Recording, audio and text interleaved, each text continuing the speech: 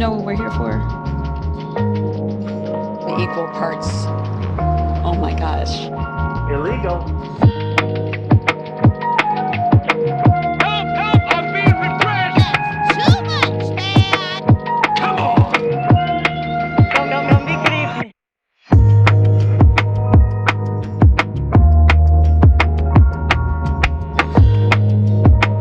Not gonna do it. Wouldn't be prudent at this juncture.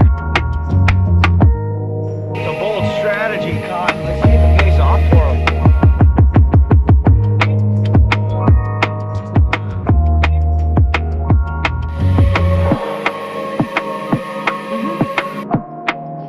Oh, girl, baby girl. I made a huge, tiny mistake.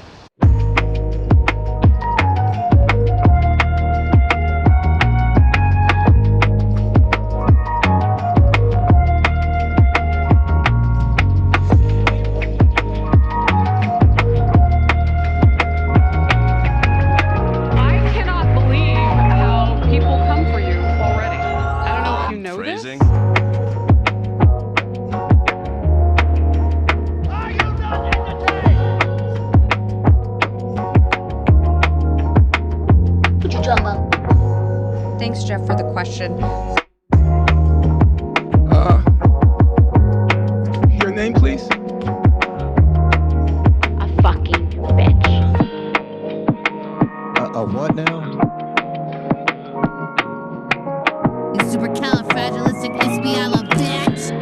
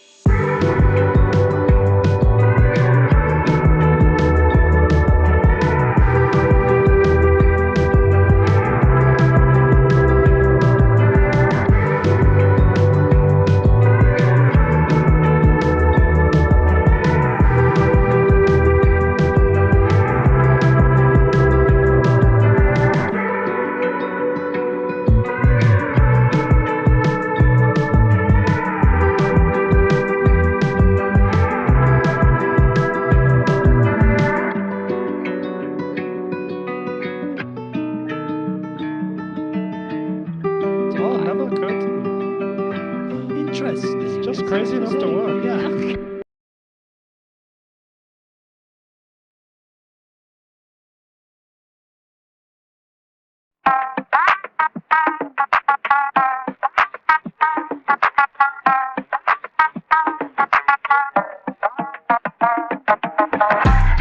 This is from 12 Rules for Life.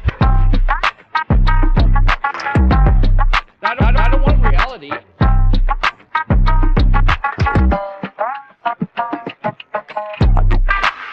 Don't even play.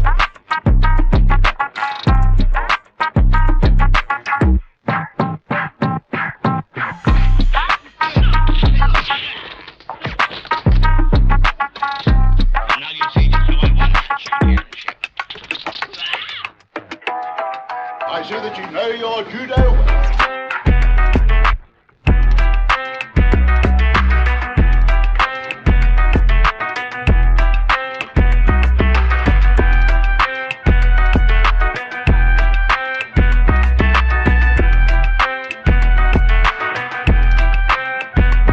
It's science. Cyclone Cheeto. Winter is coming.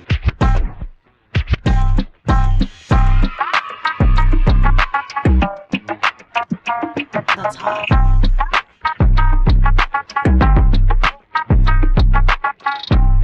Consequences. No hot right now.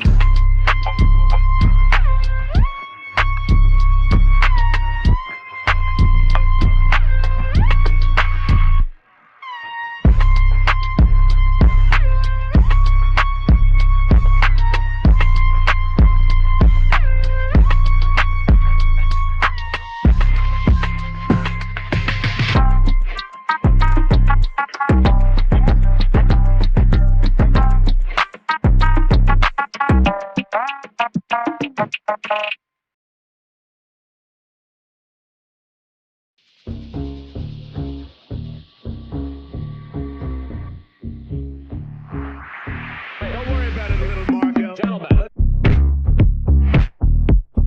Precision of language.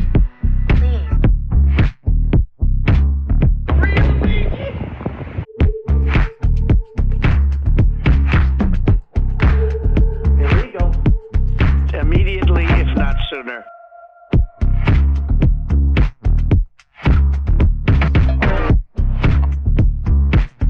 Donald Trump spent a lot of quality time with my wife.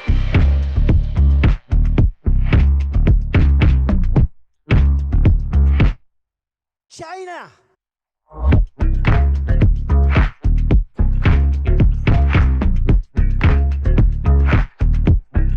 Facebook. Zuckerberg. I did everything right and they indicted me.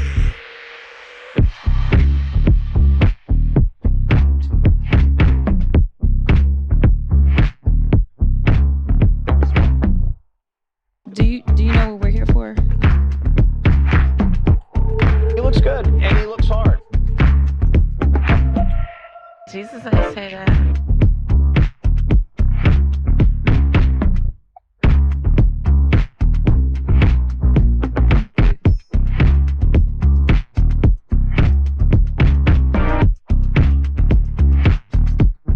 Get rid of the Second Amendment.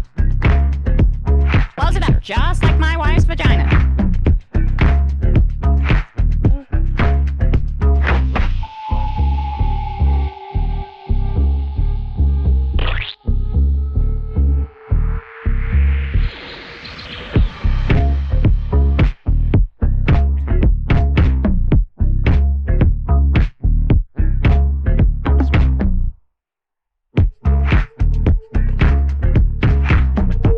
Give me a joke.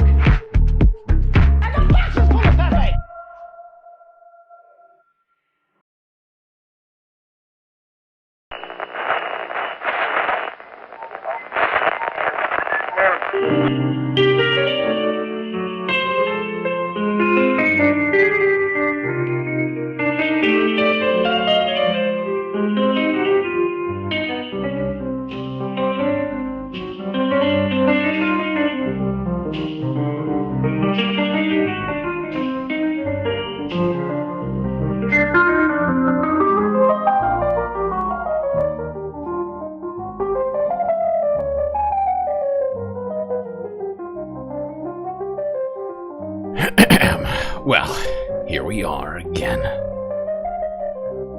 Floating, ever so aimlessly, searching for meaning. So much to do, so much to see, we better get right to it. As always, remember to buckle up those seatbelts, space fams.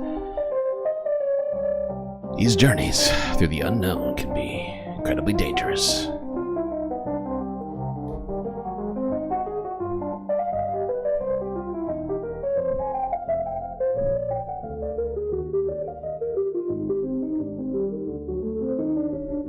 Well, let's see who is here so far. Mowing up, PB, Aaron W123 in the YouTube chat. May Wormy, a close fourth. Sasha G, Jerry McLean, Bob Carmody, Erock 121, Christy Z, Nightbot's even here. Soul Life, Del Sol Verde.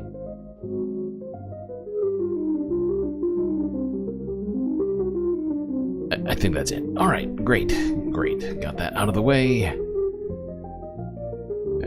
We got a bunch of stuff here to talk about today. Although certainly not as much as yesterday. Yesterday was us trying to get through multiple days worth of content all at once.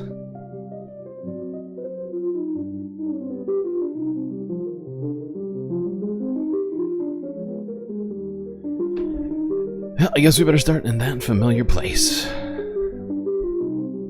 The United States of America.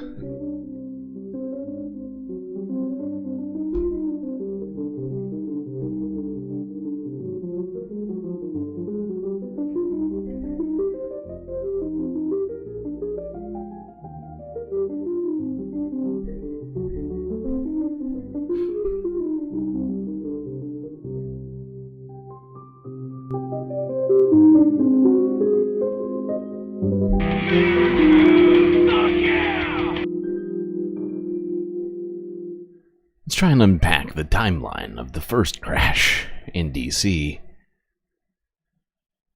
Just earlier this week, here's the Guardian news from yesterday. Do I have sound? Hold on. Oh, I do. Oh, I see. Here, I'll go back. I just realized that there's subtitles to read. This is the moment a passenger jet collided with a military helicopter in Washington, D.C., killing all 64 people on board the plane and 3 soldiers in the helicopter. While the cause of the collision remains unclear, the Guardian has put together a timeline of the moments surrounding the crash. At 5:22 p.m. local time, the passenger jet set off from Wichita in Kansas. The flight is scheduled to land at Reagan National Airport at around 9 p.m. There's Ronald Reagan Airport in the middle of the Potomac, as you can see here quite clearly. At around 8:42, the pilots contact air traffic control about landing on runway 1.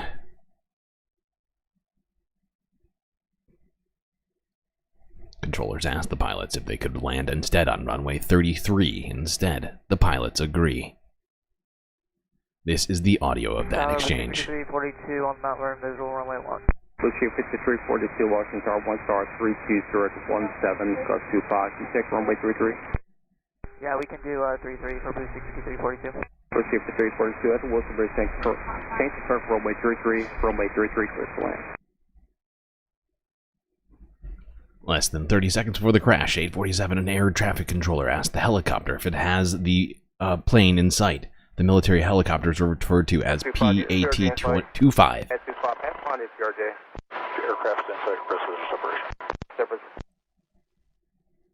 There was no response.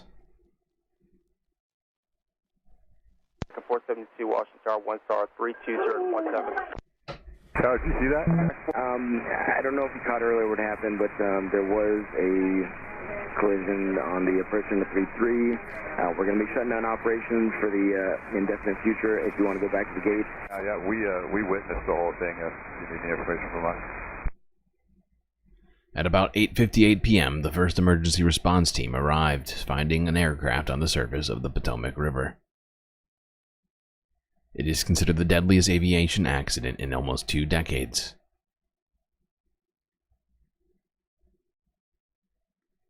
I think the aviation accident that they're referring to is 9/11. So I don't know if we can call that an aviation accident so much, but I guess. Well, there you go. That was the Guardian News breakdown of that timeline. Now, black box has been recovered from the helicopter as well as the plane. Back here in Washington, D.C., officials say the 3 bodies of the servicemen aboard the Black Hawk helicopter involved in Wednesday's deadly plane crash have been removed from the Potomac River. The National Transportation Safety Board has also recovered the black box from the chopper. Investigators say the data recorder appears to be in good condition. I can tell you from a visual inspection, we saw no exterior damage that would indicate that it was compromised at this time.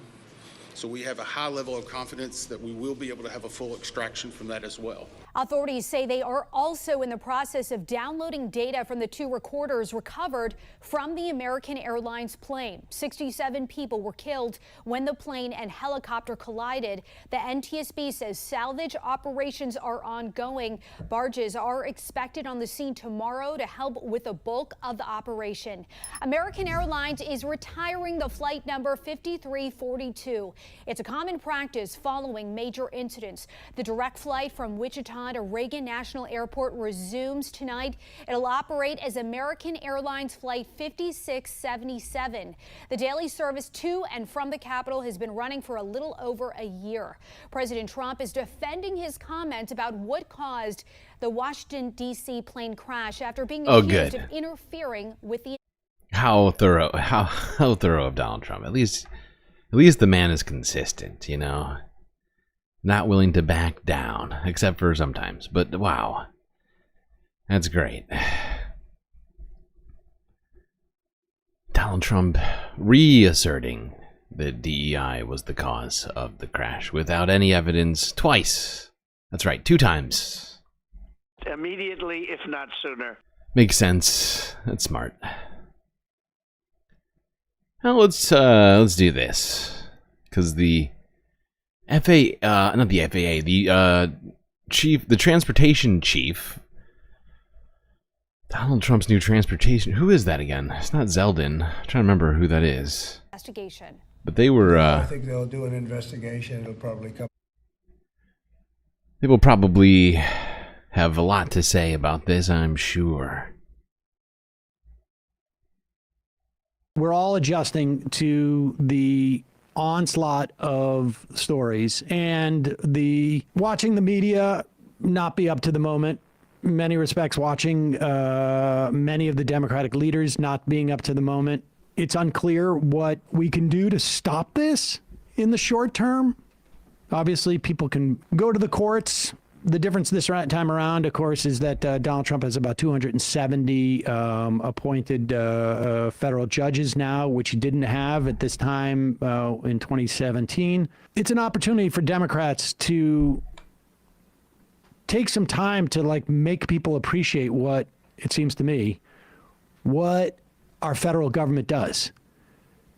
I hearken back to the wake of the financial crisis where Obama supposedly, when he made his turn to austerity, it was reported at the time that he was saying, we don't have the resources right now to try to explain to the American public why their deficit hysteria is not as relevant as they think it is. Well, if there was ever a time and an opportunity and a lower opportunity cost associated with making the American government understand that you can call them faceless bureaucrats, but they do stuff. They keep planes in the air. They find out why planes fall into rivers. They keep rivers clean. They keep our food supply safe.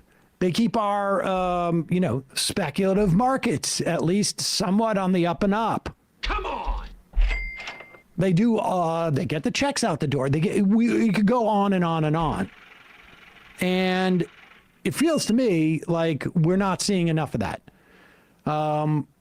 Good for Democrats for boycotting the Senate Budget Committee meeting where they okayed Russell Vogt, OMB nominee, through, and hopefully we'll see more of that. But here's where the media fails.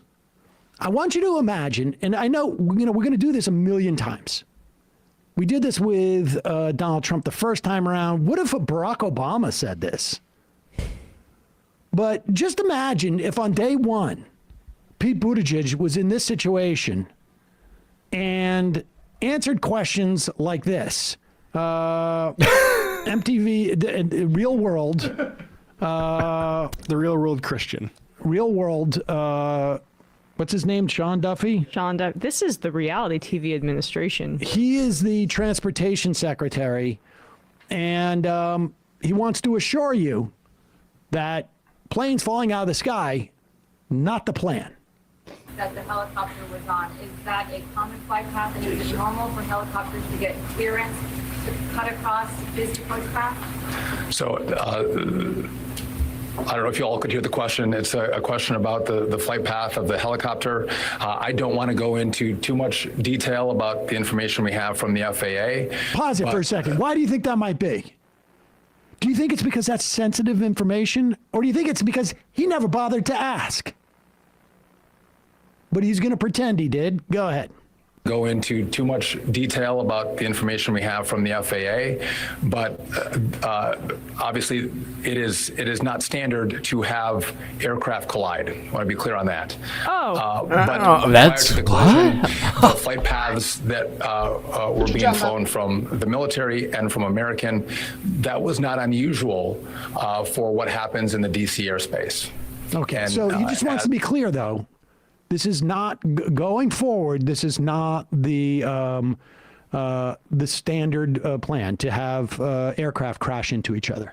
It'll just probably be an offshoot of the austerity and deregulation that the Trump administration wants to pose. So don't worry, it's not intended, but what we're intending to do is deregulate the airspace so Elon Musk can send whatever junk. Yeah, actually, everything's fine, even though this really not normal thing happened, which was directly between the White House and what was it, the Pentagon, right? Because they're one's on one side of the river, the other one's on the other. They're like within a few hundred yards of each other. By the way, Janelle Walker, welcome to the Galactic Individual. Oh wait, are you first? Is that a second month badge? I think I see. I can't tell. The dark blue is the second month badge, right? I think so. Either way, great job. Appreciate you. All right. Back to this. Wants up into space because he has some beef with the FAA, and whatever happens, happens. Don't worry about it. Well, everything's fine. You can say we don't have an FAA. But you could. Give, you could. Sean Duffy the opportunity to address, who is the acting FAA director? Because of course there is one, right? And the buck has to stop somewhere. Thanks, Jeff, yeah, for the question. let's ask. Is there an acting FAA director? Look at the slow walk. Look at the slow walk. But there is somebody who hands out jackets. World's slowest walk. Sort of just waddling side to side, away from the question. It is hard to move quickly as a group and not look like you're panicking. So better to just walk like a zombie. It's FAA, so I guess it's the same thing. Ask Dave. As I said yesterday, Michael Whitaker stepped down as FAA administrator on January 20th, the day of Donald Trump's inauguration. This is The Verge. After clashing with Elon Musk, whose company SpaceX is regulated by the agency. Musk publicly called on Whitaker to resign after the FAA fined SpaceX for failing to get approval for launch changes.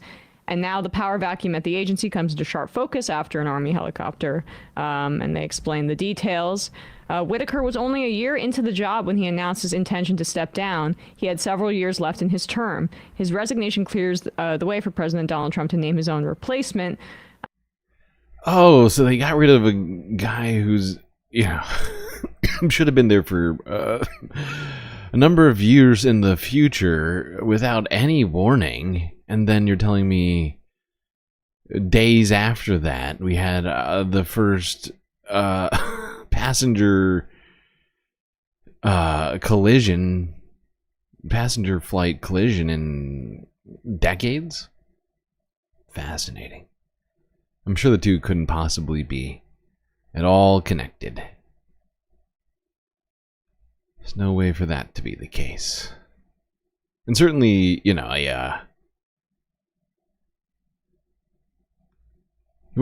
wouldn't blame it on that. You'd want to blame it on things like DEI, right? The existence of non-white, hetero, cis men. This is Democracy Now!, democracynow.org. Towers, I guess. Control towers. I'm Amy That's Goodman. the problem. During a White House press briefing Thursday, President Trump said the cause of Wednesday's midair collision of a U.S. military helicopter with an American passenger jet at Reagan National Airport outside Washington, D.C., that killed 67 people is still unknown. But Trump proceeded to blame, without evidence, Democrats and federal workplace DEI initiatives for the deadliest U.S. aviation disaster in more than 2 decades. My administration will set the highest possible bar for aviation safety. We have to have our smartest people. It doesn't matter what they look like. We just need geniuses. We just need geniuses in every control tower. Gotta pass a test. But there are things, maybe he could have done, like not getting rid of the guy who's in charge of making sure all this stuff happens properly. Just on a whim. Just because, that stupid FAA has been mean to Elon once. Asked him to report flight data. That's not fair. That's too much, man! For aviation safety, we have to have our smartest people. It doesn't matter what they look like, how they speak, who they are. It matters intellect, talent, the word talent. They have to be talented, naturally talented geniuses. We can't have. We must have the very smartest people. They won't be able to do it. But we'll restore faith in American air travel. I'll have more to say about that. I do want to point out that various articles that appeared prior to my entering office, and here's one. The FAA's diversity push includes focus on hiring people with severe intellectual and psychiatric disabilities. That is amazing. We got one of those in the White House right now. Says people with severe disabilities are most underrepresented segment of the workforce, and they want them in, and they want them.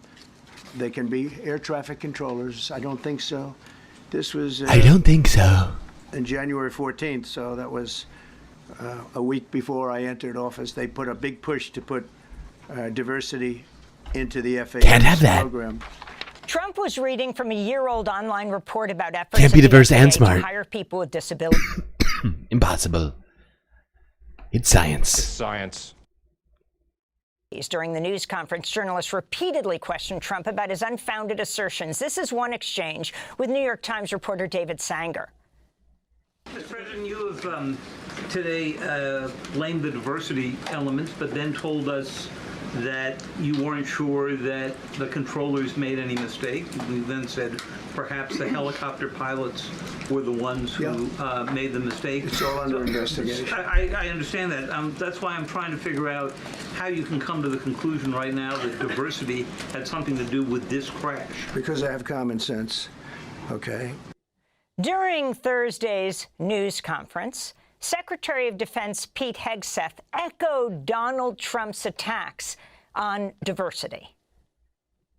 We will have the best and brightest in every position possible. I forgot to do it again. It is color. I am failing at my job.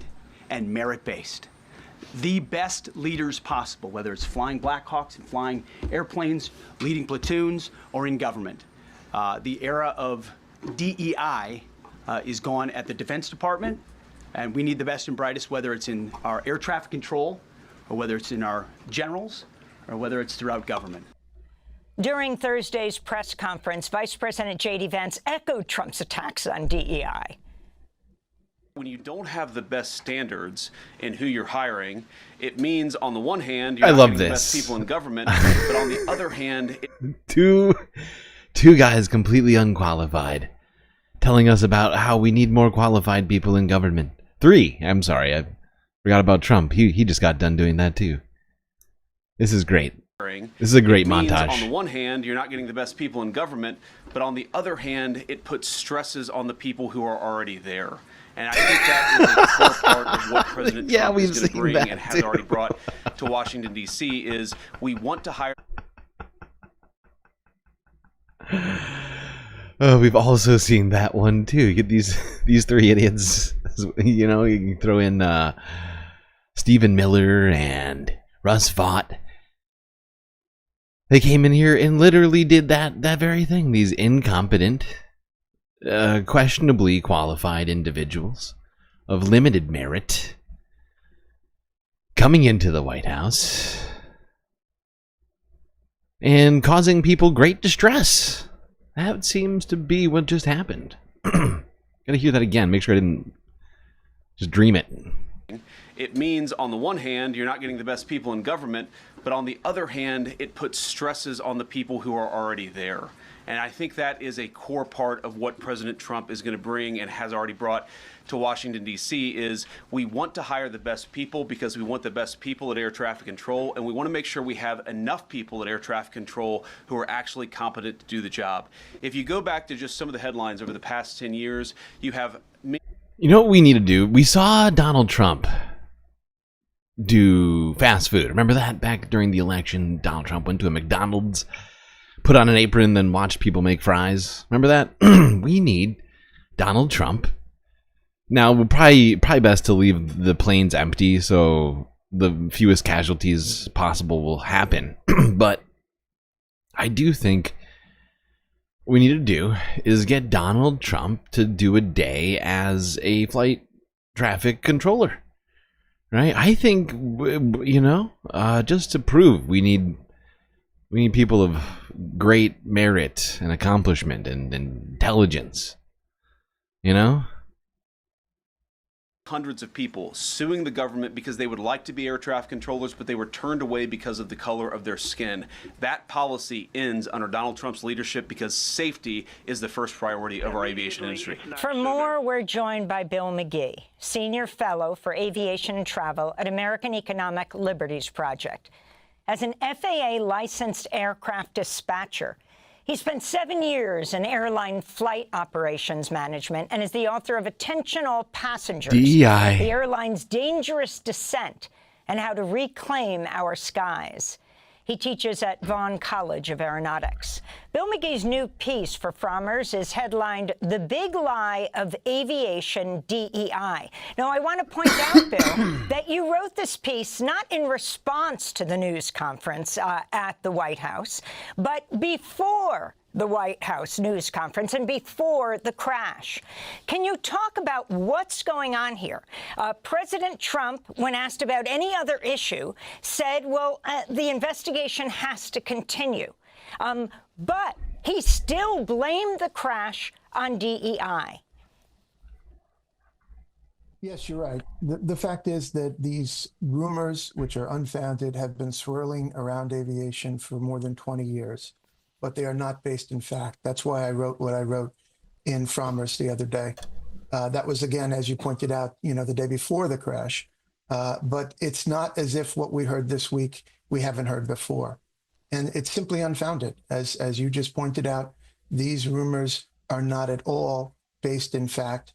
What the DEI initiatives at the FAA and at other agencies as well, but specifically at the FAA, what they were meant to do was to broaden the pool of recruitment for positions. But this needs to be said in all caps and bold.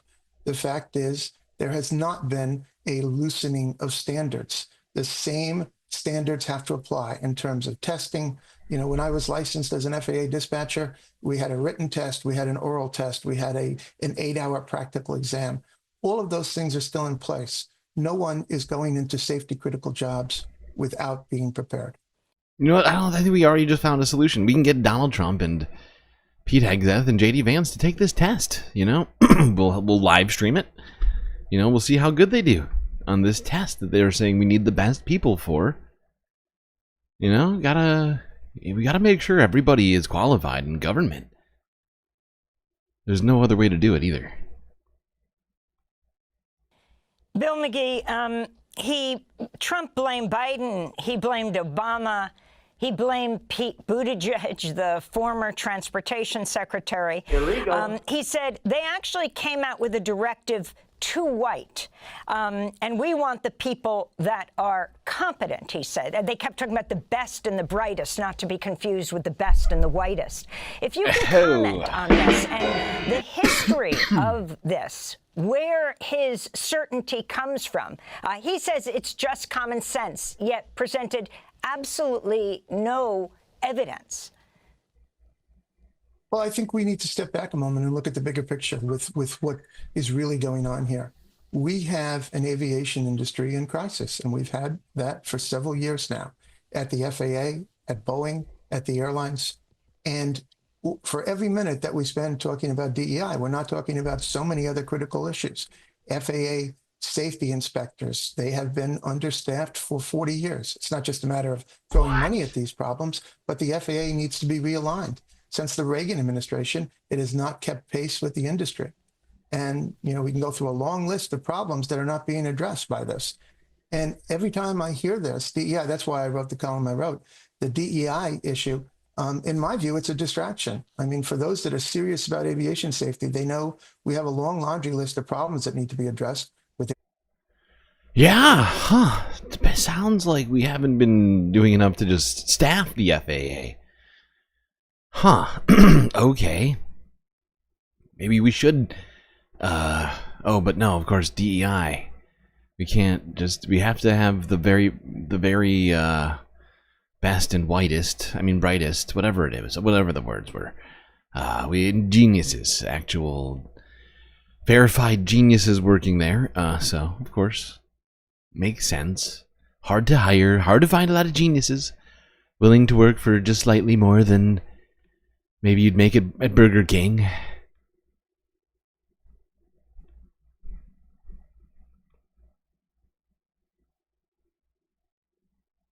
But of course, Donald Trump fixed it, right? He said he fixed it. He came, he came out, did that press conference. He went and he signed executive orders ending, double ending DEI, because of course he already ended it. The second he came in, he said, DEI, it's over. First executive order, done. Tell us if you see any DEI in any federal programs, and we will shut that shit down if it's not already down by the time we get there. Then they doubled down after this crash and said, we haven't ended it yet, actually. We need to end it in the FAA specifically. And so they did that. So that means everything's fine. Right? Everything's fine. It's got nothing to do with funding.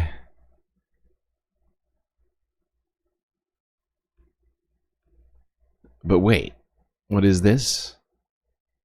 Yesterday? In Philadelphia? Another plane crash? How is that possible? What'd you drum up? What?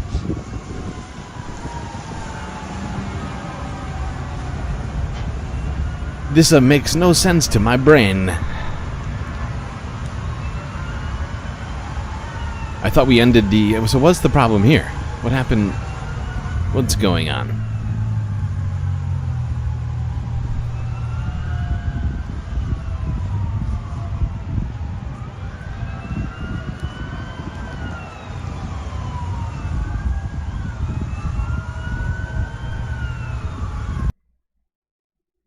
Huh. Weird.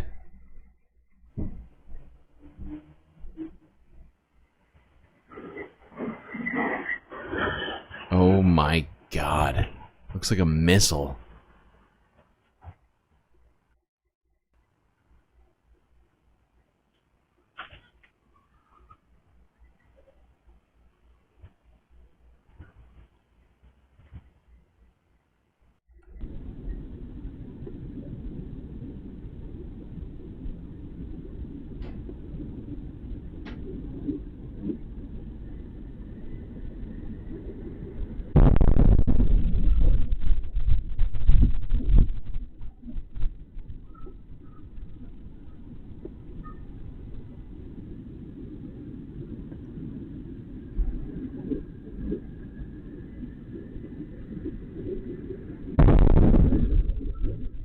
Jesus.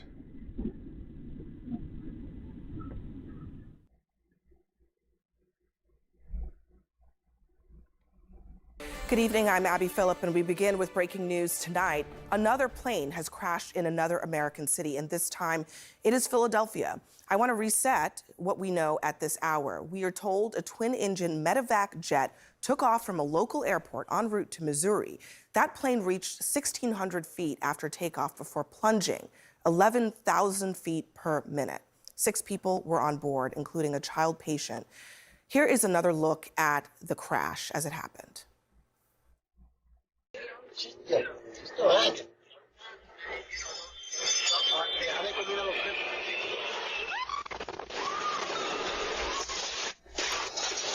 You saw there the jet plummeting almost like a missile out of the sky before an explosion. It landed in a busy section of the city near a mall. It's unknown whether there are any casualties on the ground. Here, though, is how one witness described the scene. I was in shock. I'm still in shock. Like, this is insane. What? I just want to take a second here. Here was Donald Trump's response. It actually took him a while to respond to this one, longer than the previous one. But on Truth Social, he said, "So sad to see the plane go down in Philadelphia, Pennsylvania. More innocent souls lost. Our people are totally engaged. First responders, aside from the FAA, of course, first responders are already being given credit for doing a great job. More to follow. God bless you all." And that was it. Apparently this one wasn't DEI. I'm not sure what changed. Probably the executive order. Now this one, I guess, this must be Donald Trump's fault now. Right? Shock. Like, this is insane. Why can this happen? And before that, to be honest, in my mind, I thought, like, what if the rocket would, because I'm from Ukraine, right? And there's war. There's always rockets coming in and stuff like that. And then I see, like, things flying. Like, no way, the war started again? You know, and you say, you never know. Here's the conversation also that we have now obtained from the air traffic control tower. Listen. Medevac med service, Northeast Tower. Medevac med service 056, Northeast Tower. You on frequency?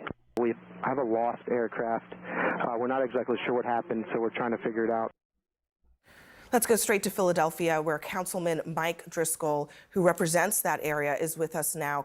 Councilman, thank you very much for joining us. I know this is a very active scene. There was just a briefing with other city officials, but I want to ask you directly about that plane, 6 people on it, according to the company. Do you believe that there are any survivors on that aircraft?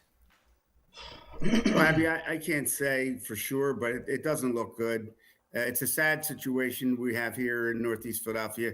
We were only celebrating a couple days ago, our football team's success, and now we have this tonight. And it looks like not only the people that won that plane and the person that needed medical help, they seem to be people that were doing the Lord's work. And now we have our first responders out there en masse. Our governor, our mayor, all doing all they can to not only the folks that were on that plane, but we are afraid there's more casualties on the ground. We don't know yet. It's going to take some time. We have to have some patience. We have to let our first responders do their job, but we're very nervous. Yeah, I want to talk about that for a second. Can you tell us about the scene there, where this plane went down? Our understanding is that there might be cars involved, homes involved as well. Do you have a sense of what was impacted by either the direct crash or the subsequent fireball that we see in all of these videos? We believe this happened. So it appears the plane went down into a parking lot area where there were cars, stores. Just across the street, as you mentioned, there's a giant mall with many, many, many stores.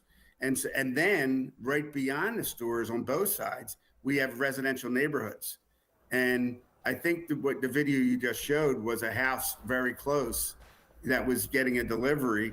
and all of a sudden the explosion hit. So what we're going with our first responders now is door to door to see if anybody in those homes were actually, injured or worse. And as of right now, do you know if anyone has been transported with any injuries at all? So this was shortly after all of this happened. This came out. There has been, in fact, multiple injuries and, in fact, multiple deaths. I believe at least 7 people. The most recent numbers that I have died. 19 severely or moderately injured.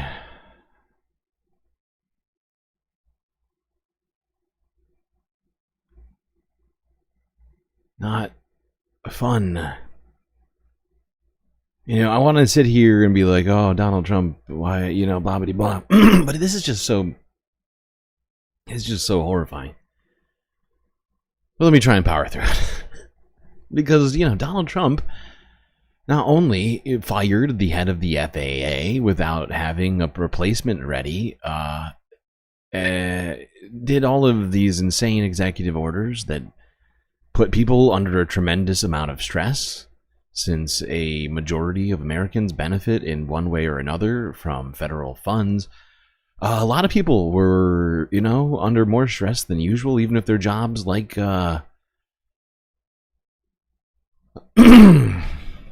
like an air traffic controller is already stressful.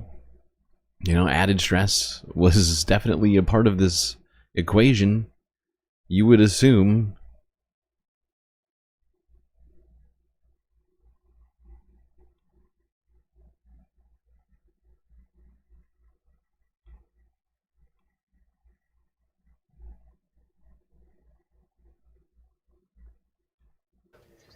An ordinary goodbye on a Friday evening, interrupted by the most extraordinary scenes. An air ambulance plane captured hurtling from the sky, exploding on a busy street in downtown Philadelphia, setting cars and buildings alight. Medevac Med Service 056 Northeast Tower, you on frequency? In the moments after, air traffic control desperately tried to contact the captain. Medevac Mike Tango Sierra 056 Northeast Tower, how do you hear this transmission? But to no avail. We have a lost aircraft. We're not exactly sure what happened, so we're trying to figure it out. For now, the field is going to be closed. The details that have emerged since make this tragedy, if possible, even worse. The air ambulance had only just taken off and was transporting a girl back home to Mexico after life-saving medical treatment in America. Her mother, as well as 2 pilots and 2 medics, were also on board. All have been confirmed dead. On the ground, there are expected to be casualties too. Officials face the unenviable task of securing a crime scene where debris and worse are scattered far and wide. So what are we asking you to do for us right now, Philadelphia? We're urging you to please stay away from the scene. If you see debris, call 911. Don't touch anything. This is still an active scene under investigation. Stunned witnesses struggle to comprehend what they've just seen. You just hear everybody say, get down, get down, get down. And when everybody say get down, we all get down. But I just see the plane is getting lower and lower and lower.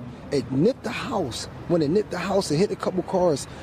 Boom! And to the plaza, and to the Dunkin' Donuts, everywhere. I've never seen nothing like that a day in my life. Holy shit. Narwhal by Nature gifting 5 galactic memberships. Thank you, Narwhal. Really appreciate that. So generous. Who got a Melanie Cosmic Fox? Timothy Jones, Boozy the Clown, Chadwick, and Cody Culp. Well, there you go. Hope you all enjoy those memberships. Plaza, and to the Dunkin' Donuts, everywhere. I've never seen nothing like that a day in my life. By morning, investigators were scouring the scene for clues of what happened. as America reckons with the misfortune of 2 aviation tragedies in just 1 week. In just 1 week, that's right. Donald Trump's first 2 weeks in office, 2 aviation disasters. Fatal. Sure, the Boeing stuff has been pretty crazy that we've been watching over the last year. Doors popping off, other sorts of malfunctions, you know, but this is a completely different scenario.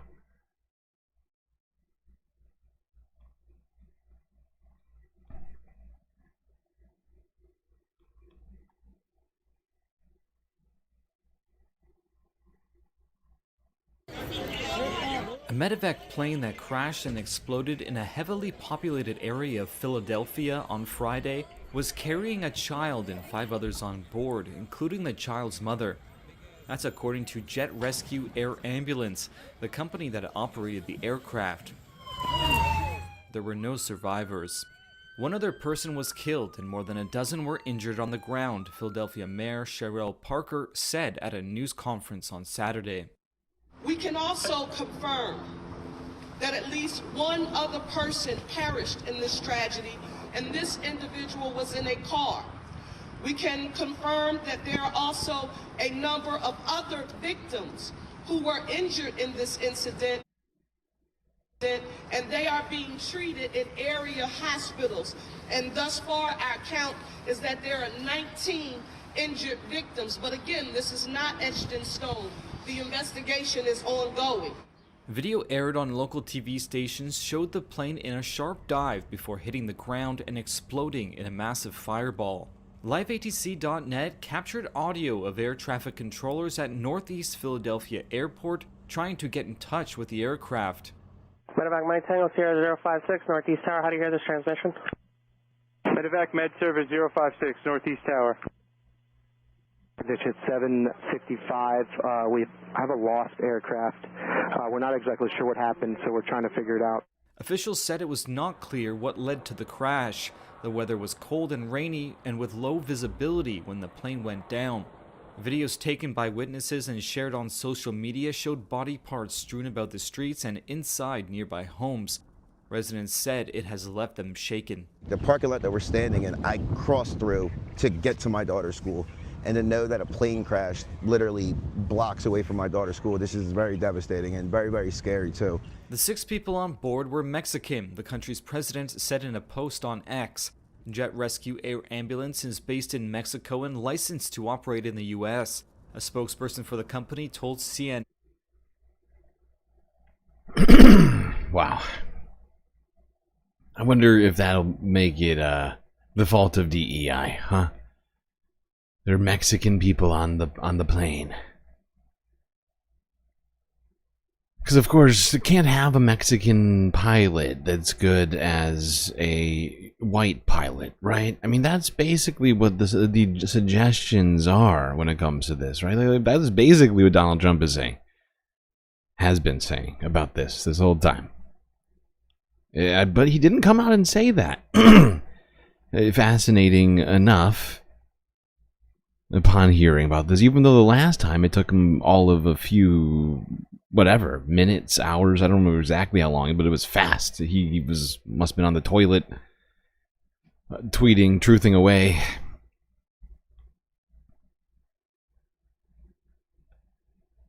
I mean, he was, he was blazing fast with that first one, and now he's being more, reserved with his accusations. I wonder why.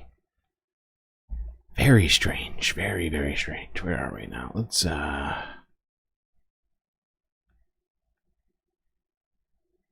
go here. This is 4 hours ago from CBS News.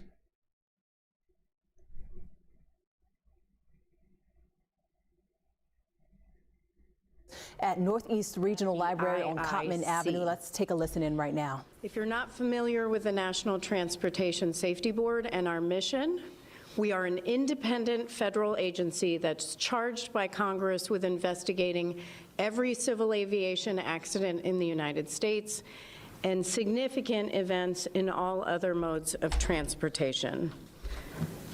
Our entire mission is safety to determine what happened, how it happened, and why, with the aim of preventing it from happening again. Yesterday, at about 18:06 Eastern Standard Time, a Learjet 55, Mexican registration, X-ray Alpha-Uniform Charlie India, call sign Mike Tango Sierra 056, was destroyed when it crashed into a commercial and residential area shortly after takeoff from Northeast Philadelphia Airport, with 6 people on board, including 2 crew members. Night instrument meteorological conditions prevailed, and an instrument flight plan had been filed for Springfield Branson National Airport in Springfield, Missouri. The air ambulance flight was operated by MedJets USA, doing business as Jet Rescue Air Ambulance, which is based in Mexico. They also have facilities in Miami. Let me take a moment to express our deepest condolences for all those who were impacted by this devastating, devastating tragedy. I also want to extend our deepest sympathies for all those who were injured in this accident. NTSB investigators began to arrive within 90 minutes of the crash, and I deployed a full GO team this morning. On scene is a total of 17 people with specific expertise in areas of aviation safety, and of course, me as well. I want to say that I have really been moved by the outpouring of support for the NTSB over this past week. This morning, the U.S. Park Service flew me by helicopter up from DCA to Northeast Philadelphia Airport, and I really want to thank the U.S. Park Service because it was a very quick call and request by us, and not only did they fly me here, but they also spent some time giving me an aerial view of the accident site. That support extends to federal, state, and local officials here in the Philadelphia area, and I want to start by really thanking Mayor Parker and her entire staff. Okay, well, there's the NTSB releasing a brief statement. Slightly less than brief. I just didn't feel like... Slightly more than brief, I mean, but I don't want to watch that whole thing. It's sort of grim. But, you know, they are doing what they can to investigate the cause of this incident, which has not been released yet.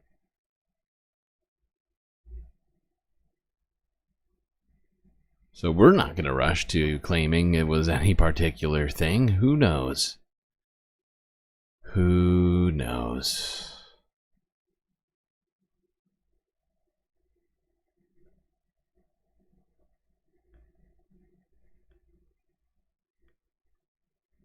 All right, let's see what Amy Klobuchar here had to say recently after Donald Trump's flip-flopping on cutting all federal funds.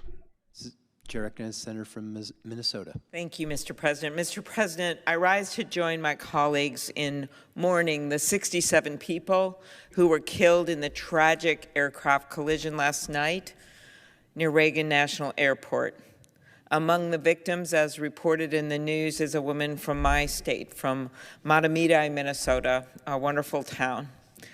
It will be very hard to talk to her family. Figure skaters we lost from the U.S. team and Russia, who will never get to compete in the World Championship. Families flying from Wichita to Washington, D.C., who will never get to see our nation's capital. And 3 American soldiers whose moms and dads will get the call that every parent dreads when their son or daughter signs up to serve our country. This was a horrific tragedy. While there is still so much more that we need to know about this crash, and we know we must get to the bottom of what happened. My thoughts are with the victims' families and loved ones and the first responders leading the recovery operation last night, and then, of course, the operation today in the icy waters of the Potomac. Turning to another topic completely different is what is going on right now in the halls of Congress and over at the new administration. I also join my colleagues in expressing serious concern about the chaos that we've seen in just the first week of this new administration. Earlier this week, the administration issued an order to cut off support that families across the country rely on, including funding for first responders. It was actually a 2-page memorandum from a guy named Mr. Vaith in the Office of Management and Budget. I had never heard of him, but he issued this 2-page memorandum that made the intent very, very clear. He cut off loans and grants, announced that this was, in fact, the position of the administration and that they were going to freeze or pause, in their words, loans and grants for everything from funding for childcare, for health centers and medical research, for the heating assistance that millions of people rely on in my state, especially in these cold, cold days. This order, made with a stroke of a pen by a single unelected bureaucrat, opened the door to stalled projects, economic uncertainty, and confusion across the country. And yesterday, the administration, Mr. Vaith himself, actually put in a 1 or 2 sentence memorandum that rescinded the one he had made just the day before.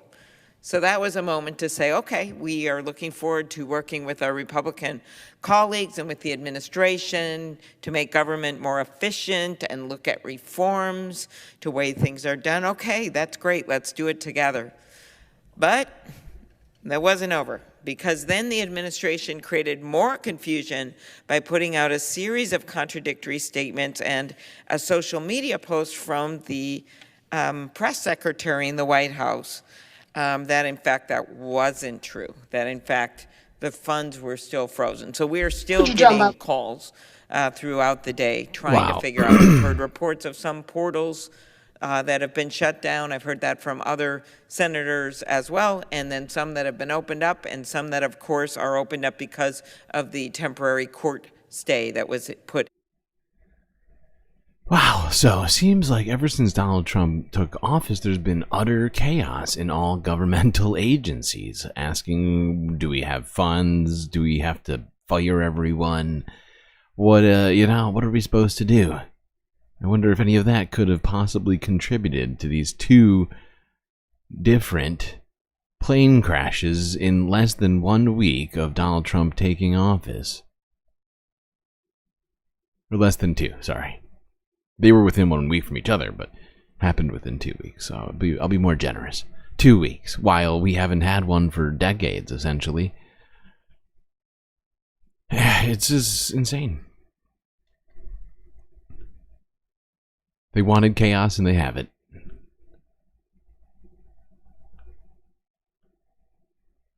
All right, let's talk about some other chaos for kids. Rich McCormick from Georgia's 7th District, Republican, goes on CNN and explains why funding freeze for publicly funded school breakfast and lunch not that big of a deal. Thanks, Jeff, for the question. That is a valid goal, right, to save money and be more efficient, right? But the bottom line is, right now with this freeze, vulnerable populations could be directly impacted. And so my question to you, just to follow up with you, would you support getting rid of, school lunch for vulnerable kids and breakfast? And had Head Start, for example, and getting rid of childhood cancer research. Do you support that? And what do you say to your constituents? I want to follow up on that question too, because I didn't hear an answer from you. Sure. So I'm an ER doc, and I know that philanthropy is where you get most of your money for childhood cancer research, for example. And it's not just child. I mean, you look at what the president just proposed: a $500 billion spending bill on AI to produce cancer. Wait, what? All research is done with philanthropy? All medical research is done with philanthropy. Where is he getting these numbers from? What is this guy talking about? I'm pretty sure the federal government funds most of that. Just proposed a $500 billion. Oh, he's at Trump's resort. AI. I just realized he's at Trump's resort. He's at Donald Trump's golf resort. Oh, that's hilarious. That is rich. Cancer early detection in the first stage on most body parts. That's his spending bill where he wants to increase cancer research. So it's just about what part of the money it comes out of. When you talk about school lunches, hey, I worked my way through high school. I don't know about you, but I worked since I was, before I was even 13 years old. I was picking berries in the field before we had child labor laws that precluded that. I was a paper boy. Illegal. And when I was in high school, I worked my entire way through. You're telling me that kids who stay at home instead of going to work at Burger King, McDonald's during the summer should stay at home and get their free lunch instead of going to work. I think we need to have a top-down review. I think you're painting a Think lot about of where these kids kids with a need to broad actually brush. be. I would say that's not necessarily a fair assessment of all of the kids. So you would say all the kids in your district who use the free lunch, for example, or breakfast, they're all just sitting at home and not working. Okay, I just want to clarify because those lazy kids. You want free lunches? You want a free lunch, kid? Go work at Burger King, okay? Probably get 30% off of a burger. That'll be good. No, this gives us a chance. No, this gives us a chance, though, to see where is the money really being spent. Who can actually go and actually produce their own income? Who can actually go out there and do something that makes them have value? Yeah, we need to get those kids out there competing in the job market. How many people got? We need more kids competing for regular jobs with adults. That's what we need. Right, we should have 7- and 8-year-olds, you know, working on fixing machines. Those little hands, they can get into the cracks on the loom. Do we still have looms? In fast food restaurants when they're kids, versus just giving a blanket rule that gives all kids lunches in high school who are capable of going out and actually getting a job and doing something that makes them have value. Thinking about their future instead of thinking about how they're going to sponge out the government when they don't need to. We don't give people value. We don't give them the ability to dig themselves out when we penalize them for actually working and actually keep them on welfare. That's what's been the inner city problem for a very long time. We need to have a top-down review so we can get people out of poverty, because you know what? America's very good at creating jobs and giving people work. Need a top-down We've view. been very traditionally good at that, but we're losing our way. And that's when we give people incentives to stay at home and not work. That doesn't work for America. But a lot of these kids aren't even of like working age. They're young kids, and as you well know, and also some of the kids at Head Start are like 5 and That's under. okay. Yeah, that's why the problem is that labor laws, child labor laws, are getting in the way. I mean, you know, how this guy's not played on a loop over and over again. A top-down review, meaning a congressman originally elected to the wealthiest congressional district in the United States of America, which is what McCormack was in Georgia. Yeah, let's see what he says about kids going hungry. Let's see how many kids actually go hungry and get malnourished, and we'll see. And then we can get a sense of how many we really need to feed. And maybe they could go work at McDonald's instead. They probably offer a lunch break. Yeah, exactly. They have a McChicken instead of you can buy yourself a McChicken with your sponging off the government, McDonald's eating, wage. Lunch food. Oh, hold on. Here's Hakeem Jeffries. He's going to jump in. Don't worry, God will take care of it. Oh, thank God. Oh, I was thinking. I was like, when will God come and fix it? Finally, now. That's great. Unbelievable. I mean, just.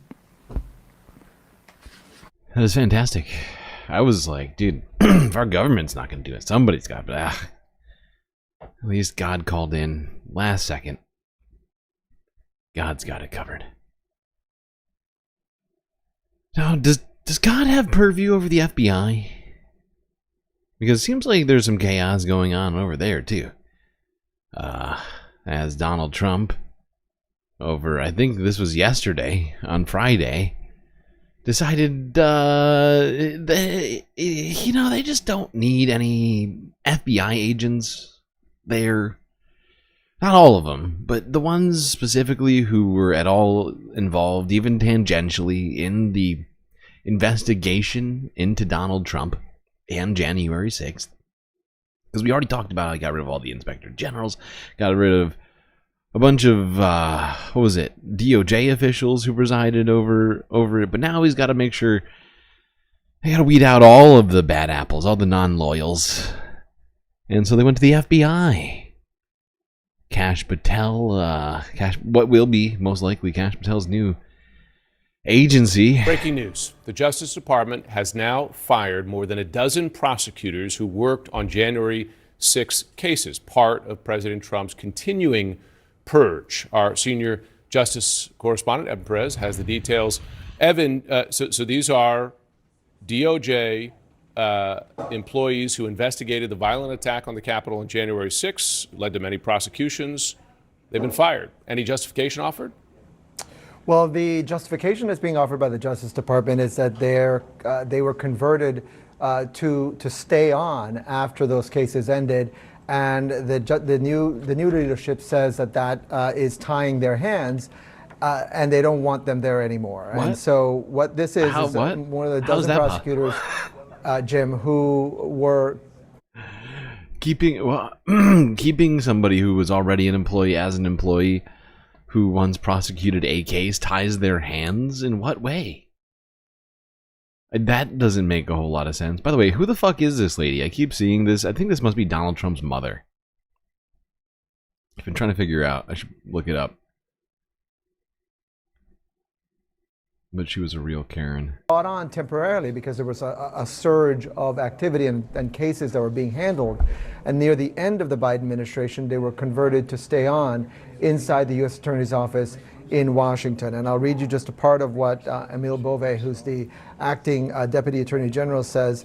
He says that in the matter in which these conversions were executed resulted in the mass, purportedly permanent hiring of a group of AUSAs, these are Assistant U.S. Attorneys, in the weeks leading up to President Trump's second inauguration, which has improperly hindered the ability of the acting U.S. Attorney to staff his office. So what they're saying is that this is subversive personnel actions by the previous administration that they want to stop. Now, separately from this, we also know that FBI agents are expected to also be targeted as part of this purge. Now, these are agents who worked the January 6 cases as well as the investigation of Donald Trump's alleged mishandling of classified documents. Now, the difference, as you know, Jim, is that agents really have no choice on what cases they're assigned, right? They are told what cases.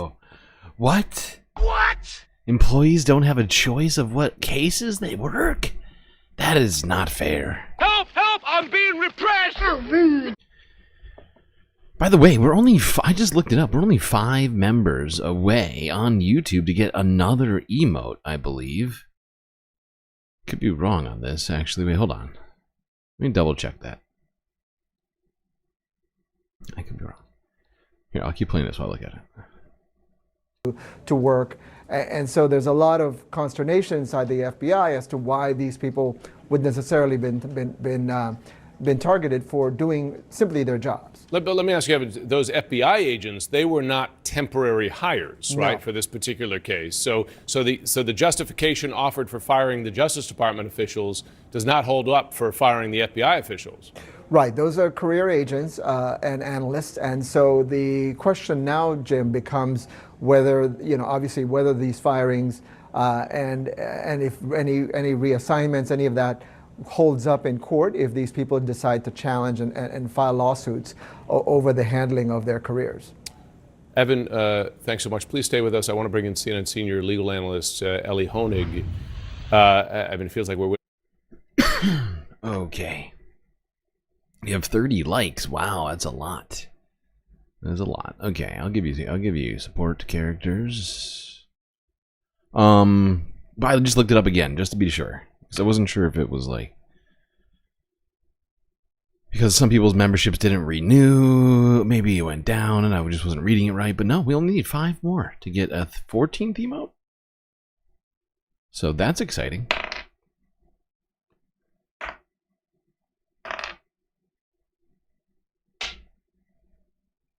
Okay. We got support incoming. A Saturday Night Massacre times, well, pick your multiplier there. You just wrote a piece, Ellie, for New York Magazine about how Trump has already changed the Justice Department. Quoting you to yourself here, imagine working at the Justice Department right now and discovering some investigative thread that might lead to the president or someone close to him or some administration bigwig. What are your choices? Follow up and get fired, or look away and keep your job? Either way, the case goes nowhere.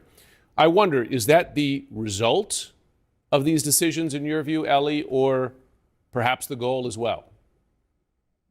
Well, I think it's absolutely the result of these decisions, Jim. And what we are seeing here is completely abnormal. And here's why.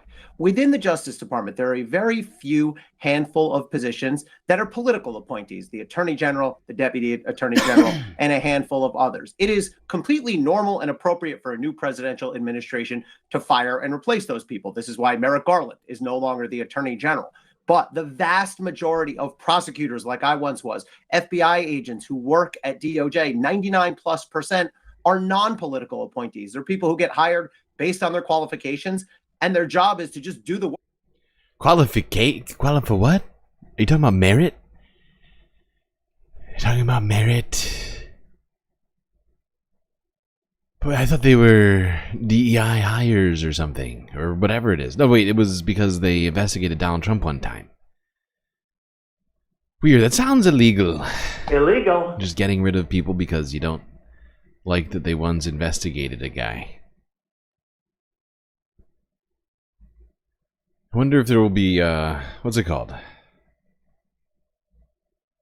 Lawsuits over that. Just being fired from your job because you investigated your boss, your new boss, before he was your boss. I wonder in what other circumstances that would work. Oh, God. Is the White House, is the federal government a right to work? Or is it state by state?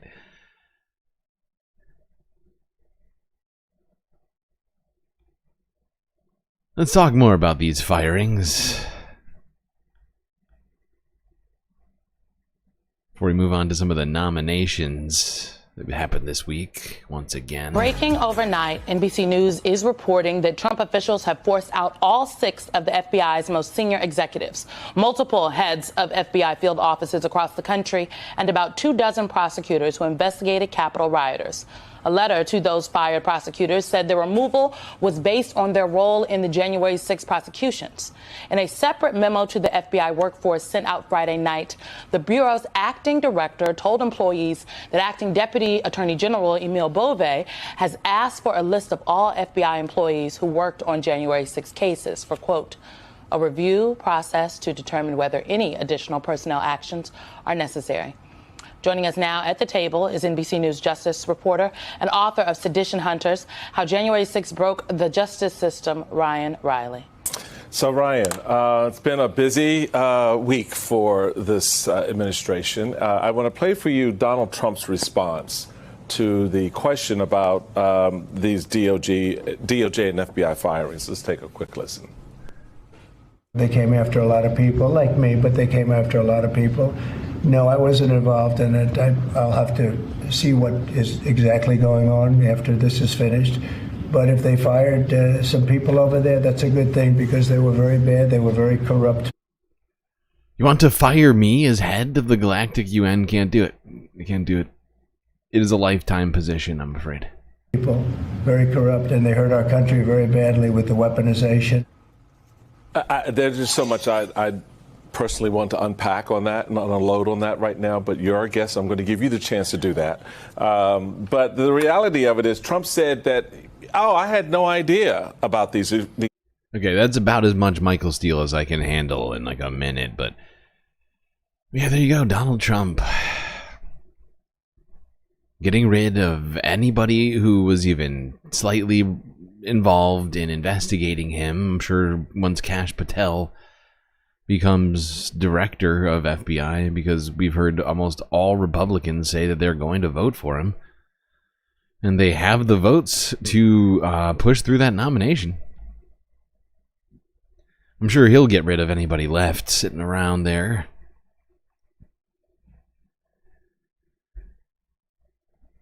Can't have people in the DOJ or the FBI who once investigated the king. It's not fair. Illegal. Yeah, I think it is a good question. The title of that video we just watched was, "Who is going to check him now?" And that is a fascinating question. Who is going to, and is there a point even in checking him legally speaking? The Supreme Court has already ruled that it's essentially superfluous activity, right? I mean, the Supreme Court, as much as said, Donald Trump can, as president, can do anything, and that counts as an official act as president, and therefore is not constitutionally crime, something that can be adjudicated. He just has complete free reign of the federal government. So it should be fascinating to see who it is that will be there to check Donald Trump, with political appointees in all sorts of places, loyalists, a purging of all the rest of the political like administrative state, fired for no reason aside from, I don't know, either being not Trumpy enough, having investigated Donald Trump, being a DEIA or whatever else. What else is on the list right now? Breathing wrong, I guess. That might be a problem for this next guy, actually. Let's talk about RFK. RFK Jr.'s hearings, this was an important part. He had to reckon with his past as a liberal who once supported evil, dirty abortion. 18 months ago. Yeah. But now he's pandering to the Republicans, so he's got to pretend that he's changed his mind on that front. And I guess this is Senator Maggie Hassan questioning him on that. Completely false. Now, let's go to something we agree upon. I am really heartened to see that one area where we agree on is on women's reproductive freedom. In your own words, it's not the government's place to tell people what to do with their bodies. You said that, correct? I'm being repressed. Yep. Mr. Kennedy, in 2023, you came to New Hampshire and said, quote, "I'm pro-choice. I don't think the government has any business telling people what they can or cannot do with their body." So you said that, right? Yes. Yep. But you also said we need to trust the women to make that choice because I don't trust government to make any choices. You said that too, right? Yes. It is remarkable that you have such a long record of fighting for women's reproductive freedom, and really great that my Republican colleagues are so open to voting for a pro-choice HHS secretary. So, Mr. Kennedy, I'm confused. You have clearly stated in the past that bodily autonomy is one of your core values. The question is, do you stand for that value or not? When was it that you decided to sell out the values you've had your whole life in order to be given power by President Trump? Senator, I agree with President Trump that every abortion is a tragedy, that every moral authority in this country. Right, so but that isn't what you said back in New Hampshire in 2023. My question is exactly when did you decide to sell out your life's work and values to get this position? Yeah, it was around November, I want to say, Trump, maybe every abortion. late, somewhere in, what was it, October perhaps, when Donald Trump, when he told me that I could perhaps get a position in the administration if I just stopped saying some of the liberal things I was saying and dropped out of the race. And that was around the time I said, you know what? Ethics are flexible, and from the perspective of the person with those ethics, actually. a tragedy. So what you're telling us, just to be clear, because my time is limited, is that regardless of what you believe, regardless of what values you have, if President Trump tells you to do something, you're going to do it. You said just now the discussion about mifepristone. Oh, he's asked me to study the safety of it. Here are the safety studies that tell us mifepristone is safe and effective. And I ask, Mr. Chair, that these about 40 studies be admitted to the record by unanimous consent. There you go. That's good. I mean, she's appealing to like the MAGA audience there, but all Trump wanted to hear is like, oh, you said you'll do whatever I want you to because you need this power. Okay, fine. But it'll be interesting to see if, like, does Mitch McConnell have this sway? I think this is really what it's going to come down to, because McConnell voted against Hegseth, right? So they needed 4 Republicans to defect, and only 3 did. The 2 usual suspects, Collins and Murkowski, voted against Hegseth, and then McConnell joined because he's leaving power soon, and John Thune has taken over as Senate Majority Leader. His pick, right? So, like, there still is within the Republican Senate, Senate old boys club, the respect for their old guy, McConnell. And McConnell had contracted polio back in the day. It affected his health. He's very opposed to RFK Jr. So does he sway anybody? Does this abortion question sway anybody? I mean, God, I hope so. Like, RFK's legitimately insane. No, I'm sure Mitch McConnell. Actually, it seems fine. I don't know. There's people are always coming at me and saying, Mitch, you're getting too old for fraud. I said, no, RFK seems like a good guy. I don't know. Maybe he's got some silly views, but I'm okay with it. Very sleepy.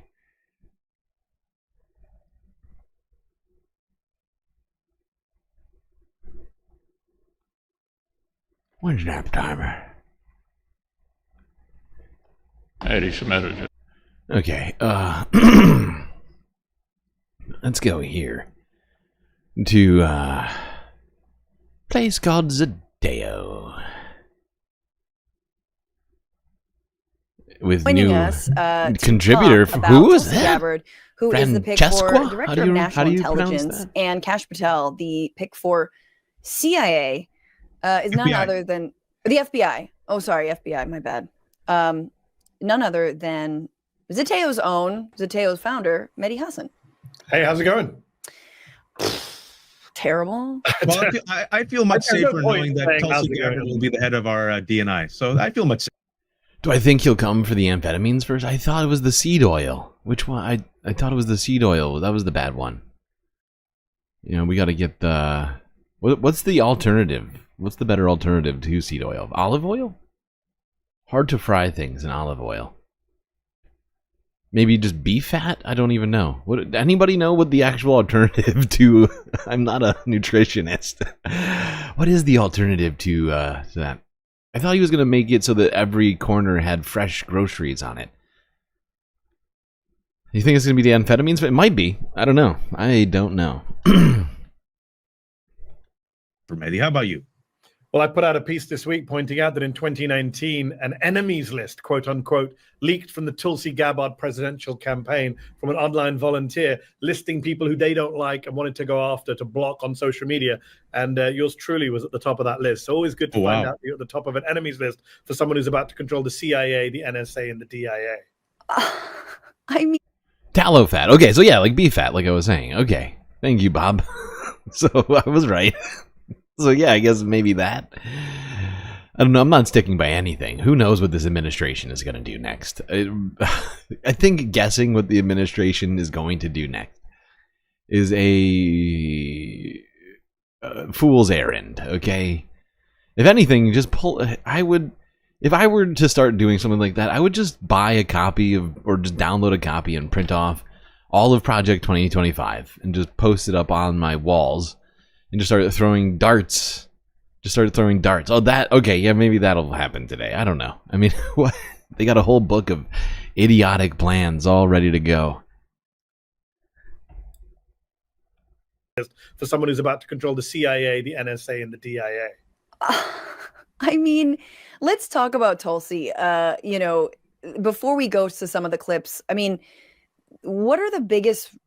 There's a million red flags, but for you, and I know you put out a piece also that everyone should read, things you didn't know about Tulsi or things you should know about Tulsi. What are the biggest red flags for her being in control of, you know, national intelligence like this? Oh, so many. Where to begin? As I point out in the piece, she is someone who is super hawkish, but has a fake reputation for being super dovish, which many on the left, Francesca, people you and I like, including the Bernie Sanders campaign, good guy? Helped her develop and spread. And I think the Bernie Sanders campaign made a mistake having her as a co-chair back in the day. She pushed this image of being a dove. Yeah, she's a hawk in dove's clothing.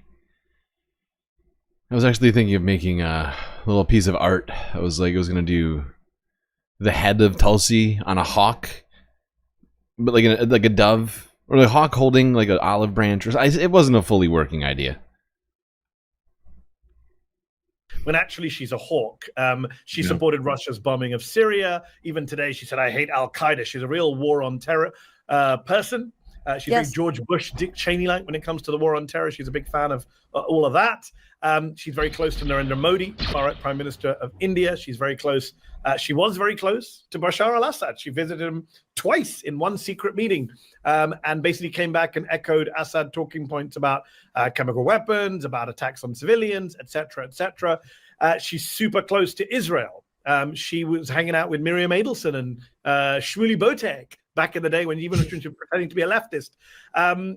She's like so many other people in this MAGA movement. Now, she's a bit of a grifter, just goes where the power and attention and money is. She was this kind of mainstream Democrat, then leftist Democrat, then centrist Democrat, then Fox host, then Trump person. It's hard to take people that seriously when you're shifting your views on a dime like every few months. I just want to like drill down on like national intelligence and the cozying up to some of these, you know, dictators, you know, the Trumps of other places like Assad, like Modi, and people who have gone after vis-a-vis, you know, silencing, you know, their any dissidents or any opposition parties, using digital means, but also paying people. Like, how compromised do we know, or do we think Tulsi Gabbard is?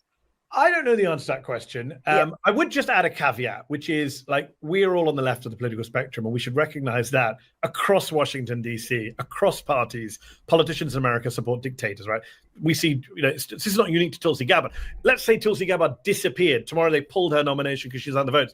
The next person they nominate for DNI will be a defender of some dictator or another. Oh, yeah. Unfortunately, that's American politics. That's almost a guarantee. Senator Tom Cotton said this week. It's a very wise. It's very wise. Fair analysis from Mehdi. What are our options exactly? No more Tulsi instead. Who gets it? I'm trying to think. Who's on the bench right now? That's not in. You wouldn't have to like go out and like try and replace a senator, like a governor or something that's already been elected. It would cause you too much problems. Although they haven't really shied away from that all that much. But I mean, think who would it be? They've already been going pretty deep into the bench. Kristi Noem, Doug Burgum.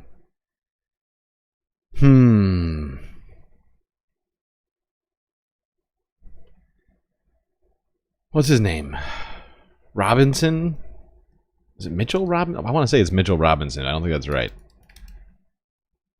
No, it's a basket. That's why I was like, I know that's wrong.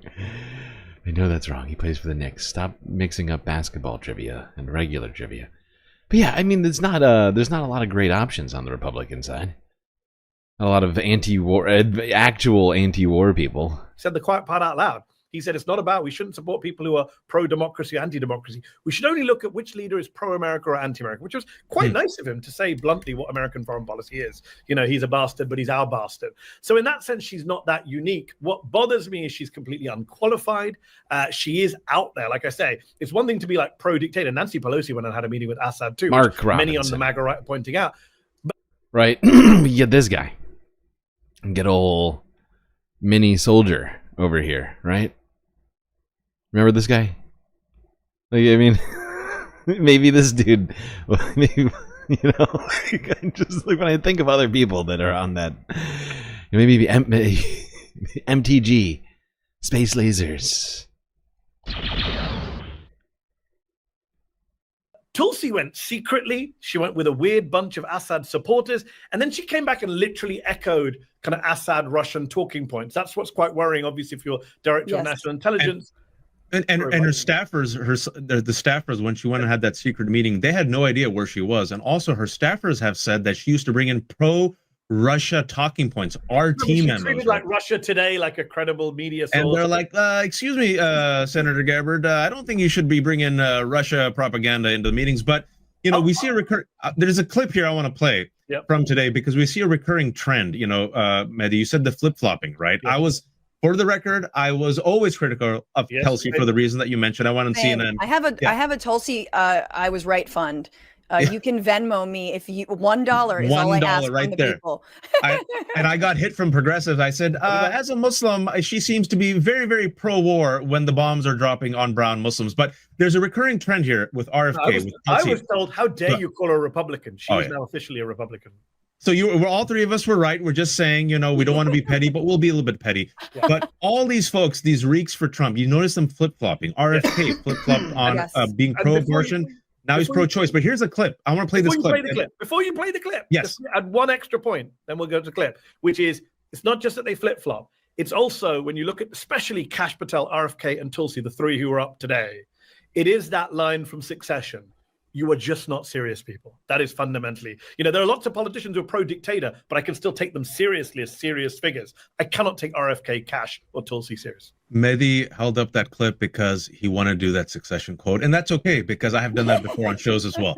Here's the clip. Brian, if President Trump orders you to withhold appropriated funds from the Inspector General, will you refuse that illegal order? I don't believe for a second President Trump would ask me to do something that would break the law. Like a violent insurrection. Well, this is a classic Gabbard moment for those of us who followed her for years. So when she was a Democrat, she still used to obviously attack Trump because she wanted to be president. Remember, she ran for the 2020 presidential nomination, took out Kamala Harris along the way on a debate stage. But I have receipts. I love to have receipts. Go back to April 2017. Trump bombed Syria. By the way, remember, Trump was anti-war. No, Trump bombed the Syrian government. He bombed Syria, bombed Assad. And when he did it, Tulsi attacked him and she said, quote, he's behaving in an unconstitutional manner. She said he was anti the Constitution. He violated the Constitution, she said. So when she sits in front of Congress today and like a loyal Trumpist says, he would never ask me to do anything illegal. You said he did illegal, unconstitutional stuff in his first term. You said it. So yes, the flip-flopping, the inconsistency. You know, if I go out today and say Donald Trump is Saudi Arabia's bitch, people will say, wow, that's very strong language from Mehdi. That's what his Director of National Intelligence said. Tulsi Gabbard said Donald Trump. Today she sits in Congress praising Trump, attacking Democrats, flip-flopping on a bunch of issues, right? She didn't just flip-flop on Trump's illegality. Even the good things she used to believe in, she flip-flopped on. One thing that nobody here's mentioned, because it was, I think it happened, it was like a long time ago, and nobody's brought this up. I feel like I haven't heard anybody talk about it but me, and I should have just clipped it for myself and posted it on the channel, because now I can't even find it. I'm like looking for it. But who here remembers, like, when was it? It was like months ago, where we watched a clip of Tulsi Gabbard going on the Hill Rising. I think it was from her 2020 race, I want to say. And she was out there saying Donald Trump is a clear and present danger to the United States, and that Donald Trump is not fit to serve, and all this other shit. And now she's literally serving under him in his administration, acting like everything is normal. It's possible that they took it down because it was on her own channel, so I wouldn't be shocked to find out that she took it down from her own channel. God damn it. I'm gonna have to go through the hill. I don't want to do that. But who remembers? Does anybody remember that clip? Because I know we watched it. We watched it together more than once, I think. Which sort of points out why I should be better at clipping stuff. But oh my god, I know I remember it. It's an incredible flip-flop. There's flip-flopping happening all over the place right now. Skip a little bit ahead here. Democrats left that on the table because it is broadly supported even by xenophobes that we have some kind of privacy in this country, right? That our data shouldn't just be like randomly collected. Right. It's wildly popular to say that and to ask her, how would you treat a future whistleblower who is seeing something that was being done to the compromising Americans' security, or data or privacy? What would you say to that? They gave her brownie points. They actually made her more popular with the mainstream without realizing it. Eric Holder, who was Obama's attorney general, if memory serves me correctly, did come out later and said he supported a commutation, if not a pardon, for Edward Snowden. This idea that everyone must insist he's a traitor is absolutely said. I don't agree with everything Edward Snowden says, but what he did at the root was absolutely valuable and essential for the United States of America. And by the way, you see Warner going there. Is he brave? Well, whether you agree with him or not, he was clearly brave. He literally gave up his entire life, went up against the strongest government in the world, and is now hiding out in Putin's Russia, of all places. So, yeah, I think he is brave, regardless of whether you agree with him or not. Speaking of good things coming through, so do bad things. We talked about RFK Jr., we talked about Tulsi Gabbard, and here to make you feel less safe, we have Kash Patel. And as I say, as the son of Pakistani immigrants, as the ambassador of all brown people, the ambassador of all brown kids grow up to be Kash Patel, a completely unqualified individual who has no law enforcement experience, will most likely get the votes to be the head of our FBI, who went on Steve Bannon's show, folks,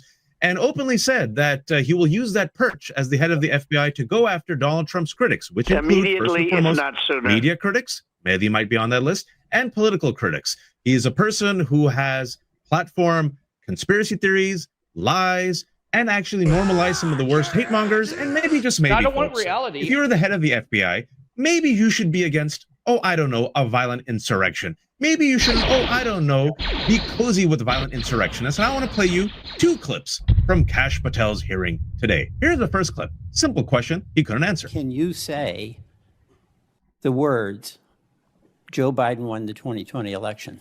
Joe Biden was the president of the United States. You understand? There's a difference. I can say the words, Donald Trump won. I don't like to say it, but I must say it. And speaking about January 6th insurrectionists, remember that choir? Of course you do. Here's what you told Steve Bannon on his podcast. So what we thought would be cool is if we captured that audio and then, of course, had the greatest president, President Donald J. Trump, recite the Pledge of Allegiance. Then we went to a studio and recorded it, mastered it, digitized it, and put it out as a song now releasing exclusively on the War Room. We. If you had nothing to do with it, Mr. Patel, why did you tell Steve Bannon and all his listeners that you did? That's why it says we, as you highlighted. Yeah, and you're part of the we, right? When you say we, that includes you, doesn't it, Mr. Patel? What? Not in every instance. Not in every instance. That's new.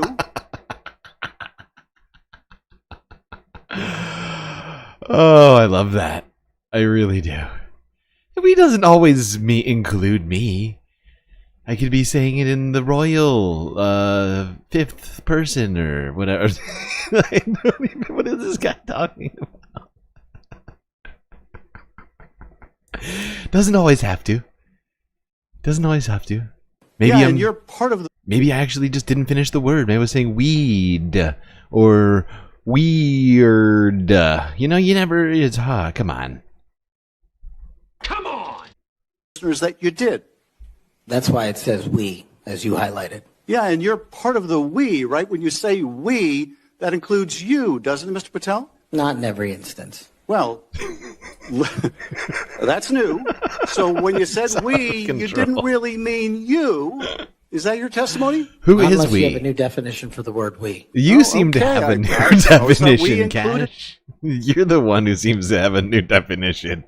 We were all expecting the normal use of the pronoun we, but of course in the administration without pronouns, things are going to get a little weird, right? Bob's pointing it out right now. No pronouns allowed. We are not allowed to define we. Are not allowed to define we. No, we can't even say are not allowed to define. We can't even say the words. Okay, no more pronouns. Full stop. Especially defining them in the context of a specific quote. Because that would be unfair. That's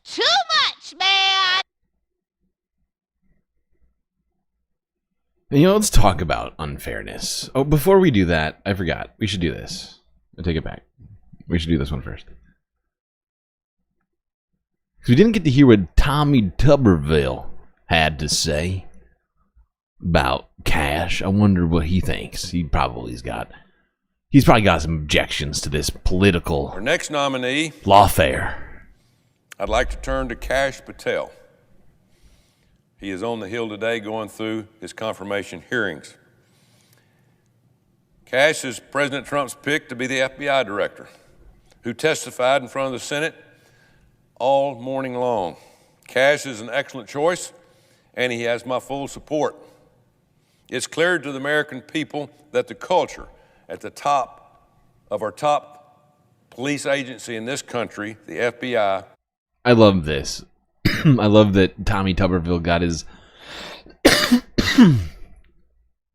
assistant, his secretary, whatever. Maybe he himself. No. Tommy don't got time to sit on the computer doing Photoshop. Some poor Tommy Tuberville employee had to go down and print this out at the local FedEx Kinko's, wherever it is that you get your large annoying signs from, and make this in public, you assume, unless they got some sort of a print shop inside of Congress that I'm unaware of.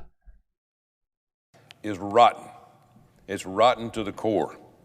We have some good people, but the people in charge have made devastating decisions against a lot of people across this country. It is far past time to clean house at the FBI. Over the last 4 years, we've seen the Bureau become politicized and weaponized. The Biden administration turned the FBI into the fake Bureau of Investigation. The scales of justice were never fair and balanced under the last administration. He's got jokes. Christopher Wray, the director, went after parents at school boards. Oh, not the parents. Pro-lifers. Oh, you mean those people that go to school boards to yell? A completely unhinged yelling?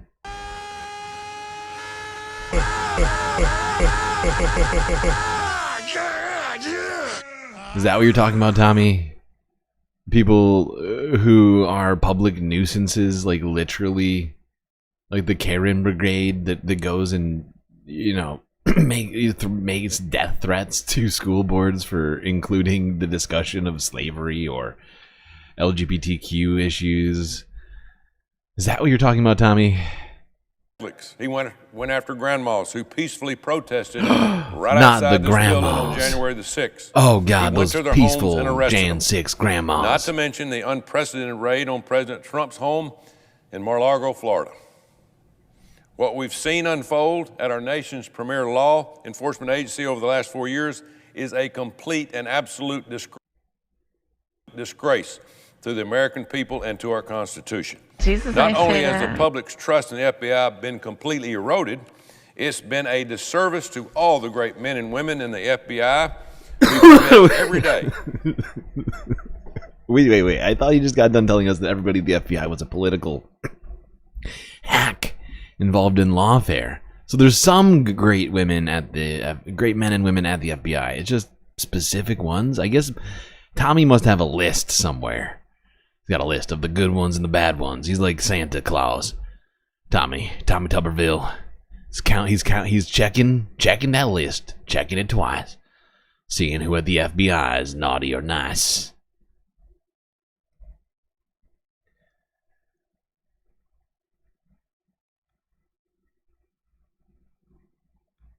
All right.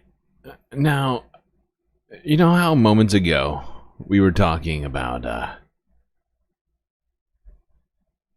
people who are being victimized? Well, I think we need to talk about that. Victim complex. Perhaps. Maybe. It's not clear. But let's see if anybody in this video happens to be experiencing sort of narcissistic victimhood. I think I'm alone in this group. Uh-oh. I think I'm kind of afraid to be alone in this group. Oh, no. I surveyed these people. I focus grouped them. And they are really, really tired of being accused of either racism or sexism because they voted for Donald Trump. And it's one of the reasons why. Sorry. I can barely get. I gotta try this again. I just found it hilarious how he started off. I have been working my butt off. You don't know how hard I am working. I'm in the field. I'm journalisting up like a crazy man. I have no idea how much journalisms have been done by me, Frank Luntz.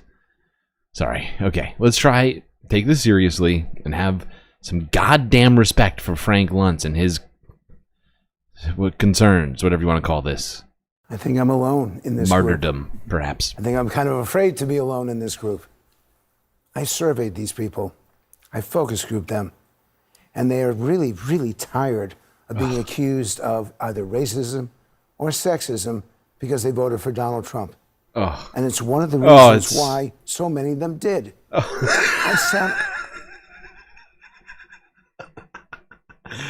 These people are so sick of being told that they are racists and sexist for voting for Donald Trump. So you know what they did?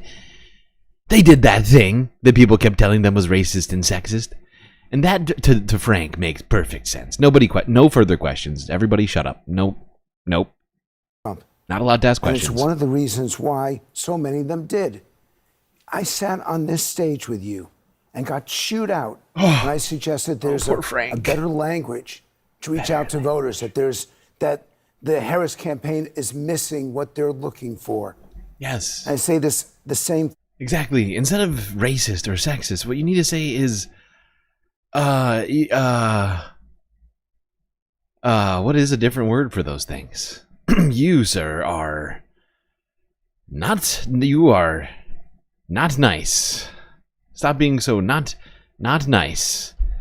You are an thinker. I can't think of another. What is he saying? Quit being so insensitive to issues that don't affect you, you insensitive issue person. The Harris campaign is missing what they're looking for. And I say the same thing here. Americans just want to be Americans, not hyphenated Americans, not female Americans, black Americans, Jewish Americans. They just want to be Americans. How do you think it makes people feel, black people, women, any person who has immutable characteristics about themselves, to be told every time that something happens that because they exist in a particular role, it is their fault? How does it make them feel? How does it make people feel when they're told that they're a racist? No. I mean, answer my question. I did everything right and they indicted me. Predetermined considerations. No. You were going You're to assuming. You're telling me I'm. Do you want an answer? Well, you're not answering my question. You're telling me. Yes, I'm trying to. No, you were telling me. No, he's not. No, actually, you're not. We all heard what he did. He responded with another question. She asked him a question, and he said, "Well, how do you think they feel? What about this? What about that?" I don't want to answer what you're saying because that's awkward for me. But what about all these very, very rightfully upset and oppressed white people? Help!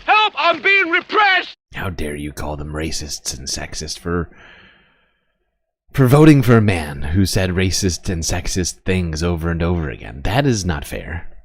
How rude! And you're not considering their feelings, and that's incredibly rude. Well, you're not answering my question. You're telling me. Yes, I'm trying to. You were telling me that your response is in bad faith. I mean, what she is saying is something you're not responding to because it doesn't address why Donald Trump immediately went to DEI as an explanation without any evidence whatsoever Immediately, for what it's not looks to sooner. be an inexcusable and certainly a very devastating and tragic plane and helicopter crash a couple of days ago. And instead, you pivot to talking about how terrible it is that some people who voted for Donald Trump are being called racist and sexist. You're refusing to grapple with the central understanding. It's an option. Hold on. Frank, it's an option. You shut up, says Frank. It is an option. What about for Donald? I love how Frank came on to Abby's show and just told her to shut up. That was classy. That was classy. Frank, it's an because option my for understanding Trump. is of the voter. Frank. That is what I do. Frank, it's an option. Hold on. Frank, it's an option. You shut up, Abby. Frank, that is what I do. I'm trying to explain to people why they don't like being called racist. Now you shut up. You guys can all jump on me. That's fine. No. I'm not jumping on you. I'm trying to have a conversation with you. Okay, look, it is an option for Donald Trump to respect his voters and not scapegoat race in a situation like that. He chooses not to every time. Why? He is saying, and I do not defend him, and I've not defended him on this program, because there are things that are more important than Republican and Democrat, and it's why some people lost primaries, and some people are not members of Congress anymore. I'm trying to tell you the fight truth. racism, perhaps? Or sexism? I wonder if he thinks racism and sexism are important fights, or is that a Democrat-Republican thing? I'm trying to tell you the truth. Well, look, you don't have to listen. I just won my primary, but you don't have to lecture me. Hold on, Mondare. Let me let him finish. I mean, if you're gonna throw shots, Mondare, just a second. Let me let him finish. This is why this show is such a challenge for me, because I really am, and I've been on this show and criticized him many times. I've been on the show and praised him. Yeah. In the end, how do we get beyond how we look? How do we get beyond how we sound? It's certainly not by having a man in office who is definitely a racist and a sexist, who is going to come out every time anything bad happens and start doing, disaster Nazism. Come out and blame the existence of people who aren't, white heteronormative as being, like the problem in our society. That's going to be, sort of, I think, my sort of suggestion here, there, Frank. But, it's not fair to blame voters who voted for Donald Trump or call them things like racist or sexist, even though they completely espouse racist and sexist opinions or voted for a man who does the same. I'm so glad we have Frank to explain this, because I was going to keep calling them racists and sexists, but now I know I'm hurting their feelings. How rude. Beyond how we look. How do we get beyond how we sound? Because in the end, we all have a right to a point of view, and I respect yours.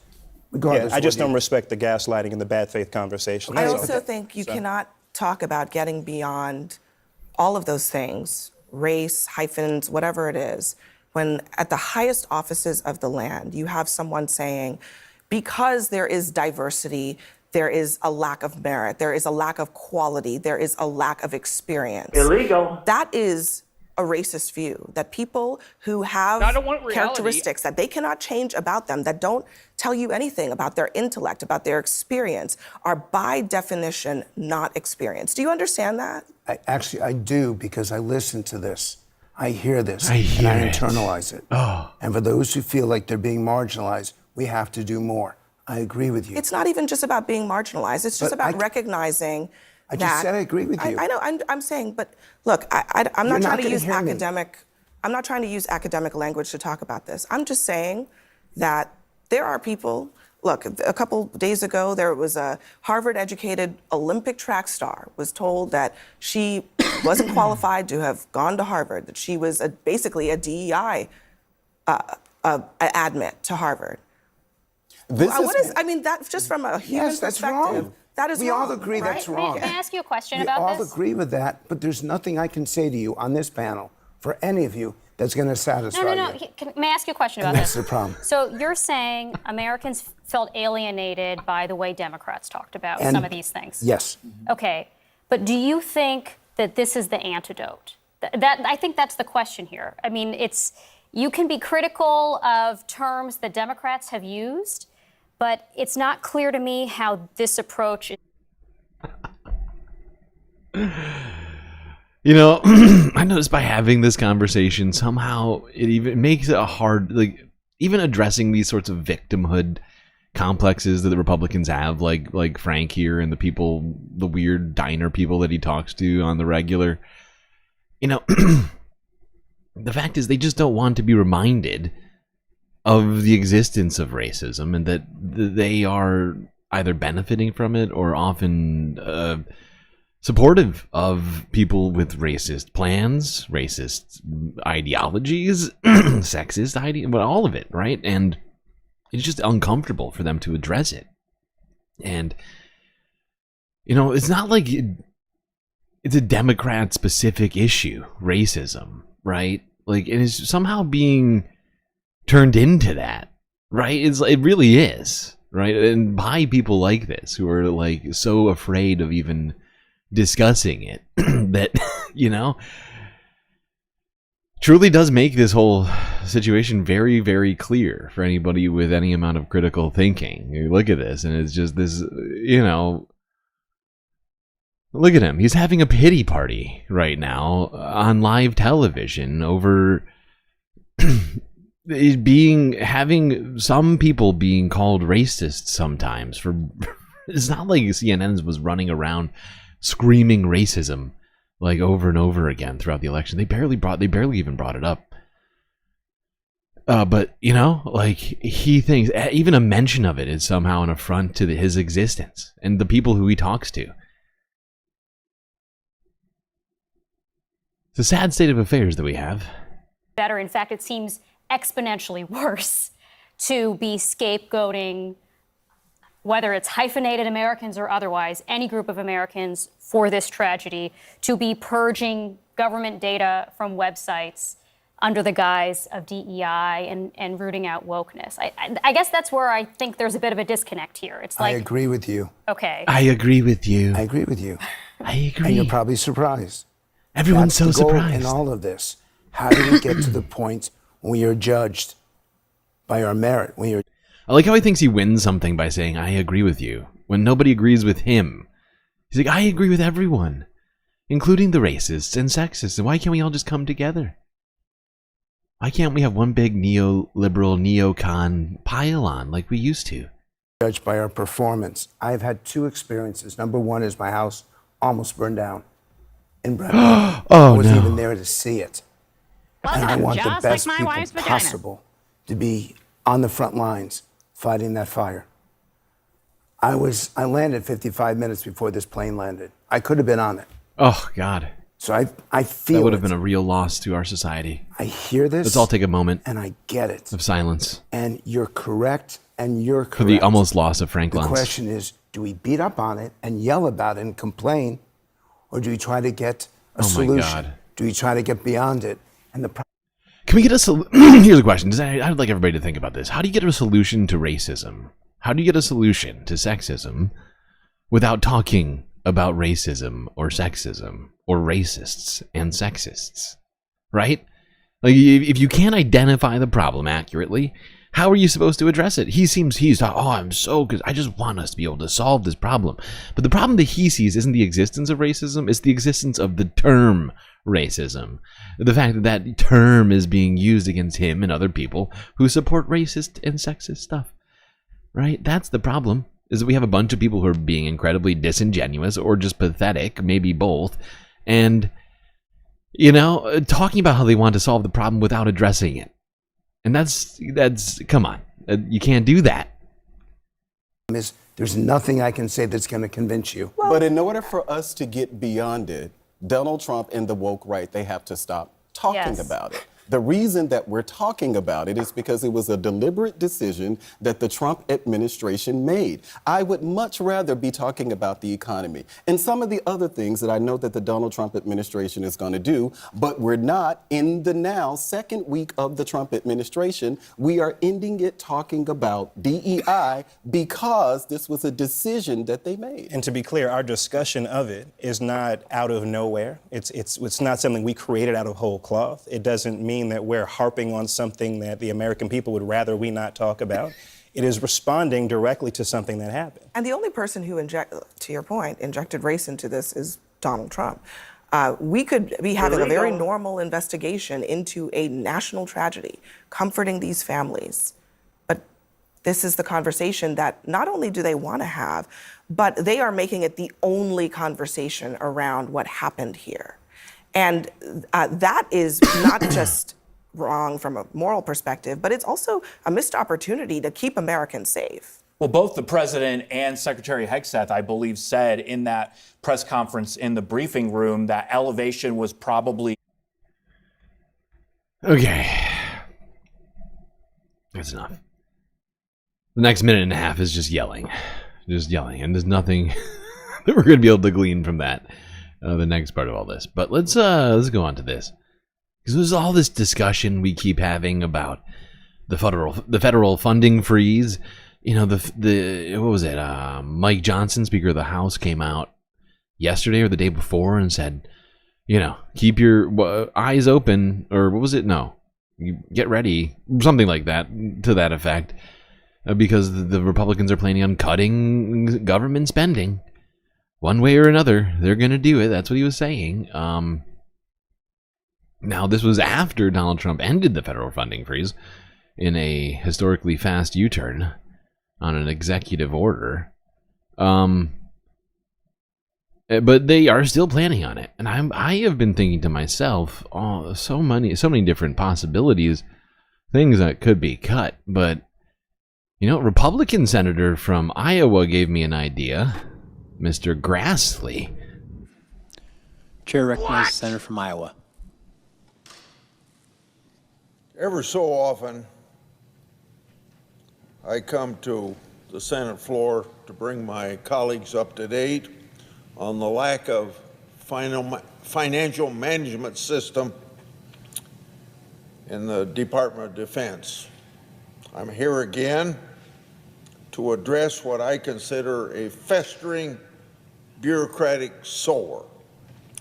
The Pentagon can't keep track of the taxpayers' money. And as I've just indicated, I speak about this many times. In 30 years of watchdogging, little or nothing has happened.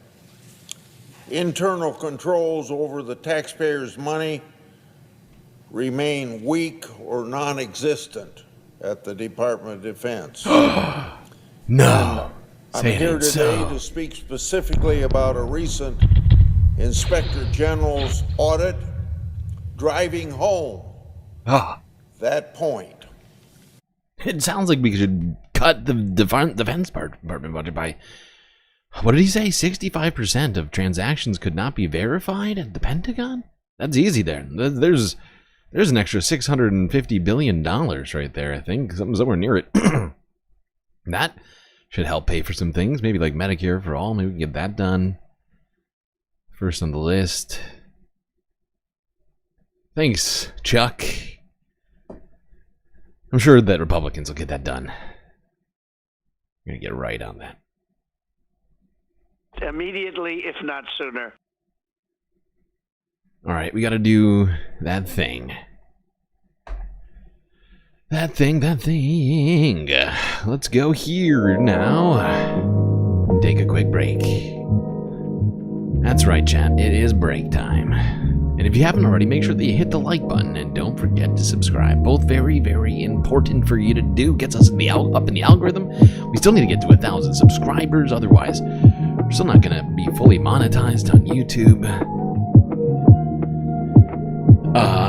By the way, we are only 5 YouTube memberships away from getting access to another YouTube emote for our members. So if you're already a member, consider gifting some memberships, or if you're not one, consider taking that on, because we can get ourselves another emote for the whole crew.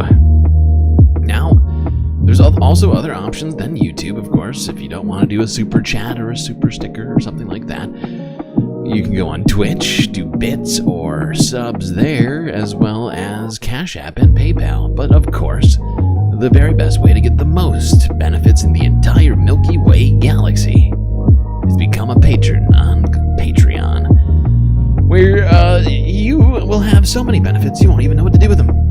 Avatar on stream, like you see all around me, people dancing, hanging out poolside, shout-outs, content, secret Discord channel. My God, so many things you could do. It's crazy. I feel like I'm taking crazy pills! Well, chat, enjoy this short space break. Grab yourselves a drink, maybe a snack, and I'll be right back.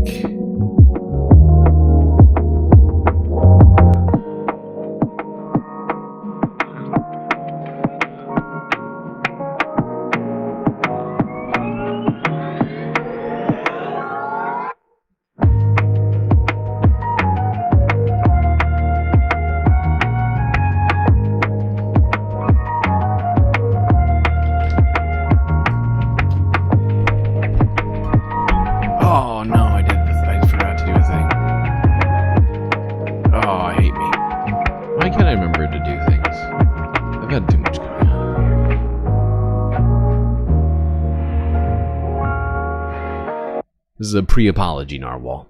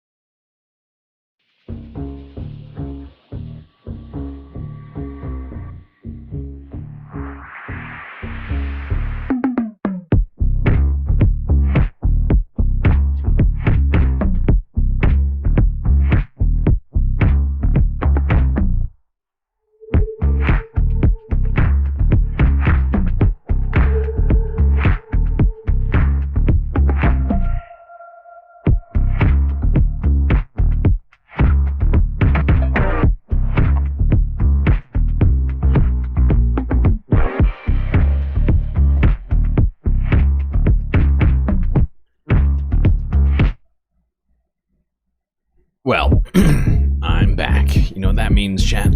It's time for us to get back to the galactic content.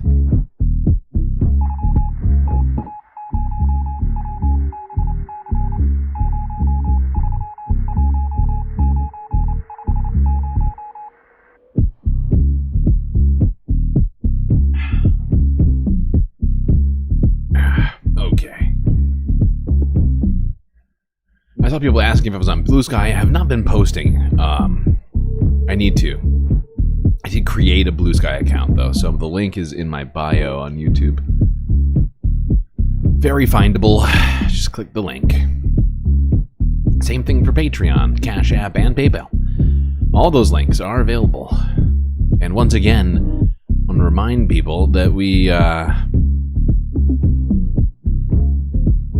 only 5 galactic memberships away from earning another emote for YouTube, since they have them in this weird sort of, what do you call it, piecemeal fashion, where depending on how many members you have gotten up to a certain point, that's how many emotes you can add. And if you're in the Discord already, then you know that we are voting on emotes in there, and that'll give us an extra one. Which we need to finish. We need to finish that emote vote.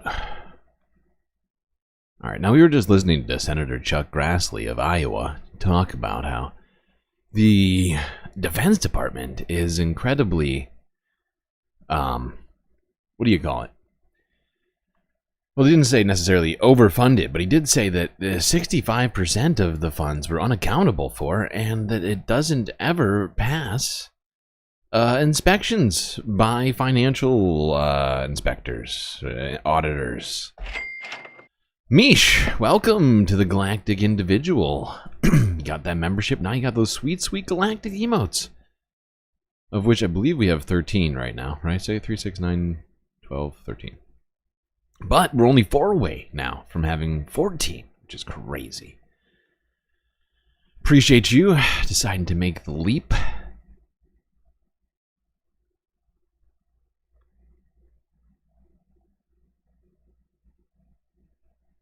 But guess what? Donald Trump has, of course, been hard at work. Hopefully not literally. Hopefully not literally. Phrasing? Yeah. But let's see some of the fruits of his efforts here. A new guy on the list here. Watch out. What's his name again? Daniel Driscoll? Hold on. This dude is a nobody.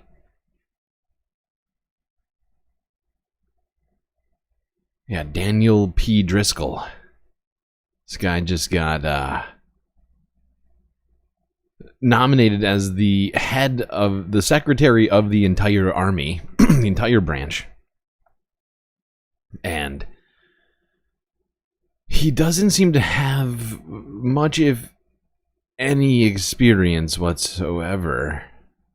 It looks like he was in the army, but I just don't know why this guy is getting nominated. But here he was being asked questions in his nomination hearing. I believe that's what this was. Not mistaken. Yeah. If confirmed, it would be an honor to speak about that, Senator. Thank you. Thank you, Senator Rosen. Senator Banks. Thank you, Mr. Chairman. Mr. Driscoll, welcome and congratulations on your important nomination. You bring a unique... Why does this guy look 12 and also like 40 at the same time? What is happening? What is going on? I think it says here he's 38.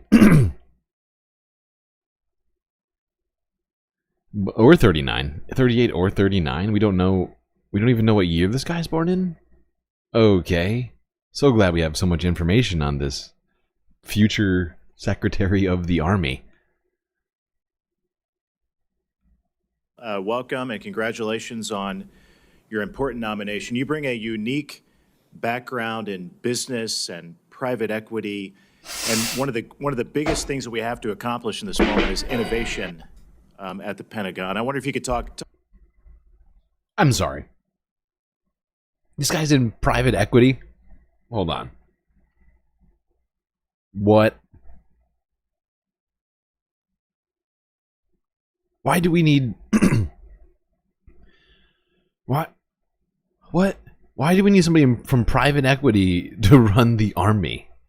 What in the hell are we talking about here? We're going to privatize the military. We have 44 likes. Oh my god, that's a lot of likes. We better go to the Galactic Cantina. Grab ourselves another emotional support character from the GCU here. Who do we got? 18. No, we already have Sam right now. 13. Whoever that is. All right, let's go back to whoever this guy is. Daniel Driscoll. Very strange guy. Biggest things that we have to accomplish in this moment is innovation at the Pentagon. I wonder if you could talk about your background and how that uniquely helps help us create better innovation in our national security. Senator, after attending law school on the GI Bill, I was fortunate enough to spend time as a CEO at a venture capital firm where... So we're going to innovate? The U.S. government's army needs to innovate more. Interesting. Will that cut costs? I hope that's what it means. I hope we're going to cut costs by, we're going to get a finance guy in here. That's going to solve it. Couple of years, I got to spend time working with and learning and seeing how some of our country's most amazing innovators are building their businesses. And some of the lessons that they have learned in the private space over the last 10 to 20 years, I think are ripe for transferal to the United States Army. Creating a feedback loop and a learning loop. That we need Mark Andreessen, stat. We need Mark Andreessen and all those ghouls, Peter Thiel. All the BlackRock guys. Yeah, that's what we need. We need them to run things. Perfect. Soldiers in the field back into the manufacturers or the software developers occurs in the private space frequently. I think it is a little bit less frequent in the Army. There are examples of this, I think, working wonderfully in the Army, like the IVAS system, as I understand it, is kind of a shining beacon of effective development. And so what I'm hoping to do, if confirmed, Senator, is work with this committee and the Army's existing leaders to figure out where can we tighten the innovation loop and get the learnings from the field and the learnings from our friends in places like... Layoffs? We're going to lay off, like 2/3 of the military? Interesting.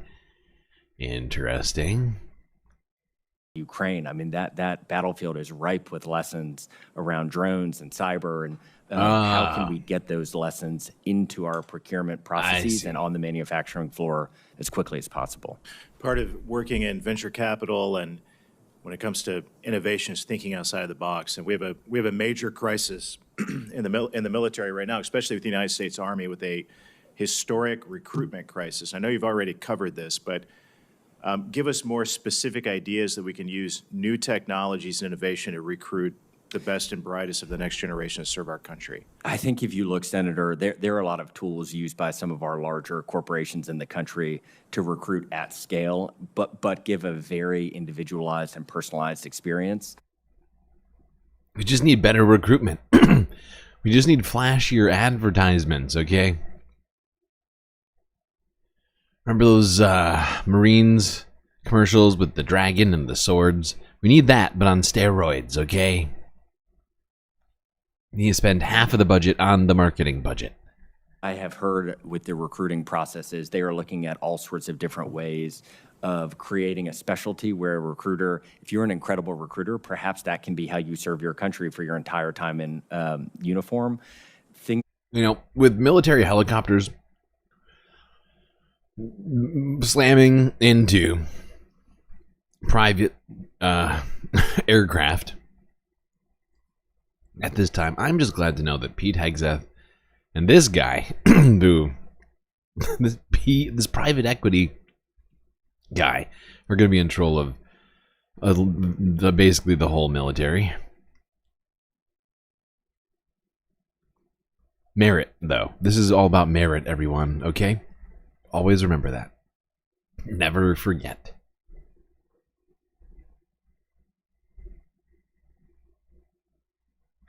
And it's definitely not the reverse DEI Olympics. No. Definitely stop thinking that. You know who I think is currently winning the reverse DEI Olympics? This next guy we're going to talk about. Elon Musk. He's got a crew. It's almost like any crew you'd see in a movie. Like they move from thing to thing, and they did that. They moved into Twitter and did this. And right now, what they're trying to do is essentially, be the genius bar for the country. Right now, we're going to fix all your systems. Now, a lot of our IT systems need fixing, but they need to be done legally and safely. One of the big dangers is hacking. I love how she's using the analogy of a genius bar. She's trying to do it in an attempt of like being positive, right? I don't know anybody who's ever actually had a good experience with the Genius Bar. Their services are insanely expensive. You go to them to try and get something fixed. Something that should cost like $50. They charge you $1,000 for it. That's what we need in government? Yeah, we need to privatize it. Automate it, but not. And by foreign governments, et cetera. But you've got a private citizen who was not elected with his fingers in the IT system of this government. Privacy concerns. Not just privacy. I mean, in addition to what you just said about hacking, but I also think one of the things that they're doing is trying to overtake HR so that they can manage all of the entire government's 2 million workforce out of the Eisenhower Executive Office building. No, they're doing it from the headquarters of Twitter. Or from the in headquarters DC. of Twitter. Right. So there's that, but there are real privacy concerns for all of these employees. But also, let's talk about this payment system at the Treasury Department. From what I have read in the reporting, the Washington Post is reporting this, there are only a handful, maybe a little bit more, of career employees who manage this system. This is the system where the government of the country pays out money for all kinds of different things. It's extremely sensitive. And I don't know who, Congress didn't give Doge any power. You can control who gets paid too. Just think, it's not about just the privacy. It's that if he could decide California shouldn't get paid, or we're going to make cuts here, what are they going to do about it? Deny government, hold back federal funds? It's a very serious thing. Also, the question is, what is Elon doing here? Why does he want to be involved in this? I think the sort of merging of tech and government is actually very exciting. I think it's exciting having Elon involved, but just not doing this. Elon should be given enormous, real structural problems like homelessness. Apply your enormous brain. Oh yeah, perfect. Yeah, thank you. What's your name? Joanna Coles. What is that? Oh, okay. You were the former editor at Cosmopolitan, and yeah, editor-in-chief at Cosmopolitan, and Mary Claire. So glad we have you to tell us things on CNN. CNN doing great journalistic work again, of course. She is just excited to have Elon Musk even involved, but he should have his giant brain focused on bigger problems like homelessness. What? Elon?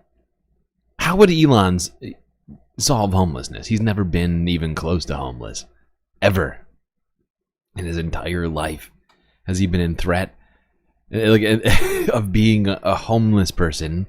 Okay, he has no idea how to solve it. Was he gonna build a loop? You can put them all into the loop, bore a tunnel, make a boring tunnel somewhere, and just shove them all in there. See, this is why I keep saying that we are on the verge of demolition man society. Okay, because my brain just worked out a way in which we literally get it. Vicariously through Donald Trump, Elon Musk starts just boring out tunnels for the poorest to go live in. You know, the underground. We'll all just live in the sewers. If you don't make $1 million or more a year, you're just gonna go live in the sewers.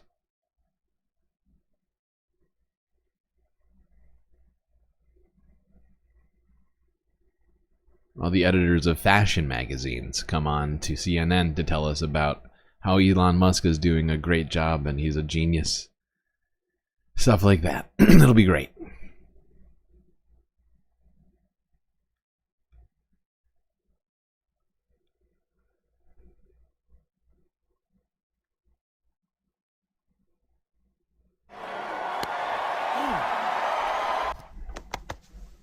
My heart goes out to you. And my heart goes out to you. God bless.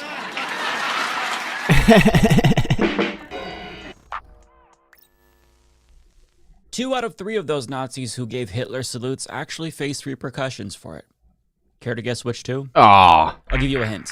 It wasn't the one with all the money and all the power in the world. The woman, Laura Smith, was a Republican politician who was a town supervisor in Pennsylvania. Whoopsies. And she was forced to resign after doing that because it sparked outrage and condemnation from her own colleagues. The priest, Calvin Robinson, was fired from his position at the Anglican Catholic Church and condemned by them in a public statement.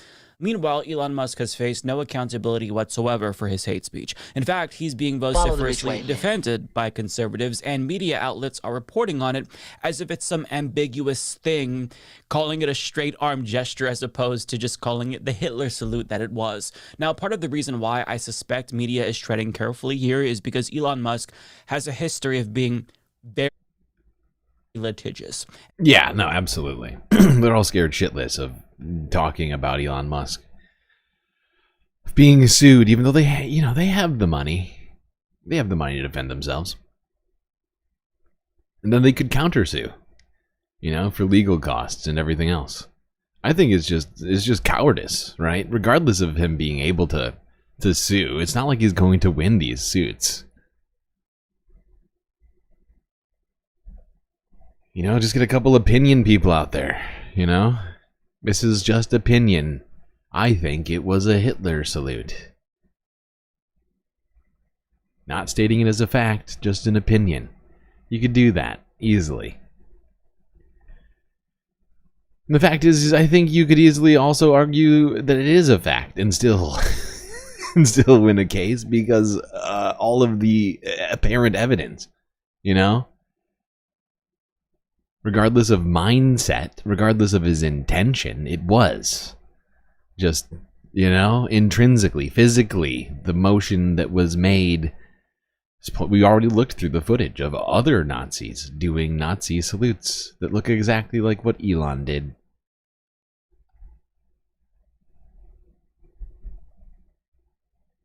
And if he waved, right?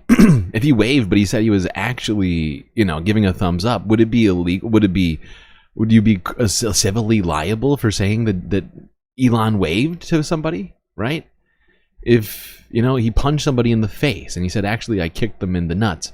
Would it be wrong somehow? Would you be liable for saying that he punched somebody in the face? It's just, I'm just wondering. Regardless of intent, he might have been trying to save somebody while punching that person in the face. But do you just have to accept whatever Elon claims he's doing to be the truth?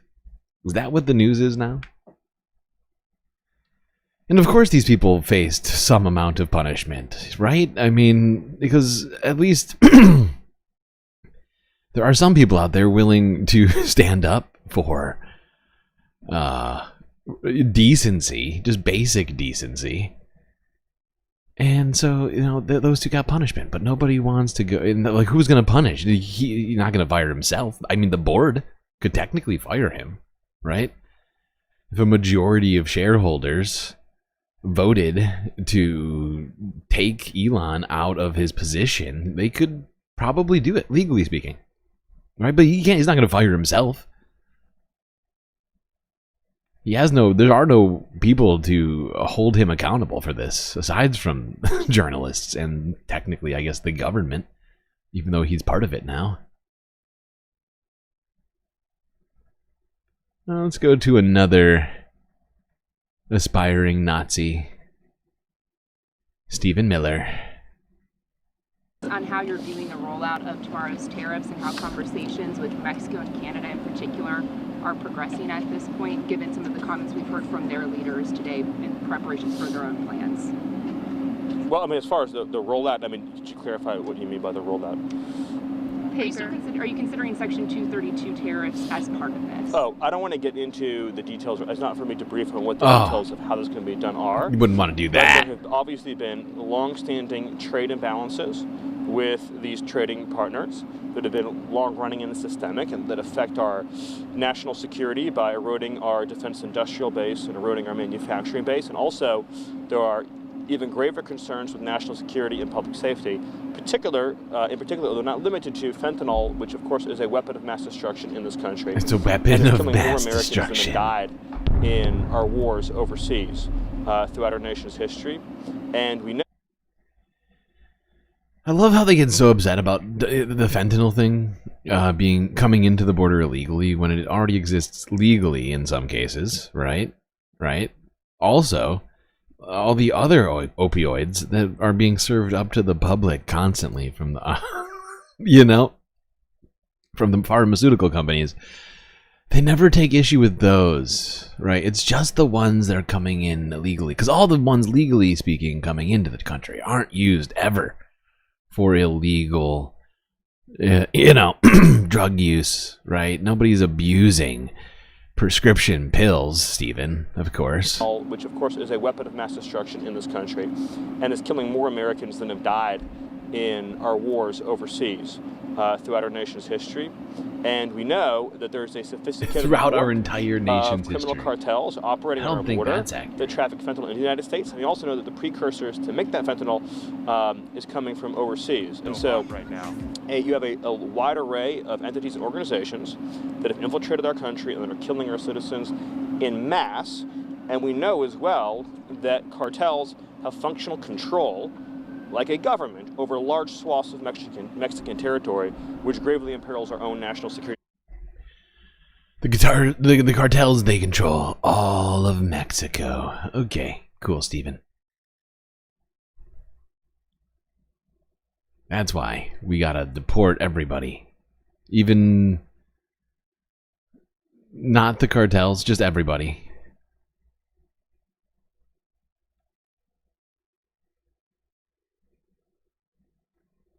He gives you the chills, probably because he's Nosferatu. Okay? Just, if you haven't seen the movie. Or just Google Nosferatu. You'll see. At least he's like a cousin. Because they look exactly alike.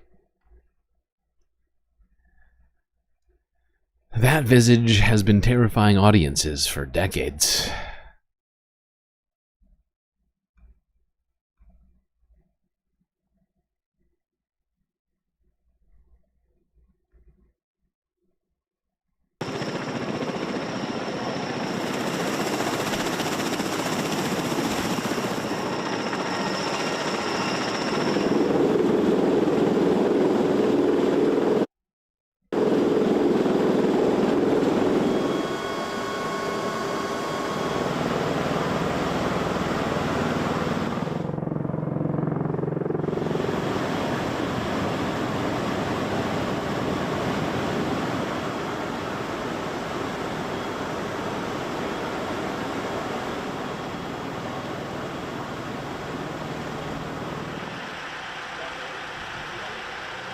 Always remember that those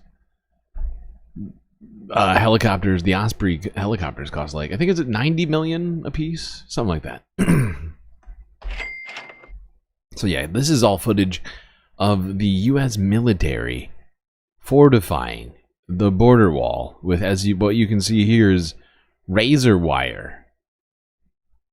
I'm sure this won't cause any problems.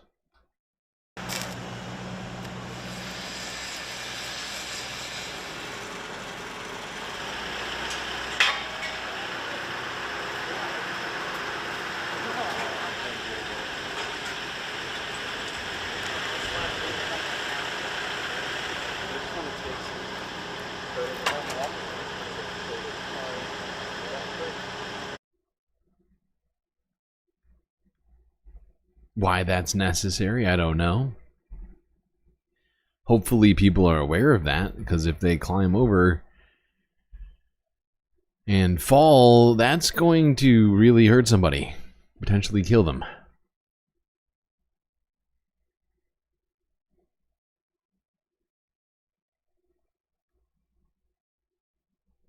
Let's go to the other border, the Canada-US border, where the RCMP is breaking out the helicopters as well.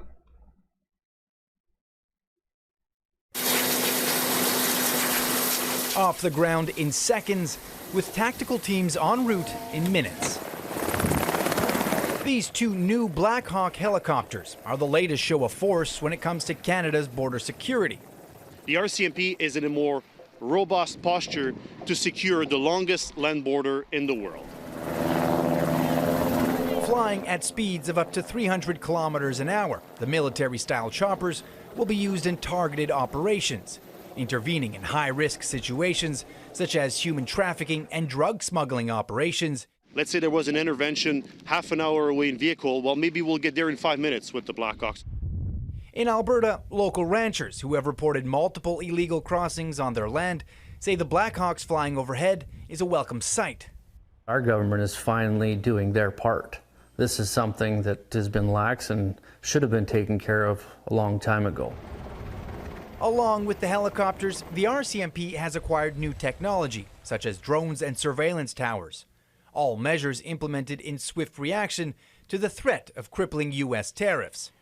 With $1.3 billion in added border security measures, the federal government hopes it's enough to swing the Trump administration's decision come Saturday.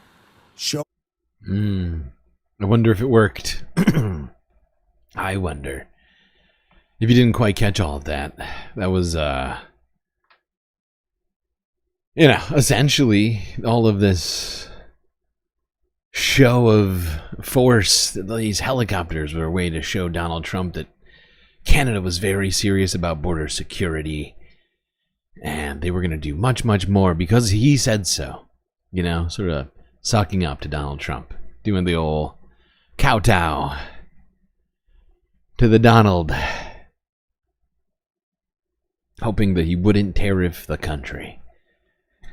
Now here was Justin Trudeau earlier a day ago. Déjà ressentir.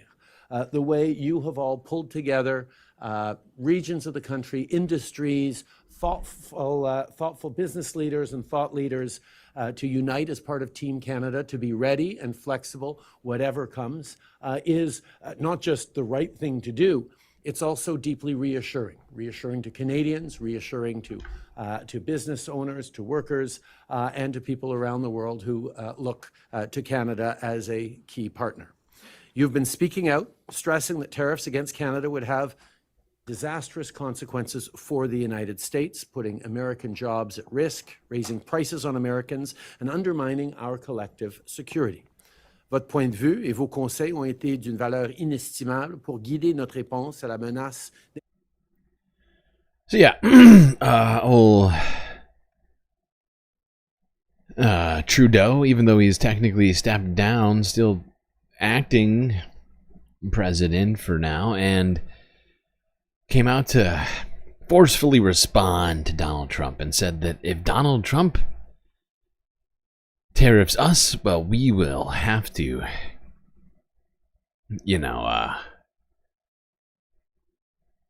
respond in kind.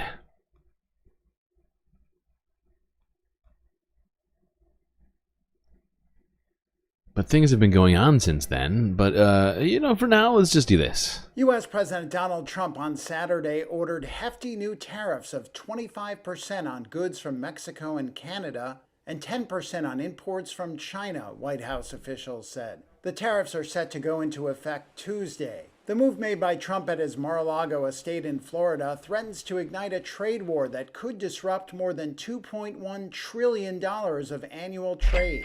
Trump is using the International Emergency Economic Powers Act to back the tariffs, which allow sweeping powers to address crises. There is a carve-out for Canadian energy products, which will face a 10% tariff rate. Trump set the February 1st deadline to press for strong action to halt the flow of the opiate fentanyl and precursor chemicals into the U.S. from China via Mexico and Canada. as well as to stop illegal immigrants crossing U.S. borders. A model gauging the economic impact of Trump's tariff plan from EY chief economist Greg Dacko suggests it would reduce U.S. growth by 1.5 percentage points this year and throw Canada and Mexico into recession. Dacko said the tariffs could usher in stagflation in the U.S. and trigger financial market volatility. Trump acknowledged that higher costs could be passed on to consumers and that his actions may cause short-term disruptions, but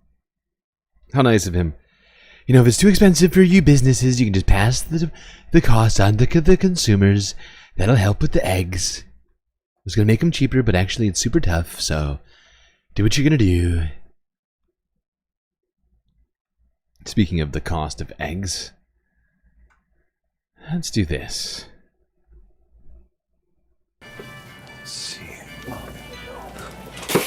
What the hell are you doing? What? That's Heinz ketchup. So? It's American. Buy French's. It's Canadian. We're in a trade war, you traitor. I'm sorry, I didn't know. Illegal. Mrs. Butterworth? You were gonna buy American maple syrup? Oh. Okay, that costs way more. So does freedom. What the hell is that? My Timmy's. So does freedom. What? Timmy's is Canadian. Not anymore. It's Brazilian now. Buy second cup. What? Maybe we just don't buy coffee for a while. That's fair. Okay, what restaurant chains are safe? Boston Pizza, New York Fries. Basically, if there's an American city in the name, it's probably Canadian. Cheetos? No. Hawkins. I like my cheesies soft. War is no time for soft cheesies. Not my Charmin. Look, I need that. I'm sensitive. This is like wiping your arse with the Charter of Rights. Try Royale. If it sounds English or French, it's probably Canadian. What else is on your list? Chips. Hickory sticks. Orange juice. Clamato juice. Old El Paso taco kit. Kraft dinner. Frosted Flakes. Kraft dinner. And Kraft dinner. 2 boxes of Kraft dinner. Kraft was I guess that works. Yeah, but KD is made in Canada. Ketchup bad, cheesy does good. What do you drink? Jack Daniels. Crown Royal. Right, because if it sounds English or French, it's probably Canadian. Welcome to the fight, soldier. We all have to do our part. There's only one winner in a trade war. That'll be 312.32. I'm gonna have to put everything but the KD back. Loblaws. Either way, we win. Well, there you go. We can at least all rest assured knowing that the supermarkets will all be fine. They'll continue to make money. Perhaps even more, which I'm sure is all very exciting for everybody. Now, let us continue talking about this trade war. Go back to Mr. Trudeau to see what all happened here, because wait a second, where is it? Did I lose this spot? Where did it go? What the fuck? Well, suffice to say, I had a story in here that we were gonna cover, but it seems to have somehow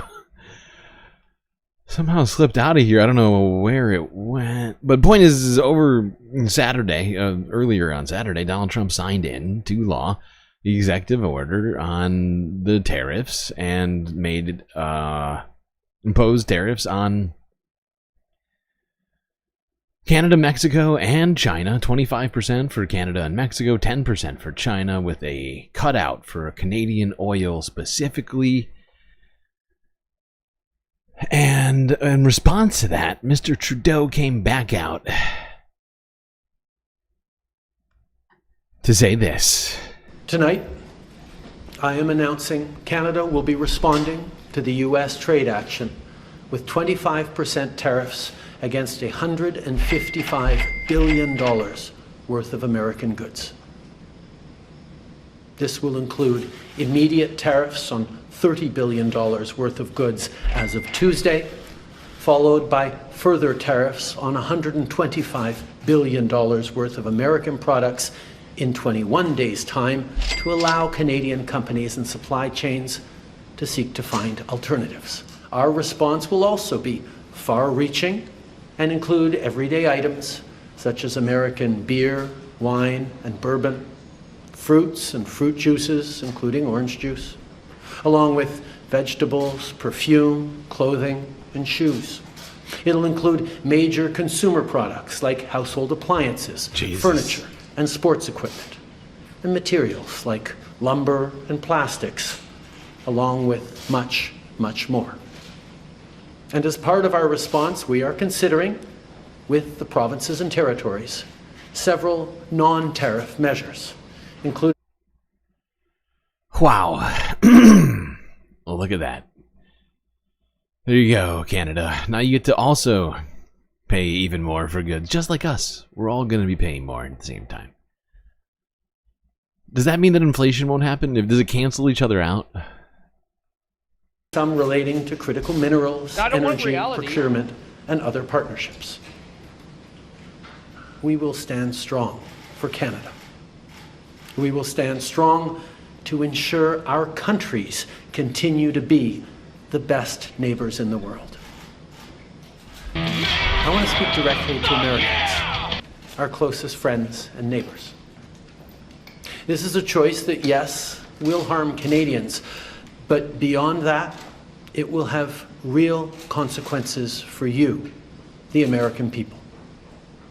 As I have consistently said, tariffs against Canada will put your jobs at risk, potentially shutting down American auto assembly plants and other manufacturing facilities.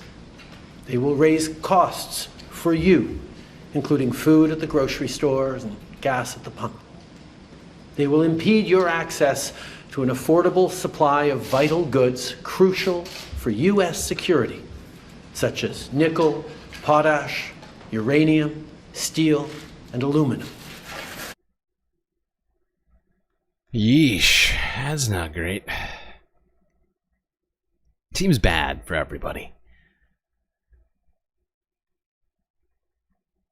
Now, you know what this probably will have some effect on, and not a good one, was this number that came out just a day ago. Key U.S. inflation measures came out, posted largest gains U.S. inflation in a increased year. by the most in 8 months in December, suggesting the Federal Reserve will likely be in no hurry to resume cutting interest rates. The Commerce Department's Personal Consumption Expenditures Price Index, the Fed's preferred inflation gauge, rose 0.3% last month. That was in line with economists' expectations. The annual inflation rate through December rose 2.6%, the biggest gain in 7 months.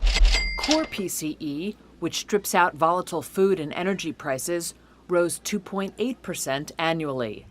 The Fed kept rates unchanged on Wednesday for the first time since launching its policy easing cycle in September. The policy statement accompanying the decision dropped prior language that said inflation had made progress toward the Fed's 2% target, instead saying that it, quote, remains elevated. The central bank has forecast only 2 rate cuts this year, down from the 4 it had projected in. I wonder how many people in this room went to Harvard or Yale. It's got to be like 90%. Or at least worked at Goldman Sachs or like Bear Stearns or something like that. JPM. Oh, God. But, you know, the Fed's got goals. And because of that, they're not going to lower their rates again like they had been talking about earlier this last number of months. We've been talking about how they had been planning to lower rates, but now, no, not happening. Inflation's not doing the thing that they wanted it to do, and that's gonna cause people even more problems. Now let's talk about what big companies are doing to avoid these tariffs. In this 1.1 million square foot warehouse in Fort Worth, Texas, millions of dollars worth of goods are stockpiled ahead of potentially sweeping tariffs expected to be levied against China, Mexico, and Canada. This is a import-heavy economy. Most of what we consume comes in from Southeast Asia, and China. A lot of those goods might be coming in and have a tariff slapped on them. Front-loading is a tool companies use to buy and store their goods in advance, in this case to avoid pricey tariffs. Big brands like Walmart and Columbia Sportswear are executing this strategy. Walmart's imports from China rose 33% from 2023 to 2024. Columbia Sportswear imports went up 50% during the same time and jumped over 80% during the March to December period. At the same time, container imports from China to the United States have surged. I think 2024 have really seen a lot of front-loading happening. At first, shippers needed to react to the Red Sea disruption, and now it's Trump tariffs coming into force. But for some companies, front-loading is not an option. Just from the execution standpoint, I'm just curious on how it will happen, how folks are going to navigate.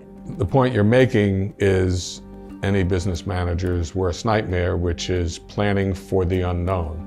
The uncertainty of this situation keeps me up at night. I'm often asked, what are you doing? How are you planning for it?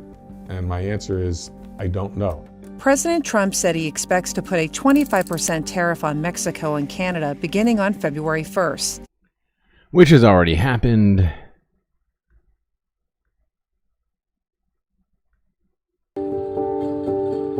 Oh wait, actually, you know what? I realized that I wanted to hear part of that. President Trump said he expects to put a 25% tariff on Mexico and Canada beginning on February 1st, and discussed a 10% tariff on China.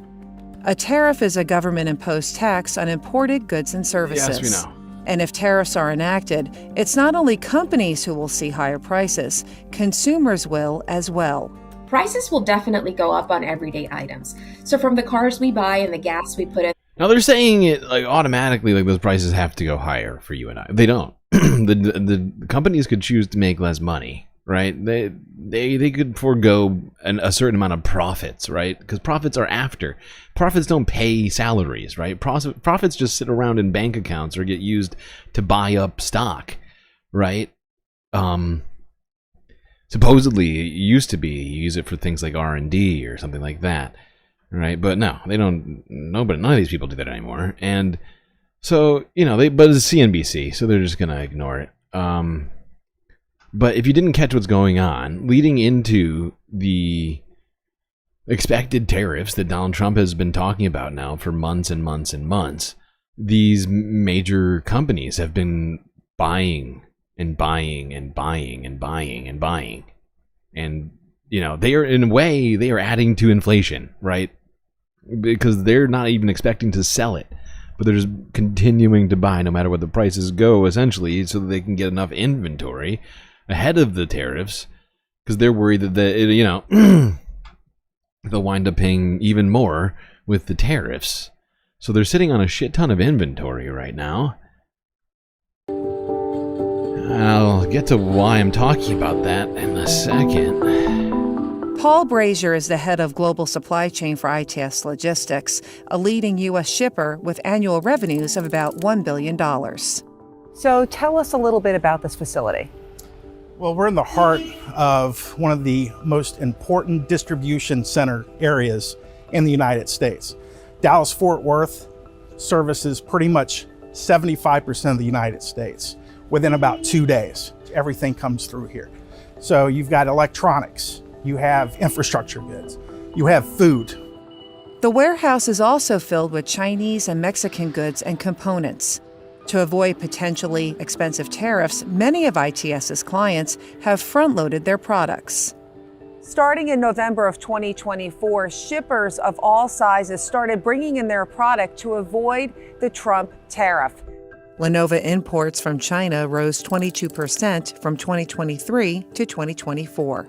How many of these products that we're surrounded by with are sourced from China? I'd say well over half. It comes in large quantities. It comes in ocean containers and trucks. The biggest category of... Okay, hold on. I'm going to skip ahead a little bit more. But I have been thinking the same thing over and over again about all this, because, you know, these people have continuously been raising prices on everyone, doing everything they can to continue making as much money as they can.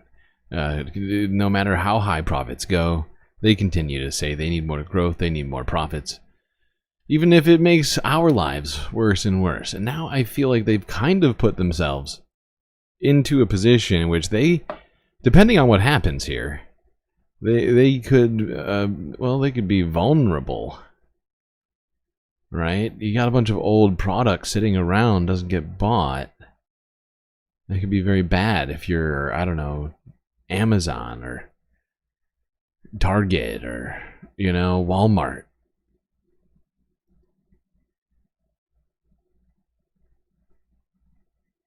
Because they're already planning on, charging you even more than they paid for it. I don't know exactly what, but I have the sense that their plans is to take advantage of this moment, right? They know that everyone's going to be raising prices. To what degree, who's to say? But if you control the market, right? If you're an Amazon or a Walmart or whatever else, you have massive control over the supply and the pricing, complete control, right? And so, this is technically, there's been some talks about, unrelated to the tariffs, but because of just inflation, people doing, $0 day spending type stuff, right? And, we could put a lot of pressure on these companies and say, we're just going to stop buying your products and leave you with this bag you bought here until you start taking the plight of the worker more seriously. Maybe it's more specific than that, but you get what I'm saying. I'm just thinking out loud here, but they're buying billions and billions and billions of dollars worth of inventory, and they're planning on charging you and I even more than they paid for it, plus the tariff. Right? That's what their plan is, right? Even if they bought it before the tariff, their plan is to increase the price from where it's at right now, plus 25%, plus 10%, whatever it might be, from whatever country it might be from, and find some number that you'll still pay.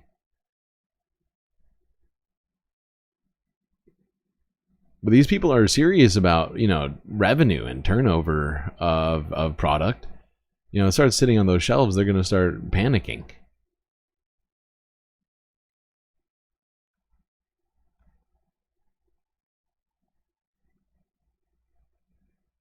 Let's talk about what Trump actually wants out of these tariffs. Here is some of the key data on US trade. In 2023, some $3.8 trillion worth of goods were imported into the United States.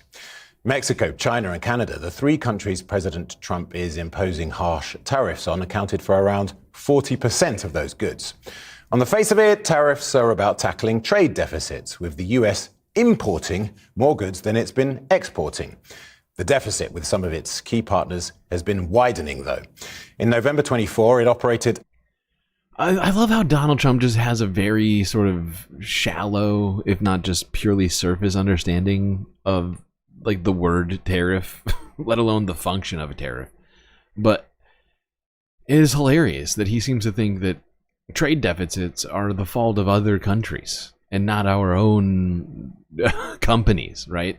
Rather than directing blame on massive companies that move overseas for manufacturing, right? Or that shut down their plants so they don't have to pay workers more, or take less profit so that they can compete in the marketplace, right? It's the other existence of other countries. That's the problem. It's global trade is the problem. A deficit of $5 billion with Canada, $15.3 billion with Mexico, and a massive $24.9 billion with China. Well, earlier I spoke to the acclaimed economist Mohamed El-Erian, president of Queen's College, Cambridge, and formerly chair of President Obama's Global Development Council. And I began by asking him what outcomes he thinks President Trump is aiming for. I think he wants multiple outcomes. That's why he loves the concept so much. Oh, I forgot. First, he wants... I forgot who was here. Oh, okay. I just want to give everybody some context. This guy here, Mohamed El-Erian, Now, Channel 4 is calling him the president of Queen's College, Cambridge University. That's technically true. He also has another job where he, what is it? He was co-founder of Allianz. You know, the insurance people, right? There's technically I think like a subsidiary of the PIMCO group, which is a bond, what do you call it? Like a bond fund, right? And don't think like James Bond. No, like Treasury bond. Like this guy is big time finance bro, like up the wazoo, fully like it's wild to just call him like the president of Queen's College, Cambridge. Use it as a tool to get other countries to do what he wants them to do. Right. Secondly, he thinks of it as a tool to raise lots of revenue. And thirdly, he thinks of it as a tool to promote domestic companies. So if we break them down a little bit, let's just take domestic manufacturing, for example, and encouraging global companies to relocate production to the US. That could take years. Yeah. It could. It would. But it will start a process that will bear. Not just could. Would, in fact, in reality. I don't want reality. It would take years to do. I love how optimistic Mohammed is. Food for the US for years as well. It also will encourage domestic industries that are already there. It will give them an advantage over imports by making imports either more expensive. Yeah, except we don't make that much stuff. And he's just thrilled that these guys are going to have some sort of market advantage. He's like, yay, look, capitalism is going to help a small group of people who are already doing a thing that Donald Trump wanted them to do. You know, it's like, yeah, okay, what about everyone else, aside from, you know, the people who own the factories? How about them, Mohammed? Can you speak to them? Actually, no, he can't, because I don't think he's ever had a tough day in his life. Expensive or less profitable for other countries to send to the US. But it is a big political risk, isn't it? I think the problem with this whole thing is that in the short term, it will work. Right. The US is relatively strong. What does that even mean? Both cyclically and structurally. For the short term, it'll work for who? That is an idiotic statement. He doesn't even quantify it. It's just going to work. Just broad stroke it. In the short term, it will work. For who? For Donald Trump politically, you mean? That people are going to think it's good? Is that all he's saying? Because that's useless. Problem with this whole thing is that in the short term, it will work. Right. The US is relatively strong, both cyclically and structurally. So Oh God, yeah, thank God. Cyclically and structurally strong. He's just saying a bunch of nonsense words right now that mean nothing to anyone. Okay, how are we doing on time?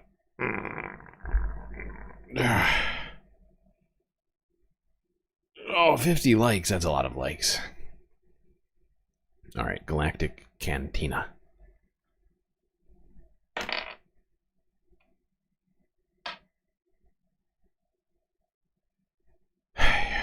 All right, what next? Do we do this first or do this last? Maybe I'll do this last. I feel like we have to get through all the important stuff first. So actually, I'll just... Well, before I do that, I'm just going to go ahead to and then pause.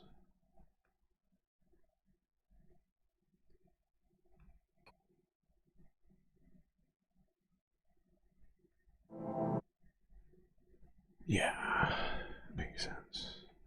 You know, and I will also do this, because I don't know, actually, we might be able to get through all this.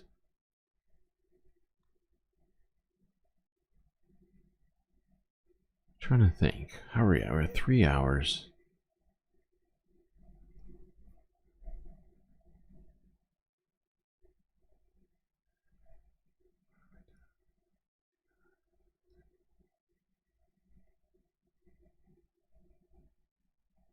Alright, just in case, I'm going to make a tiny goal, in case we get to 6 hours. Somehow don't get all the way through. I want to give you at least a chance. Pretty sure we got... Got a ton of stuff here still, somehow.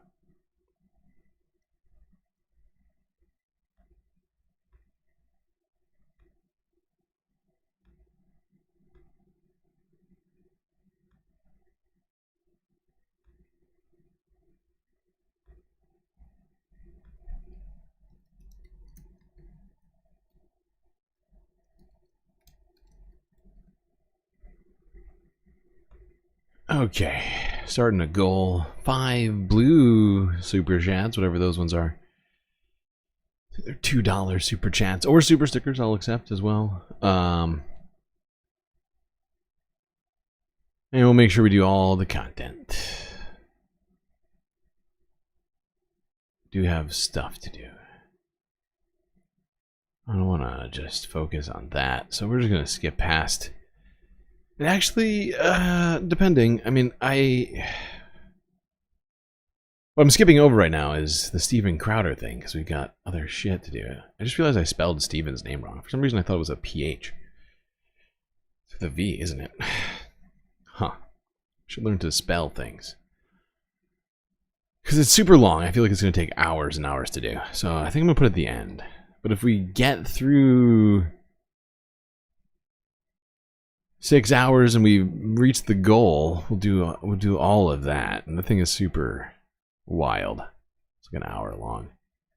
All right, but let's talk about what has been going on in the AI space in the last week or so. Things have been pretty crazy. The news has been sort of nonstop with everything, including that. Let's go here.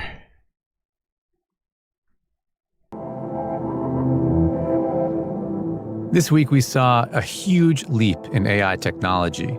It's caught the tech titans in the US by surprise and freaked out investors since it threatens the underpinnings of the entire economy.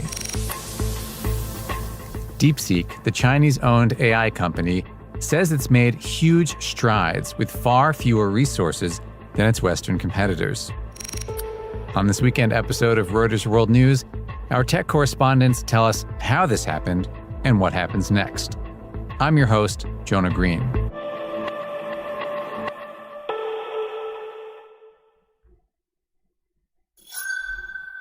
I'm joined now by tech correspondents Jeffrey Daston and Anna Tong. Hello, you two. Thanks for joining me today. Thanks for having us. Thank you. Who is DeepSeek and how did they do this? DeepSeek came out of a hedge fund, actually, in China. It was a quantitative hedge fund focused on using mathematical algorithms for trading as opposed to human analysis. And it had been around since 2015 when it's... Hey, Decipher, thank you for the super chat. GalacticStreamLord reigns supreme. I don't know about supreme, but... You know, I have a limited reign. Founder, someone named Liang Wenfeng, said to his followers on China's WeChat that he was going to focus on building AGI. So AGI refers to artificial general intelligence. It's the stated goal of the major US AI providers like OpenAI and Anthropic. And so what was really, really interesting about this announcement in April 2023 that Liang would create this AGI-focused company we now know as DeepSeek is that he hadn't come from the major tech players in China. He hadn't come from Alibaba or ByteDance. He was at an elite university when he was 17. He majored in electronics communication engineering, but he had come from obscurity relative to, for instance, the Jack Ma's of the world. And here now, fast forward almost 2 years later, he, with DeepSeek, has completely rocked the world of AI and global markets at the same time. What's crazy is kind of like the whiplash that we're experiencing in the economy right now. Mm-hmm. Just 2 weeks ago, Sam Altman, Larry Ellison, and Masayoshi Son stood up with President Trump and said they were going to invest up to $500 billion into infrastructure that was essentially only for OpenAI. Mm. And then just a week after that, DeepSeek released its models, which then made the market and business people think that, you know, you didn't really need to have a huge investment in AI infrastructure. And that caused NVIDIA to lose hundreds of billions of dollars in market value. So I think that just like the amount of whiplash that the market is experiencing, that AI investors are experiencing right now is crazy, because it's gone from like, we need $500 billion of investment to maybe we don't need anything at all, to now a lot of uncertainty around what's going to happen. And I think a lot of investors right now are kind of looking around to try to figure out what they should do, if they should pull back from AI investments or if they should double down, because DeepSeek means that AI will be more freely available to everyone. So I don't think anyone knows what's going to happen. And so how are the other AI companies responding to all this?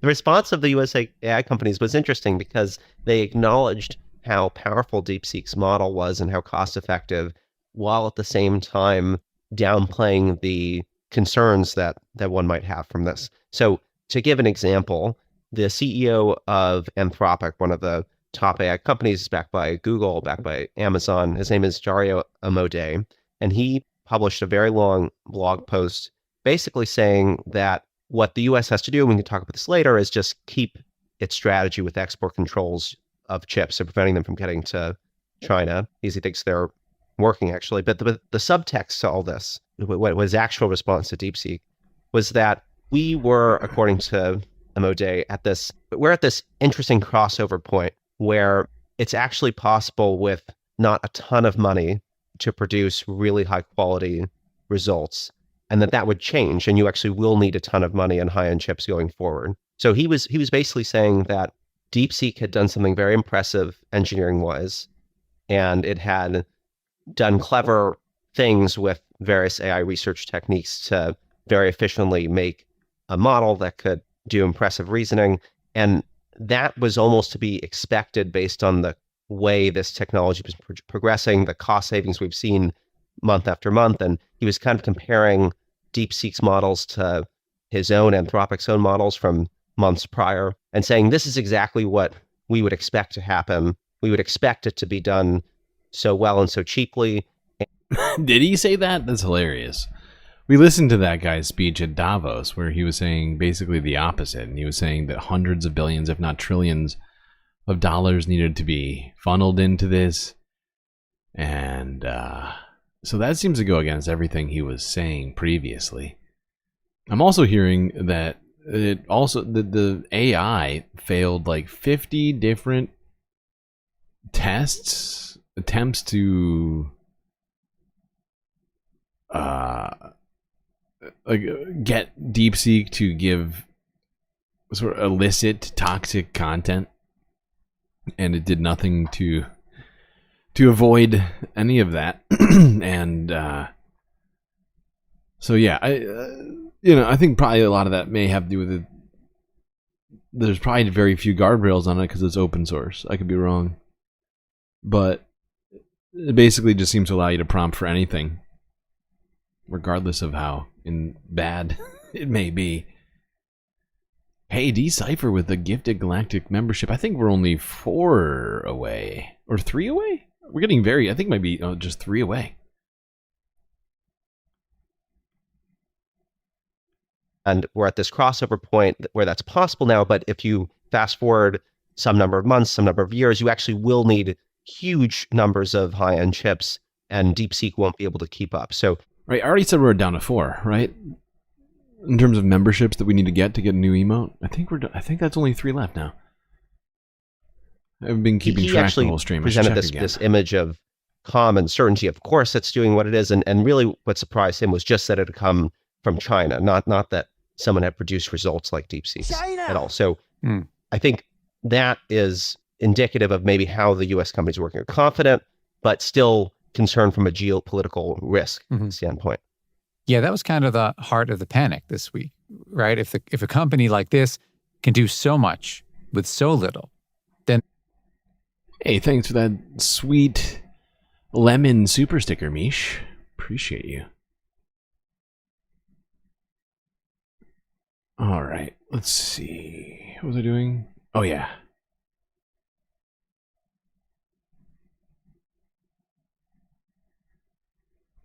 Decipher with the super chat.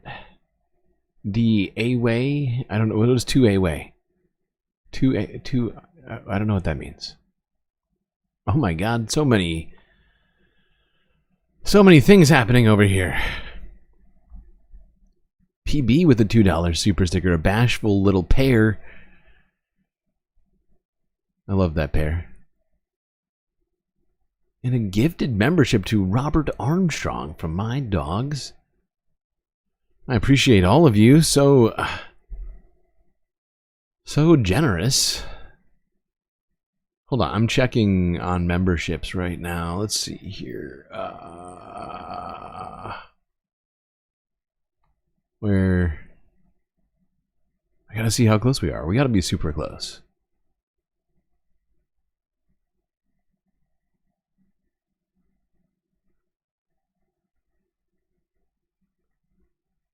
Oh God.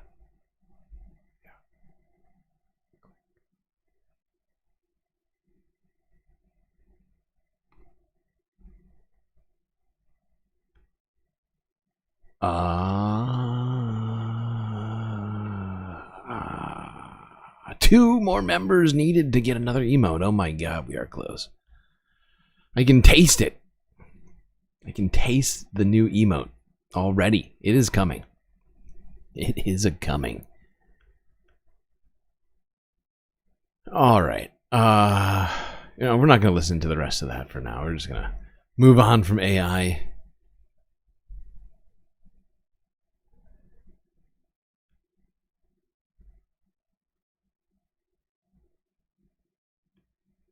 Let's talk about the California fires, which are now fully contained, according to authorities, after rains hit over the last week. Narwhal by nature. To Southern California Welcome now, to residents Galactic of Individual. fire-ravaged Los Angeles County have waited 24 days to hear this news. I think that's only one now. One more person who wants to get galactic emotes. The two biggest wildfires are 100% contained.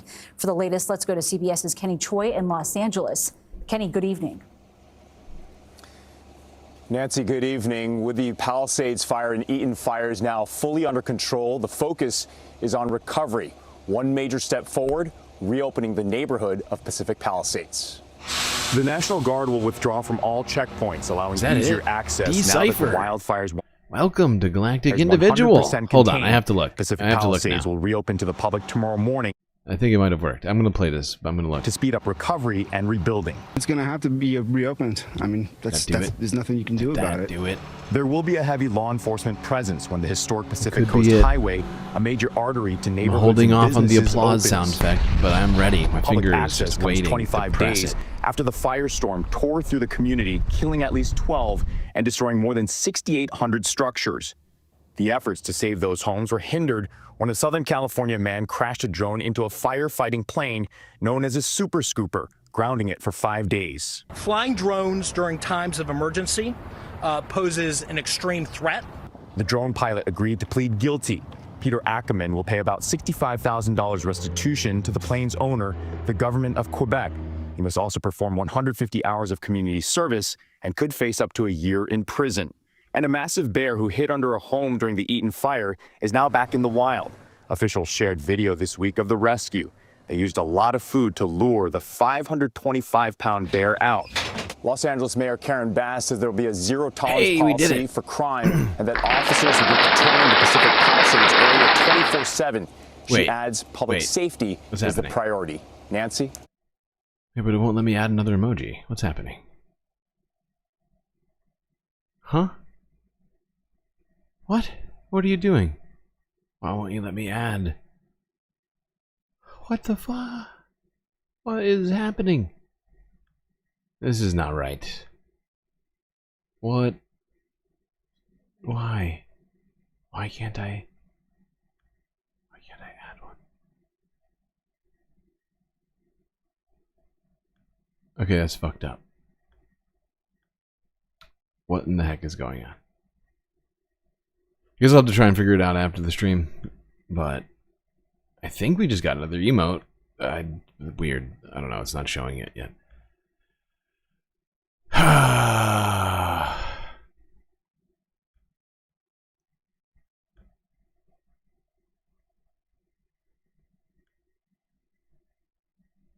All right. Now, after seeing all of that destruction, I figured we'd go a little bit north, well, quite a bit north, to Seattle, Washington, where local leaders are attempting to figure out how Seattle does not end up like LA. A question I hadn't considered until now.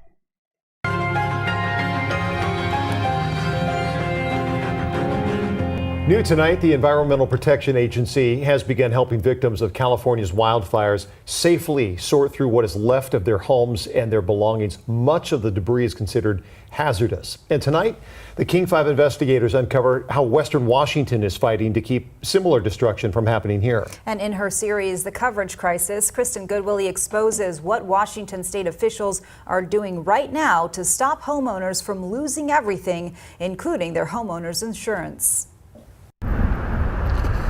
It accelerated really quickly. I mean, I didn't think that it would reach us. It was a firestorm. It was a tornado. On January 7th, the raging fire that ripped through Los Angeles neighborhoods like the Pacific Palisades forced thousands to evacuate. At least 29 people were killed and thousands of structures destroyed. They've all lost their houses. This wildfire ranks as LA's costliest disaster, hitting homeowners especially hard amid a growing insurance crisis, where it's harder to get and keep insurance due to wildfire risk. But if, as we've seen in California, if one goes, the whole rest of them goes. Dossie Brewington from North Bend watched the LA fires every day, fully aware it could happen here. Used to, we get a lot of rain. In his more than 3 decades in the Northwest, Dossie's witnessed the mounting frequency and intensity of wildfires in the region. The last 3 summers are pretty dry around here. Dossie doesn't want to see his neighborhood destroyed like in Southern California. Probably the most significant, I did improve the gutters. To protect his property and his life, he's working to get his entire HOA on board with the goal of protecting their community from wildfire. Well, for most of us, your biggest asset financially is your home. Honestly, if this area gets dry enough, it'll be worse than LA. When you look around, there's so much more burnable stuff. So much more brush, some trees much more close together. You know, it's just so much fuel up here in the Northwest as opposed to in LA, where, you know, it's a desert. Here, I mean, it's a true forest fire if a fire hits here, right? Whereas, you know, it's not that foresty around. I mean, it's wild. There's wildlife around. Because my point is there's just a hell of a lot less trees. Stuff that's super easily burnable. Went to the professionals and met Kat Robinson. Summers are getting hotter, they're getting drier. She's a wildfire mitigation coordinator with Eastside Fire and Rescue. All of this is on the schedule to get replaced. Kat assessed Dossie's home over the summer, and we were there when she came back to check on the improvements he'd made. So siding is fantastic too. Yeah. That makes a big difference. You know, even with the dry debris along the bottom. She evaluates every corner of a property, identifying defensible space, fire hazards, and minor fixes that could save you and your home in an emergency. Kat's job was created 2 years ago. So I'm upstairs. It's her job to address the growing wildfire threat in eastern King County. Could something like what happened in the Palisades happen here? We should be vigilant, and we should be taking the steps to harden our homes, to make those mitigations, to come together as fire-adapted communities. Dossie's place will be out here. Kat is just one of the many investments the state is making to prepare for the inevitable. Counties, legislators, and the newly sworn-in insurance commissioner, Patty Kuderer, say they want to do something about it. After 1 week on the job, she told me her priority is to pass statewide building codes that will better protect homes and insurance policies, not if, but when a fire comes. It's more costly to have to deal with this after the fact than it is to be more forward-thinking and more preventative-based. If I get dropped again, I don't know what I'll do. Last year, the King 5 investigators exposed homeowners say they are being unfairly dropped at record rates due to wildfire risk. Complaints to the insurance commissioner doubled in the past year. We don't want to end. Wow. Insurance companies certainly seem to think something bad's going to happen. Look at this jump from 2022 to 2023 is tiny. And then, blam, it's more than double. That's got to be like almost triple. That's insane.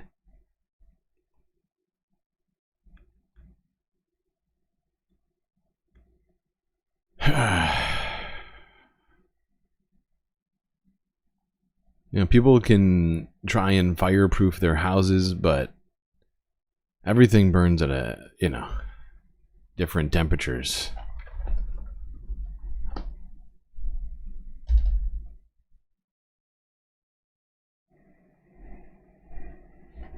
Oh, sorry.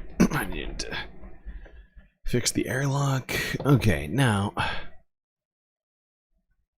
let's move on from the United States and go on to a different place where there was a fire.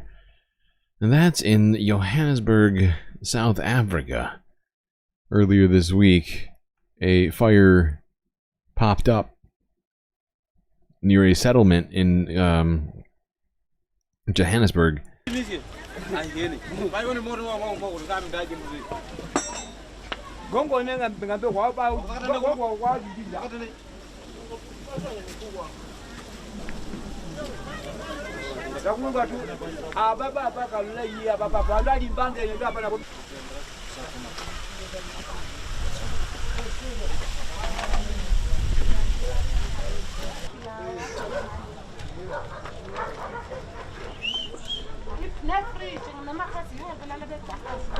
Mina ngikhona ususa amaplanga ami ngeproperty yami anginezinto eziningi zimoshakile mara ngizwela umphakathi njenga malibona kanje abantu babaningi abasi. That photo is wild. You can't see anything. It's just all smoke.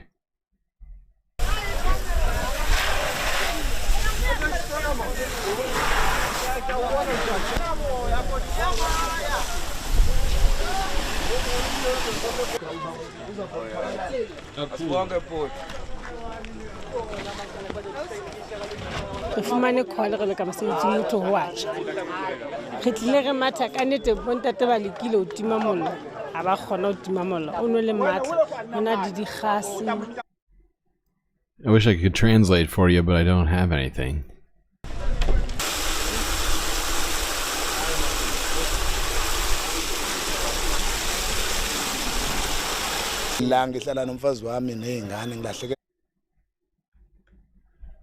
Okay. Where was it? That was in Johannesburg, South Africa. An informal settlement where a wildfire broke out right next to the camp, I guess, and caused the rest of the camp to also light on fire.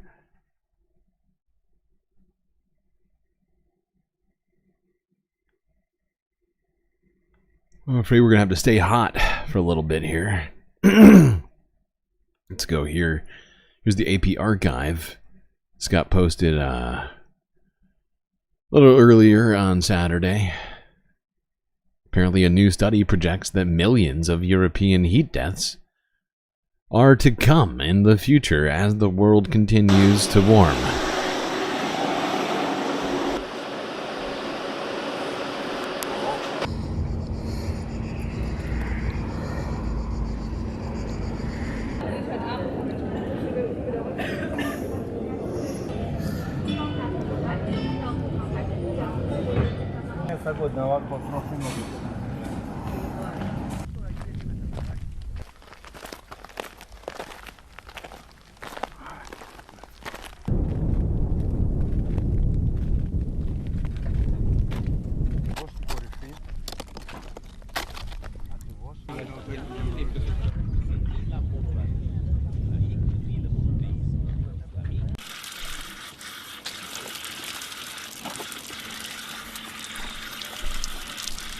there are some countries in which we indeed estimate a slight decrease in deaths overall in the future. So these are the northern countries, typically Ireland, UK, and the Scandinavian countries. But they represent a very small part of the European population. So this is completely overshadowed by the increase we find in the more southern part of the Europe. So typically we see this massive increase in temperature-related deaths in the eastern part of Spain, southern France, Italy, Greece, and the Balkans. Veus, això només ha fet que patir. Això ara ja tindria que fer mig metre o pogut tirar amunt. Ara tot plegat neix, fa 3 mesos que és aquí sota. Allò almenys és bo. Skiing on dirt. Wait, is that snow? One part of the results that we see this massive increase in heat-related deaths is the fact that the Mediterranean is a so-called climate change hotspot. So it is a region that is warming much quicker than the rest of the world.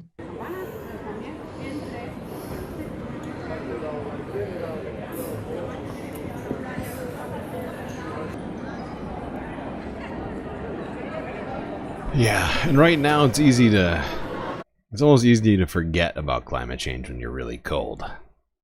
As it's winter in much of the country, it's cold. In fact, the South saw snow this year. It's like almost, people will forget in short periods of time.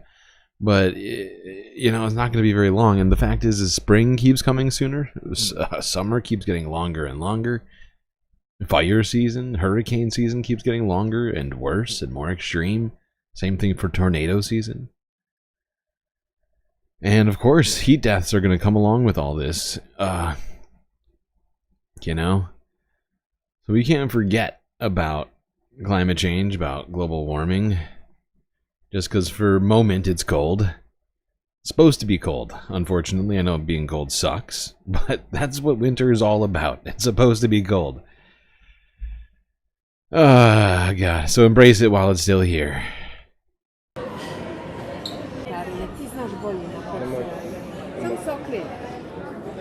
We show clearly that we have a much bigger increase in heat-related death than we would see the decrease in cold-related deaths.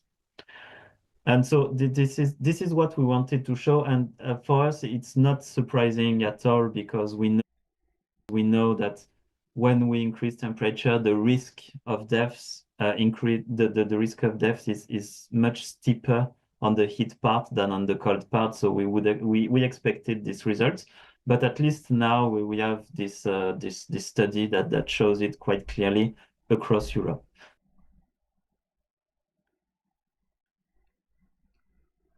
Yep.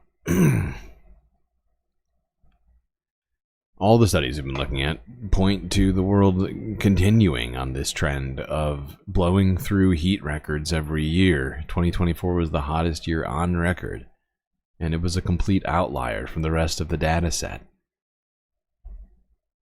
At this point, if you were to put them all together, it would start looking like it was, heading in an exponentially,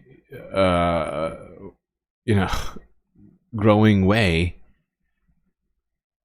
And that's not good, because if that's the case, then we can expect even worse things year after year, which is not what we want to be doing, because that, beyond the the obvious, perhaps the human the human society requires things to sort of stay consistent with temperature, with rainfall, things like that, with snowfall. If we don't get a certain amount of snow, we don't get a certain amount of rain the next year. All of that. And this will affect everything in humanity, from, whether or not you can get cotton to make a shirt, or, grow a certain crop, so there's rice on your table or whatever else. And it's all being put into threat into a threatened existence as to, you know, the timing of these things. You know, like the Farmer's Almanac. You familiar with this? You know, it was something intended to help farmers in the future, telling them about previous expected rainfall or temperatures and stuff like that, so you know when to plant seeds. Well, what if next year it's, you know, 20% warmer than it was the year before? If spring comes 2 weeks before than it should have, you know, or lasts even, you know, or, you know, like, you know, all these things completely throw it all off, right? And what if the rains don't come, or they come way too late, or they come way too early? What if, you know, random, you know, like all these sorts of things.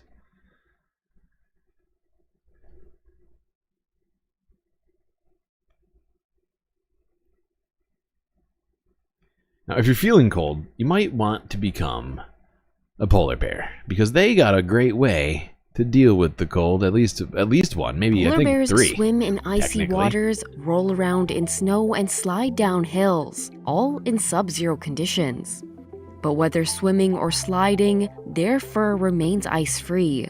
Now, a team of international scientists has You shouldn't be identified comfortable why, doing that. helping explain how the species endures Arctic conditions. That polar bear looks like they're having so much fun. I just gotta watch that one more time. Their fur remains ice-free. Now, a team of international scientists has identified why, helping explain how the species endures Arctic conditions. Ice doesn't build up on it, whereas send a human like me up to the Arctic, you'd see large tracts of snow and ice build up in my hairs and my eyebrows, beard if I had one. In a study published in Science Advances, researchers from Trinity College Dublin examined hair samples from 6 wild polar bears. They found that the fur's sebum, a natural oily coating, contained cholesterol, diacylglycerols, and fatty acids, which significantly reduce ice adhesion. Julian Carolyn is a PhD candidate from Trinity College Dublin and the Amber Research Ireland Centre. So the key is, in these hair oils, there are components then that stop ice from sticking to them. And then through an analysis of these hair oils, we separated them out because it's quite a complex concoction. We found a few specific components that were very interesting. And then we simulated how they'd interact with ice, and we found that they were very good at repelling ice. Carolyn says that thick, grease-coated fur may also play a role in polar bear hunting strategies. It could also help them save energy by sliding over ice. If they get weighed down with a lot of snow or ice, that could be the difference between them sort of catching a seal or not, or being stuck to the ice. Well, there you go. If you didn't know, it's not just the fur or the fat deposits they get from eating all those fish and seal or whatever else, but they also have a fancy oily coating that keeps out the cold, stops ice from sticking to them and all of that. Acts as sort of a water repellent in general, helping them stay cold while swimming through freezing cold waters, doing things you and I wouldn't even consider doing, most likely.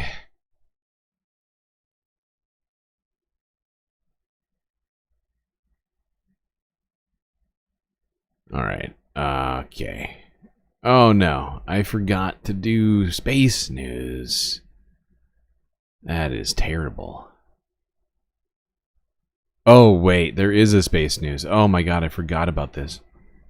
Hold on, chat. I think we're gonna take a short break so that I can add this in, and we'll come back with the space news on the third half. Fuck. Yeah, I need to do this. Because this is actually big space news that we need to talk about. Hopefully it won't be a problem for us in the future, but, you know, at least for me it's big. Could be bad for those floating around lower Earth orbit, such as myself. So we're going to take a break slightly early, well, like about 15 minutes early, I suppose. We can't not do this story. So, I'm going to do a quick galactic intermission. What's happening? Why it from the polar bear story? Alright, there we go. Well, chat, we got through 2 halves. We still got more to do, but before we get to any of that, remember to hit the like button, don't forget to subscribe, and maybe even hit the bell icon too, so you get all those notifications on the latest space news. While you're doing those things, do consider contributing to the Galactic News Network, as we are completely funded by viewers like you. So many great ways to do that: super stickers, super chats, memberships. On Twitch, we got the bits, we got the subscriptions, so you can avoid Jeffy Bezos's forced ad watchings and get access to a bunch of sweet emotes over there. We got Cash App and PayPal if you just want to give us money so that you know that we have the money that we need to survive, galactically speaking. But of course, the best way to get the most space benefits for your Earth dollars is to become a galactic patron on Patreon. For only a few, count them, $1, 2, $3 US a month, you can get an avatar here on screen, shoutouts, and so much more. Go onto the web link, either in chat or on my bio, and that'll take you right there to Patreon, where you can do all that stuff. Anyway, chat, enjoy this short galactic intermission. Grab yourselves a drink, maybe a snack, and I will be right back.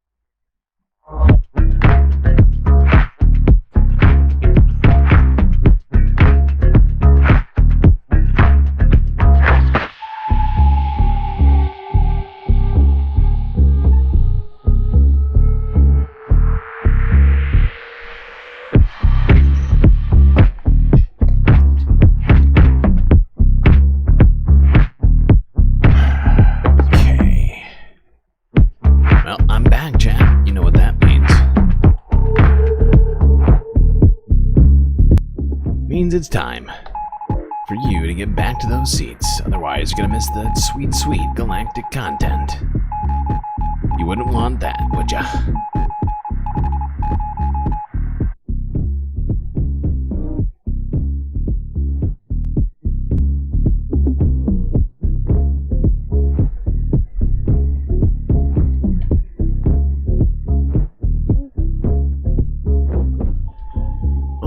And where are we gonna start? Well, that's right, we were gonna start with space because I almost skipped over it, but that's not right. Yeah, no, we can't have that. So we're gonna do space. This is a big story, but it won't be affecting anyone immediately. Immediately, if not sooner. No, I said not immediately, or sooner. But it's not that far away. So let's go here to this horrifying news story, which I have for you all. Yeah, I'm going to read from the first thing that gave me notification of this, because I wasn't looking at any space telescopes at the time. But here's ABC News from earlier today. A large asteroid could pass close enough to Earth within the next decade that there is a chance it could strike the planet, according to NASA. The space rock, named 2024 YR4, is between 130 and 330 feet in diameter and could strike Earth in 2032, according to NASA's Center for Near-Earth Object Studies. But that likelihood is low. However, it's not... But whether swimming... It's not negligible, though, I would say. The word I would use...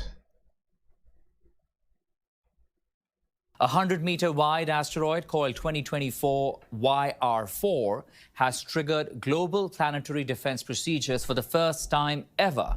The asteroid was spotted by a telescope in Chile, and based on measurements gathered so far, it has a 1% chance of smashing into our planet 1.3 just before Christmas in 2032. CTV science and technology expert Dan Riskin says NASA has a plan in place to keep the Earth safe. NASA did try something to test for this scenario. So we sent up a spacecraft and we basically sent it into an asteroid really hard to see if we could change its trajectory, and it worked better than expected. And so I think that if this thing turned out that it was headed for Earth, one of the options available would be to send up a space. So we're going to do a deep impact, right? Or is it Armageddon? Which one do they do it successfully in? Armageddon, right? Yeah. Does it actually... Do they kind of do it in deep impact, right? No, but it's unsuccessful, right? And try to bump it like a billiard ball and change its trajectory so it doesn't go into the pockets, so to speak. We need Space Force immediately. Riskin says the asteroid can destroy a whole city, but not civilization. He says it's big enough to take seriously, but not something to worry about right now. Okay, yeah, we will stop holding our breath for now. Caroline, thank you. Please hold, Caroline. Please hold, thank you. But yeah, so 8 years. 2032 is when it's expected, with only a 1.3% chance. So it's not high, but it's not zero. Okay, it's non-zero, which means it could absolutely hit Earth. Now it's not what's it called, Chicxulub size or whatever you call it. The asteroid that supposedly killed the dinosaurs was much bigger, but it could still absolutely pose a great risk. So, especially to people just floating around in low Earth orbit, as I mentioned earlier, because, you know, we're even further out. Percentage chances of this space station getting struck could be higher than 1.3. So I will try and keep you all up to date on that situation, so long as we stay in existence for the next 8 years. We're nearly at a year, I would point this out to everyone. 18 days away from 1 year mark. We're going to have some sort of party, some sort of a galactic happening to celebrate having kept this space station floating through space for a full year, and the spacecast itself continuing to broadcast live semi-regularly. And by irregular, I mean just the randomness at which I put these streams up sometimes. I know it keeps you all on your toes, but that's what I have to do in order for us to defeat the billionaire space forces attempting to oppress us all. Let's get back to Earth, okay? Let's leave space. Talk about some serious stuff. All right, how's this sound? Let's talk about little Marco. Wait, don't worry about it, little Marco. Gentlemen. Yeah, little Marco, who is now the, what is he? He's not the Secretary of Defense. He's the, God damn it. Secretary of State. Thank you. Thank you, Google. So yeah, little Marco. Wait, don't worry about it, little Marco. Gentlemen. He is now the Secretary of State, and he's on a diplomatic mission. To where, you ask? Oh, well, he's off to Panama. Let's see what Caroline Leavitt, new White House press secretary, had to say about all that.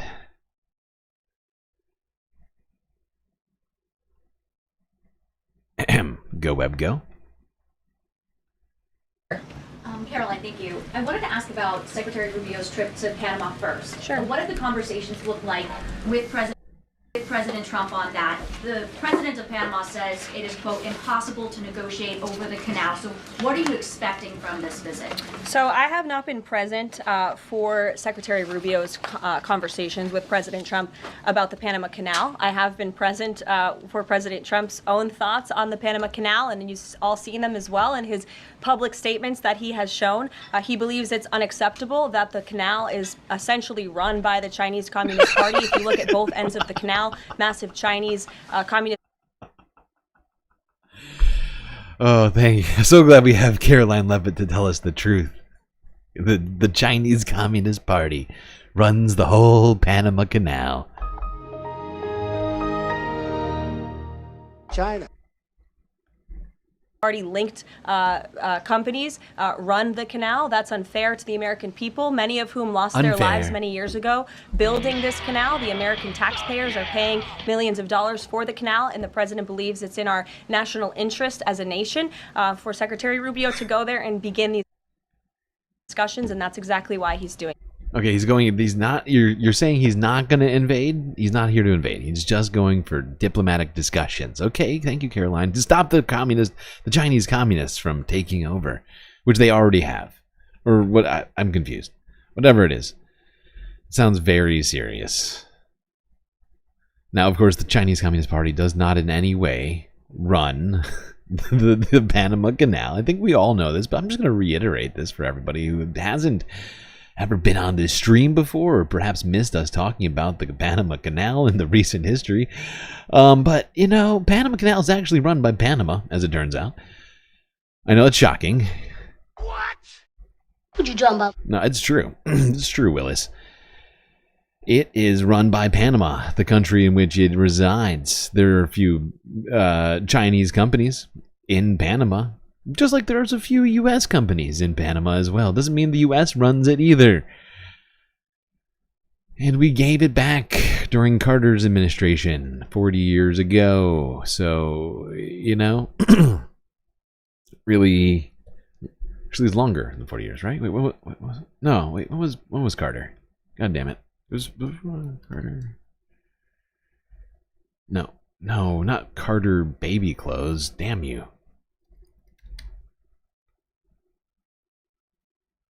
Horrible. 60 years ago. Thank you. I knew I was wrong about that number.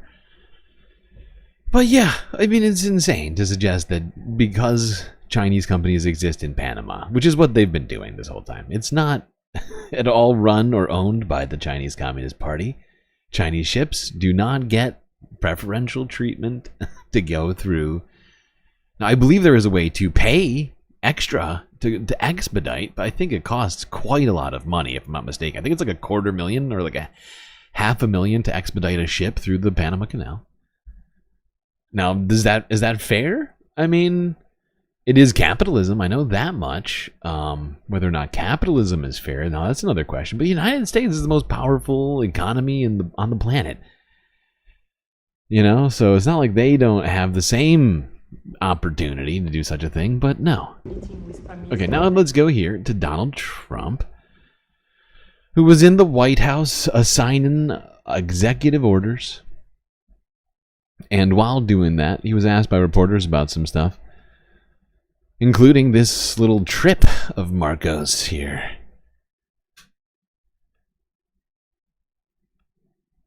Go, Web, go.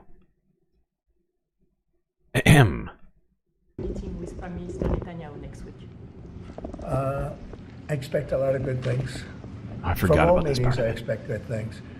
Marco Rubio, as you know, is expects great things from Benjamin Netanyahu in South America. I'm sorry, what?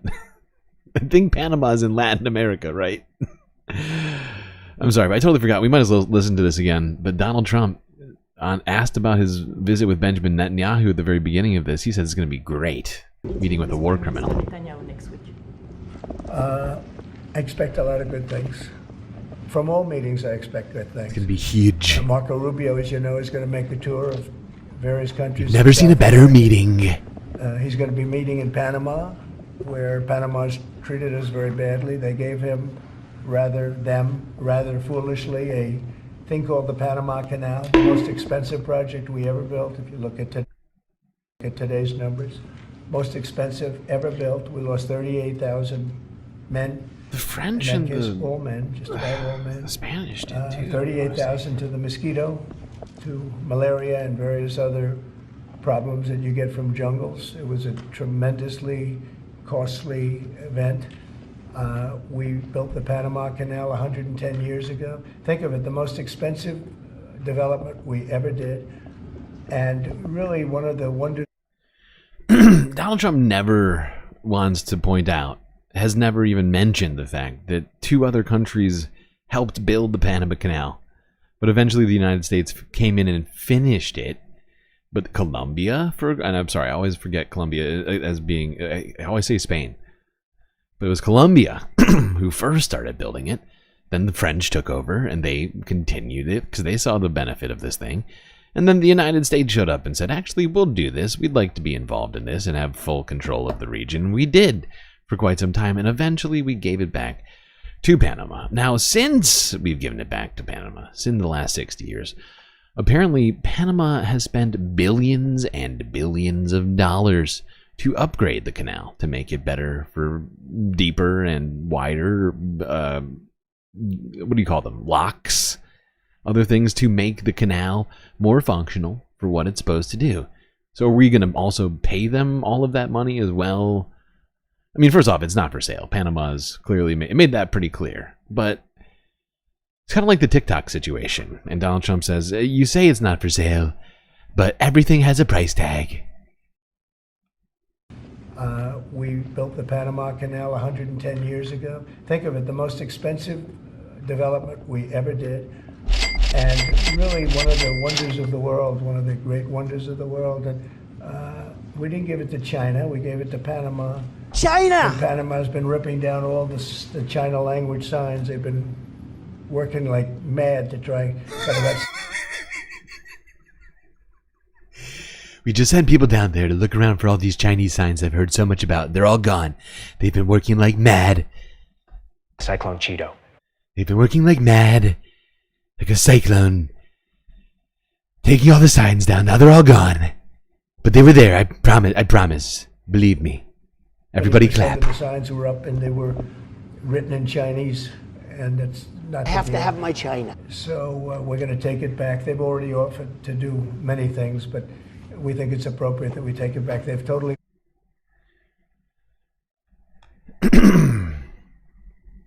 Just gonna take it back, I guess. You hate to say it, but you think Trump will invade? Believe me, I'm right there along with you. Have you seen the thumbnail? Have you seen the thumbnail of this goddamn stream? I'm right there with you, Mitty. I'm right there with you. I too hate to say it. But I begrudgingly, made this thumbnail because I knew that it's a possibility. With the insane things that Donald Trump believes about this canal, as if it somehow always should have been ours, never should have given it back to the country we took it from in the first place. All of that, like, it's just we're on the brink. Dictator, day 1, maybe 2, 3, 4. The first few weeks. You know what? Dictator for a while, okay? Let's not put a timeline on it. That's not fair. How rude. Let me just sort of ballpark it, okay? For a while.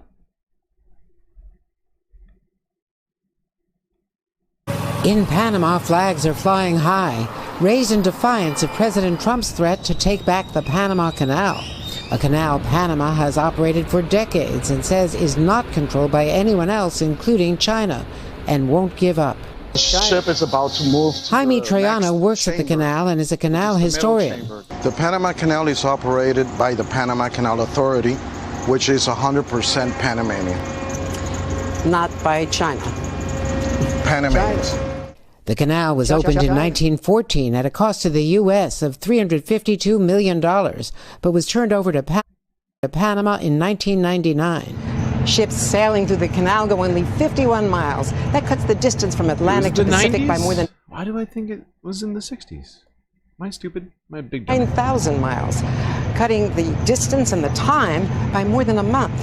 That saves millions of dollars for businesses and consumers in the U.S. A Chinese company does operate ports at either end of the canal, but other ports are operated by the U.S. and Taiwan. Oh, former U.S. officials confirm American ships don't pay more than any other countries, as the president has said. That's why I'm confused. Still, Secretary of State Marco Rubio yesterday doubled down on President Trump's claim. I just learned something. I just realized that it took 20 years after the signing of all that for them to even get the canal. I thought it was immediate. This whole time, I've always thought it was immediate. Why? Still, Secretary of State Marco Rubio yesterday doubled down on President Trump's claims. If the government of China in a conflict tells them, shut down the Panama Canal, they will have to. That is a direct threat. Jorge Quijano administered the canal when Vice President Pence visited in 2017 and worked there for 44 years. Instead of bringing in the hammer, extend the hand. And I think we'll get much further than where we are now, because the canal will not go back to the United States. People here say Panama is America's closest ally in the region, cracking down on illegal migration and drugs, a message Panama's president plans to deliver to Secretary Rubio tomorrow. Lester. Thanks for watching. Stay updated about breaking news and top stories on the NBC. Thank you so much, Lester. What would we do if you weren't here at every one of these videos telling us about how we have to remember to like and subscribe? Okay. We're not done. Because, of course, Donald Trump sent old Marco. Wait, don't worry about it, little Marco. Gentlemen. Down to Panama. Here he is at Joint Base Andrews. En route. Getting on. What is this? Air Force 3? I guess he's Secretary of State, probably Air Force 2. Having a little conversation. Probably telling her... It's probably Marco telling this woman, you know what, your job is we're about to get rid of you, okay? DEI. No more women in the military. We've decided you can leave now. And she's thinking about punching him, right? She's like, oh, I'm gonna punch you. But she thinks better of it and doesn't do it.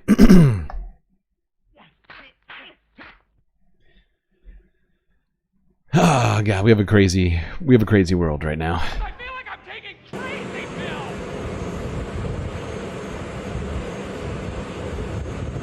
That is the most awkward walk. Is he a human being? That is not how a human walks. We have to go back. I'm sorry. What is this walk? Marco. Is this your first time walking upstairs? Don't worry about it, little Marco. Gentlemen.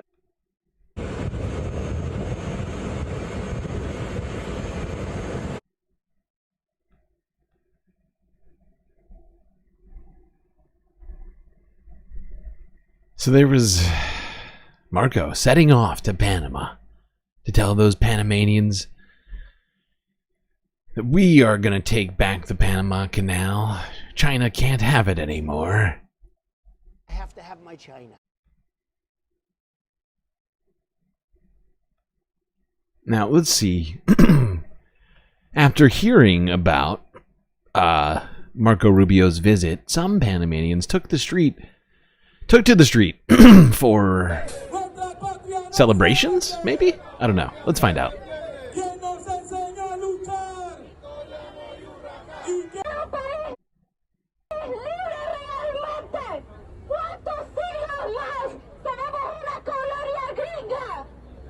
Uh-oh.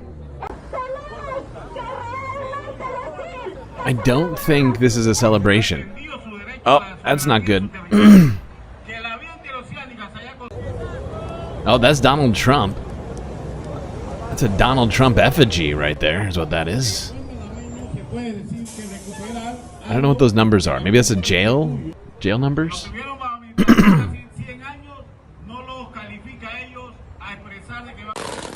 Oh, God.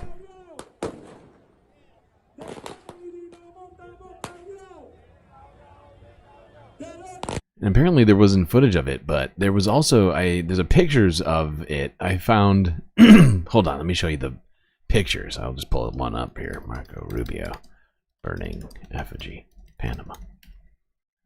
Image search. There she blows. And here is a picture of what I'm talking about. Images of burning Marco Rubio.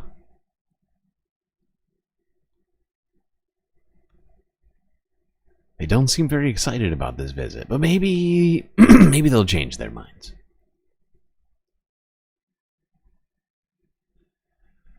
Here we go. This is nearly breaking news. This happened while we were streaming. Marco Rubio touching down in Panama. There he is. Maybe he's learned to walk downstairs. You can do it. It's not scary. Don't worry about it, little Marco. Gentlemen. Uh-oh. That sounds like protesters.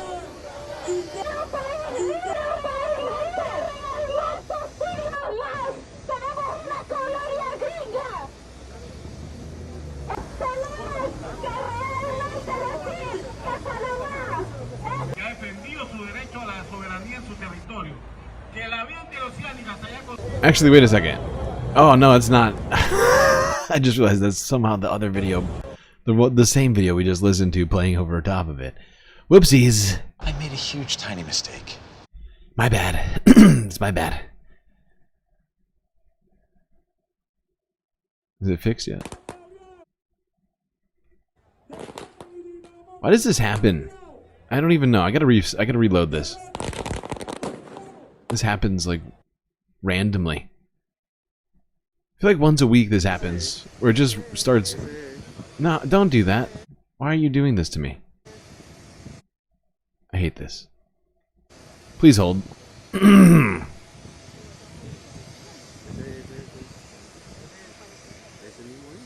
God damn it.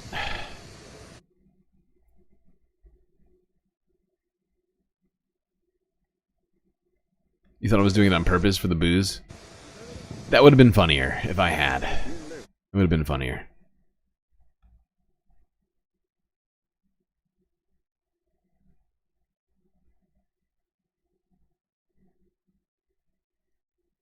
Where's my list? Oh, okay, I'm just going to open up a new window.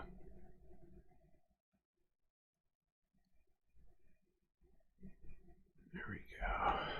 Whoa, I did not mean to do that. Do this. Thank you very much.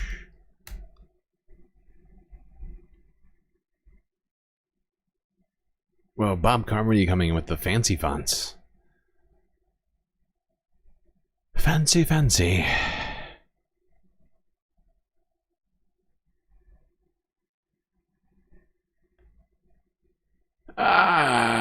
We're experiencing difficulties.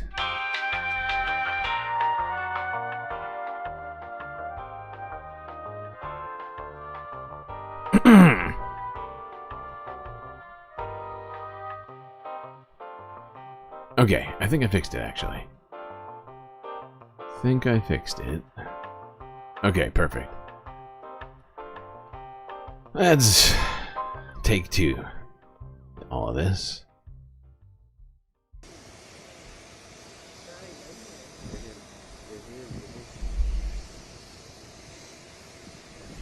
There you go, Marco Rubio meeting with Panama's diplomats.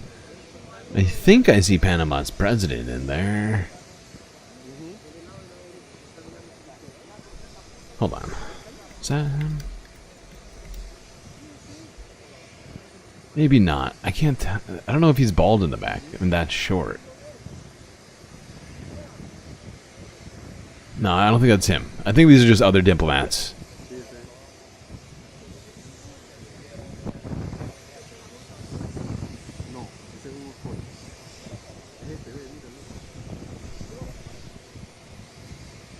I can't make out what he's saying exactly. But I had to guess it would be something like, we're here to buy it, and if you don't sell it, we're going to invade.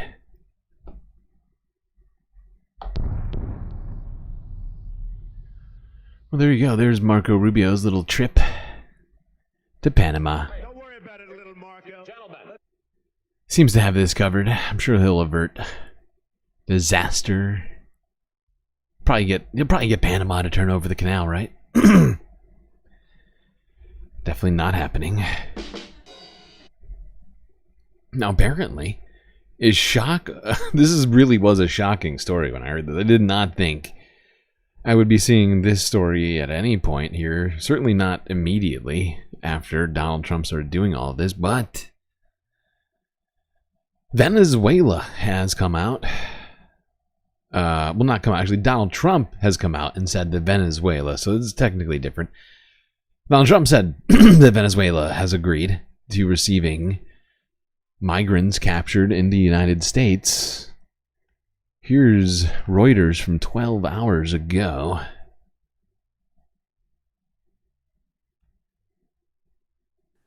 U.S. President Donald Trump said on Saturday that Venezuela has agreed to receive all Venezuelan illegal migrants captured in the United States and pay for their transport. That includes gang members of Tren de Aragua, Trump said in a post on Truth Social. The Venezuelan government did not immediately respond to a request for comment. The announcement comes one day after White House Press Secretary Caroline Leavitt said Trump's envoy Richard Grenell was in Venezuela to work on this. Grenell on Friday made no comments on the gang members, but did say he was headed back to the United States with 6 American citizens. A surprise development after he met with Venezuelan President Nicolas Maduro in Caracas. Grenell did not name the 6 men shown with him aboard an airplane in this photo he posted online. 4 of them were dressed in light blue outfits used by the Venezuelan prison system. Trump cheered the move in his own post. It is unclear exactly how many Americans were being held by Venezuela, but Venezuelan officials have spoken publicly of at least 9.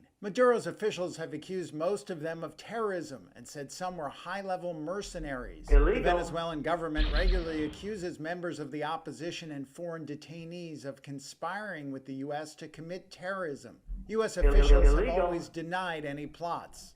Maduro told officials in an annual speech to the judiciary late on Friday evening that the meeting between him and Grenell had gone well. Le decimos al presidente Donald Trump. We tell President Trump that we've taken a first step, and hopefully it can be sustained. We want to maintain it. The White House said Grenell's visit does not mean the United States recognizes Maduro as Venezuela's legitimate leader. The meeting comes as Trump has kicked off a sweeping immigration crackdown pledging mass deportations. It certainly does, I think, to some degree, say that they believe at least he's legitimate enough to accept migrants. It's certainly an official duty. You can't just deport people to any country you want. You have to have the leader of the country say it's okay. And the U.S. government did just kind of get done claiming that Venezuela had an illegal, fraudulent election. Now, we've been watching it, and it's not very clear that that's the case. Now, we got other things to talk about.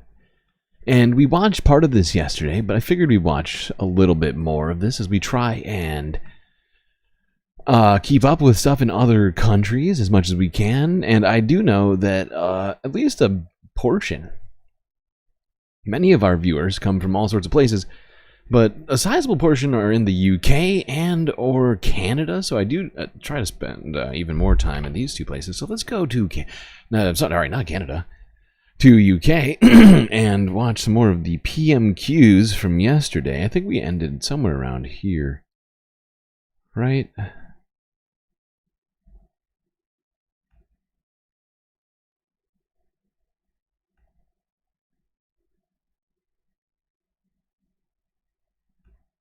More people off sickness and welfare and into work. Clauses 8 and 9 of the unemployment bill take us in the opposite direction by increasing entitlements. His government itself estimates that these changes will increase business costs from £600 million to £1 billion a year in sick pay. That will mean higher prices, fewer jobs, less growth. It's always higher prices with the conservatives. Oh God, if you continue repressing businesses, Help! I'm being repressed! they'll just have to pass all those costs onto the consumer rather than taking less profits. We drop these measures. It's not fair. Prime Minister, no, Mr. Speaker, I think they're good for workers and good for growth.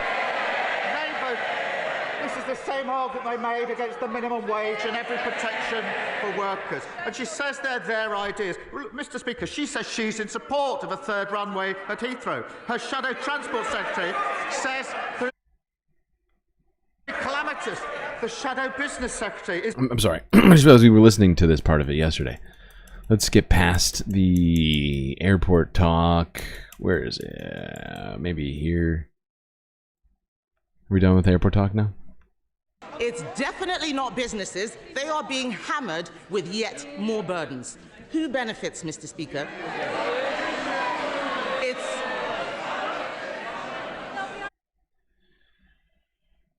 Being burdened with, I don't know, not having to have your workers behave like servants who come at your beck and call. You know how, it's super fun to get calls from your boss while you're on your day off in the middle of a snowstorm, and you're like, actually, and he's like, hey, we need you in now, and you're like, well, it's my day off, but actually, he's like, well, in your contract, it's actually fine for me to fire you if you don't show up, so you better show up and work a shift that you weren't planning on.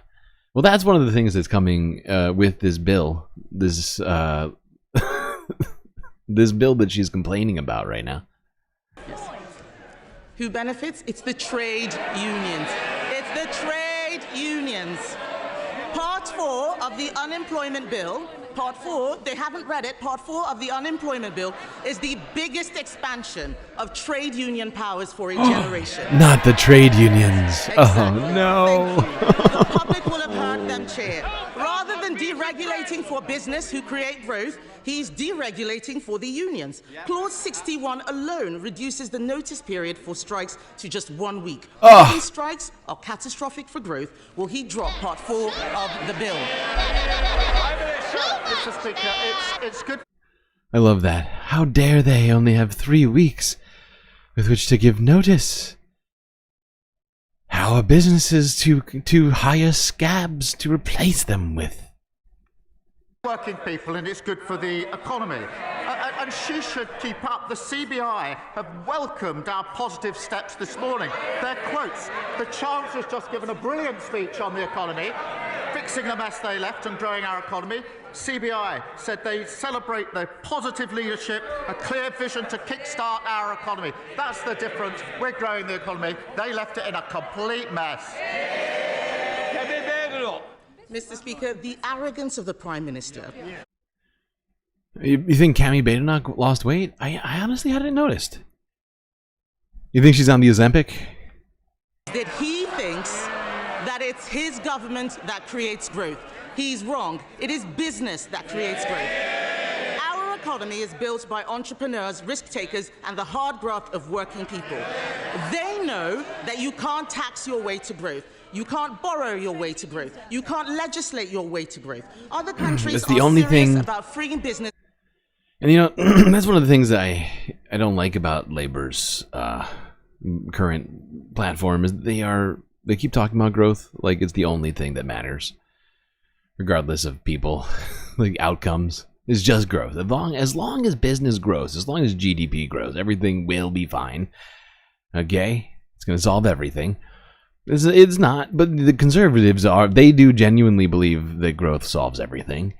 And it gives them something with which to lever against, right? And to be like, oh, well, you're not growing fast enough. And all this other sorts of stuff. But, you know, creating growth it's not immediate, especially if you want to do it in a diligent way that's not going to utterly ruin everything, right? I'm not saying that everything Labour's planning to do is perfect. I'm just saying all of this sort of stuff takes time, but, you know, they've been in office for a few months, and Conservatives are just going to blame everything on the current government for now. From red tape. President Trump is doing it in America. Argentina is taking a chainsaw to regulations. Even the EU is not going as far as this left-wing government. This bill will put us at the bottom of the pack. Add it to the jobs tax, the family business tax. It's no wonder wealth creators are fleeing Britain in droves. The Chancellor is desperately trying to save her reputation. She knows Labour have damaged growth. This bill manifestly fails the Prime Minister's own growth test. If he won't drop the unemployment bill, what is the point of his growth test? She's got a nerve. They broke the economy, completely destroyed it. They broke the health service, completely destroyed it. They've ruined us on prisons and everything else you can mention. They failed on every front. They're in no position to give us lectures on anything. And she says that she accepts they failed. They're changing. They've learnt absolutely nothing. Thank you, Mr. Speaker. I welcome the government's action last week to tackle rogue traders who installed faulty home insulation, affecting many of my Luton South and South Bedfordshire constituents. Does the Prime Minister agree with me that Labour's Warm Homes plan will tackle fuel poverty and bring down bills for families as part of our plan for change? Well, I thank her for that question. The party opposite have got a lot to answer for in the failing system that they've left behind. We've taken immediate action to ensure consumers insulating their homes are not let down again. We're investing £3.4 billion through our Warm Homes plan to upgrade 5 million homes. Thank you, Mr. Speaker.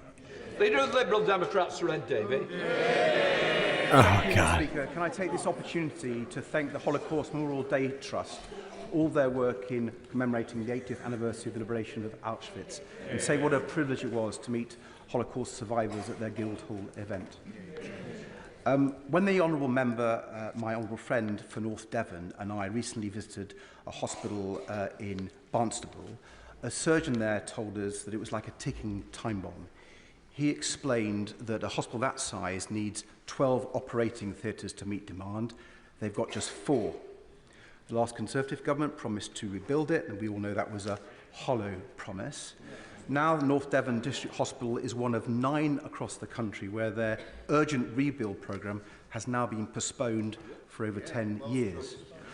So will the Prime Minister meet honourable members whose constituents' lives are being harmed by this delay to see if there's any way we can bring these urgent projects forward? That's a good question. Well, can I join him in his comments about the Holocaust survivors that we met earlier this week? It was incredibly moving, as it always is, and I was struck by the fact that there were so many in the gathering that we were at, and we're unlikely to see so many in one place like that again, and we must never ever forget. On the question of hospitals, look, I think people across the country are right to feel angry and betrayed and frustrated at the last government's non-plan on hospitals. It was unachievable, it was unfunded, it was empty promises. Under them, these hospitals would never have been built. Our funded plan, backed by the investment we've put in, will deliver them. We will take such steps as we can on hubs, etc., to advance quickly on waiting lists and operations, as he knows, and I'm more than happy to talk or to make sure that all constituents and members can meet relevant ministers. Yeah, and I love how, you know, Kami Badenoch is coming out super hard and trying to blame everything on the Liberals right now. And it's, well, it's lacking. Because, of course, Conservatives have been in power for nearly 15 years in the UK. So if, you just want to go by relative responsibility, it's like, Labour has 10% of the responsibility. Nah, maybe more, but, it's a very lopsided situation there. But she's got to keep the messaging going, of course. Gotta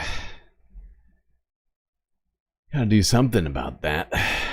So there's a lot of discussions that go on here. That's not the end of it, right?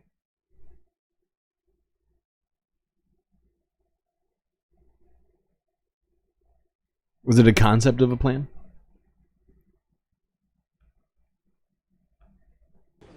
Speaker, may I firstly thank the Prime Minister and the Chancellor of the Duchy of Lancaster for their sterling support over the last number of days for Northern Ireland in the aftermath of Storm AO, and it's greatly appreciated and demonstrates how well the Union works. Mr. Speaker, on the 15th of August 1998, the fragility of peace in Northern Ireland was shattered when the real IRA detonated a bomb in Omagh town. 29 people died and a further 2 unborn twins never saw this world. Through the dignity and the stoic campaigning of Michael Gallagher, whose son Aidan died, a public inquiry was secured through the courts, who recommended in 2021 that the Irish government should similarly hold an inquiry to understand what could have been prevented, given the cross-border nature of this atrocity. The bomb was prepared in the Irish Republic and transported from the Irish Republic. Will he use his good offices to ensure that truth is delivered and justice arrives for the families of those who so needlessly lost their lives from Irish Republican terrorism? First, on the question of the storm, can I assure him that we will continue to work with... What is that? The Irish Piers Morgan? Do you condemn? The leaders in Northern Ireland to ensure that we deal with what was really devastating in Northern Ireland for very many people still without power and all the associated problems that are associated with that. In relation to the Omagh bombing inquiry, I thank him for raising this. It was a heinous and cowardly terrorist attack, and it shocked the world. Our thoughts are with the family members now taking part in commemorative hearings this week. I do welcome the Irish government's commitment to cooperate with the inquiry, the Secretary of State for Northern Ireland has raised with the Irish Government the importance of working together on addressing these and all legacy issues, and I'm grateful for him for raising this very serious and important issue. Jack Gabbard. Mr. Speaker, the Ipswich Northern Bypass is a project of local, regional and national importance, one on which the future of our town and county hinges. But this critical project has been gathering dust for years, repeatedly blocked by people who refuse to act in our long-term interests. The Prime Minister has set out how our government will back the builders over the blockers. Will he now back the builders in my town and make this a project of national significance through our plan for change? Well, he's been relentless in seeking to boost growth and investment in Ipswich and Suffolk, and the gridlock his constituents face underlines the failure of the party opposition. Gotta have to deal growth, with this growth, when they have growth. the chance to do so. Mr. Speaker, we will fast-track decisions on at least 150 major economic infrastructure projects to kick-start growth, and I will make sure he gets a meeting with the relevant minister to discuss the issues of concern to him. In room. Thank you, Mr. Speaker. By the way, I think we're still only one. I think we're one chat away or one super sticker away from. I think I've been counting them properly. I think we're 4 or 5. Because there were 2 super stickers that happened in between. Or after the first 2 super chats. I'm sure we're going to get there. I just wanted to remind people. There were only 1 away and not 3. As my right honourable friend said earlier, last week North Devon District Hospital got the devastating news that investment would be delayed 10 years beyond 2035. In the 5 years since the last government's empty promises, our hospital's maintenance backlog has grown to over £40 million. Given that £200 million has reportedly been spent just on consultancy fees for the new hospital programme, what funding for extra maintenance will be available for those hospitals that now face another decade of waiting? I thank him for raising this, and his constituents will be angry and frustrated at the empty, unfunded promises left by the Conservatives. Let's be clear, under their non-plan, North Devon District... Thanks for the beautiful super sticker, Sasha. I think that's enough right there. That'll get us 5. Yeah, awesome. Did YouTube pay me? They paid me 1 time. They paid me in January. I only get paid once a month by them, unfortunately. And it's only the earnings that go up to the end of the month. So anything that I get now, I won't see until the end of next month, I guess. Like somewhere between the 21st and the 26th is when they do the payouts. It's not the best system. You would think with all the technology, they'd make it easier for us to just auto withdraw whatever people donated, but no. Gotta wait 50 days to see any of that. Depending on, I guess, when you get it. At this point, though. It would simply not have been delivered. It's not been delayed. It was never going to be delivered. And they know it. He knows it. His constituents know it. We have put in place a funded, deliverable plan that will see the hospital built, and will work closely with the Trust to accelerate work. And the party opposite really owe his constituents an apology. Deirdre Cossing. Thank you, Mr. Speaker. Children in Ealing Southall will be sleeping on sofas and on living room floors tonight due to 14 years of failure from the Conservatives. Ealing Council has joined over 100 councils trying to remove the barriers to give these kids a decent home to live in. Something the party opposite don't seem to care about. As part of the government's plan for change, will the Prime Minister look at the 5 solutions put forward by these councils so we can secure the future of council housing for those children sleeping on the floor tonight? Well, she's right to raise this very serious issue. We are committed to working with every council to deliver the biggest increase in social and affordable housing in a generation. We're immediately taking action to reform the right to buy, to enable councils to borrow more cheaply, and investing in affordable homes programme. Paul Kohler. Thank you, Mr. Speaker. I entered politics, active politics, after an attack in my home was misused by others to promote their anti-EU, anti-immigrant agenda. My life was saved by 2 brave police officers from Wimbledon Police Station.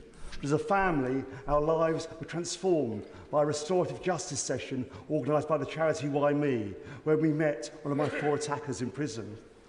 Will the Prime Minister meet with me to discuss how his government can give restorative justice greater emphasis and put victims at the centre of the criminal justice system, reduce recidivism and cut crime and costs? Can I send my sympathy for what the honourable member experienced? It must have had a profound impact on him and, of course, on his family.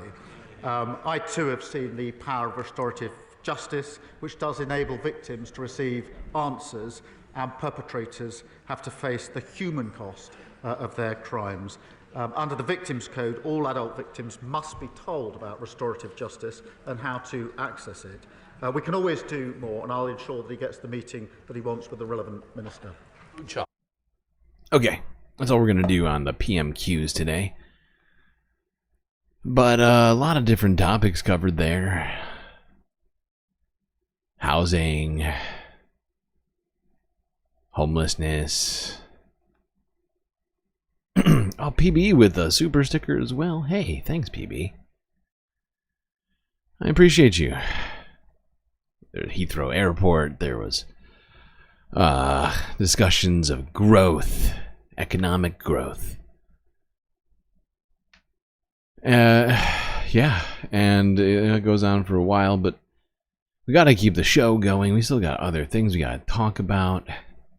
We haven't even got into this deposition testimony from Steven Crowder. And I mean, we could switch it to it. I figured we'd just leave it to the end though, just for fun. Because technically it's Sunday Fun Day now, pretty much everywhere on the planet. And that's honestly, in some way, kind of fun.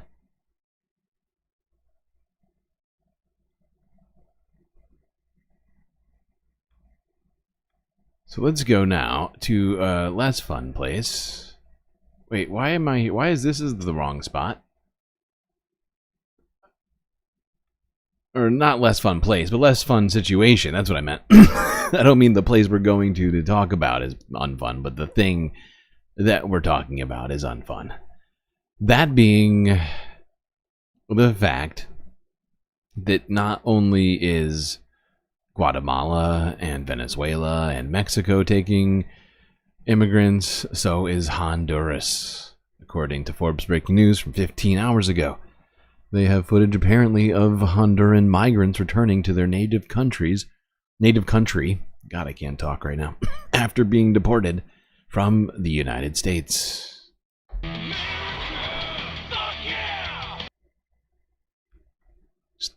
So fucked. It's hard to be sarcastic when everything is this fucked, honestly. I'm struggling.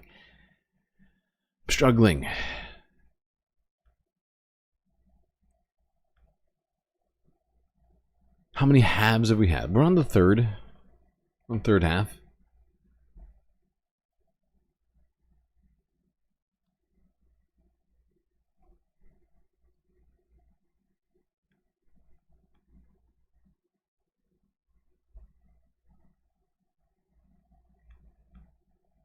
There you go, that's all you get, no sound, just a view of people heading onto buses at an airport after being deboarded from a plane in San Pedro in Honduras. I don't know why that was out of order. It should have been back there before the UK. I don't know, I added a bunch of stories in today after I'd made my initial list, and I think I fucked up. I made a huge, tiny mistake. Okay. Let's go on to a different situation. Something we talked about, I think, like last week, as Lebanese people have been attempting to return to their homes, their villages, in southern Lebanon, where they've been unfairly removed with Israel's onslaught on the territory, on Hezbollah, and basically anybody in the area. And for a number of days now, people have been attempting to return. Since the ceasefire has been going on for so long, it's been like 45 plus days, I think. Israel was supposed to be gone already. They're not. But people just, at this point, they don't give a fuck in Lebanon and are going home. Or at least trying to. Here's some footage from the AP archive.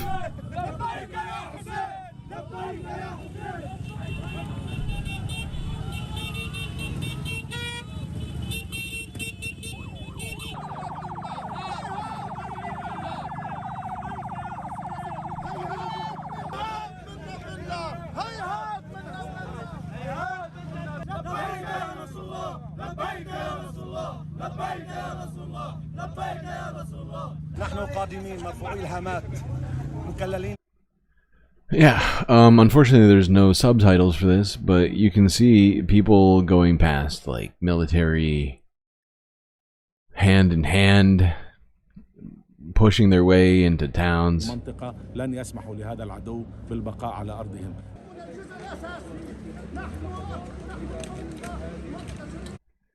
think the last video that we saw of all this was people pushing past barricades and like barbed wire guarded by troops. And I would be sick of waiting around too.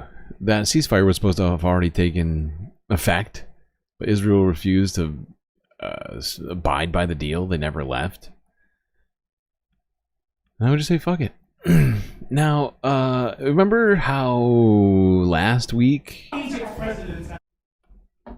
when Donald Trump was on Air Force One and he gave an impromptu press briefing with the press? That's how press briefings work, right?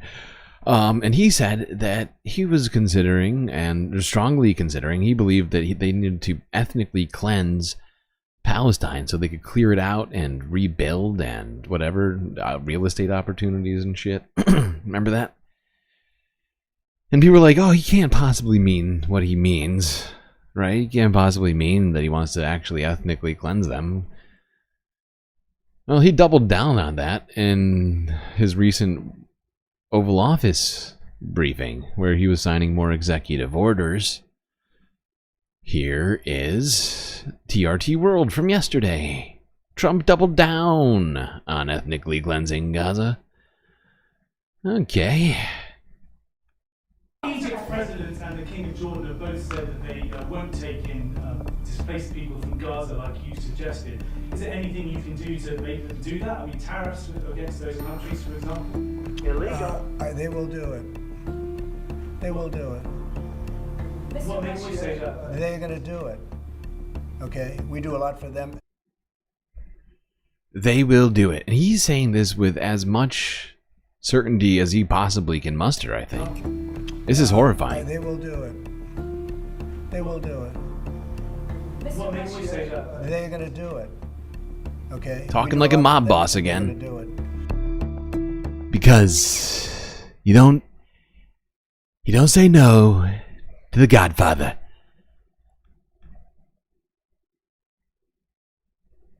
Well, you think you're gonna say no? And guess what?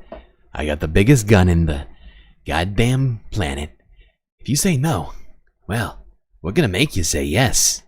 Over and over and over again. You got that, pal? Well, you wanna get roughed up right now?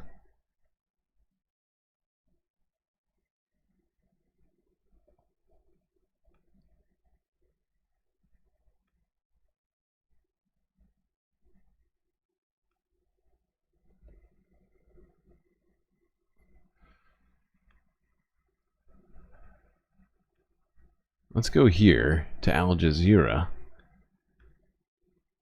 17 hours ago, Arab foreign ministers once again rejected 5 Arab foreign ministers this plan by Trump at a recent meeting.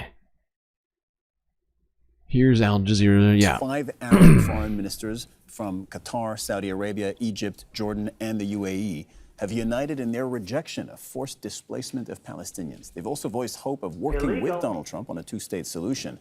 But on Thursday, U.S. President Trump once again insisted that Egypt and Jordan will take in Palestinians from Gaza. Yeah. Listen to this.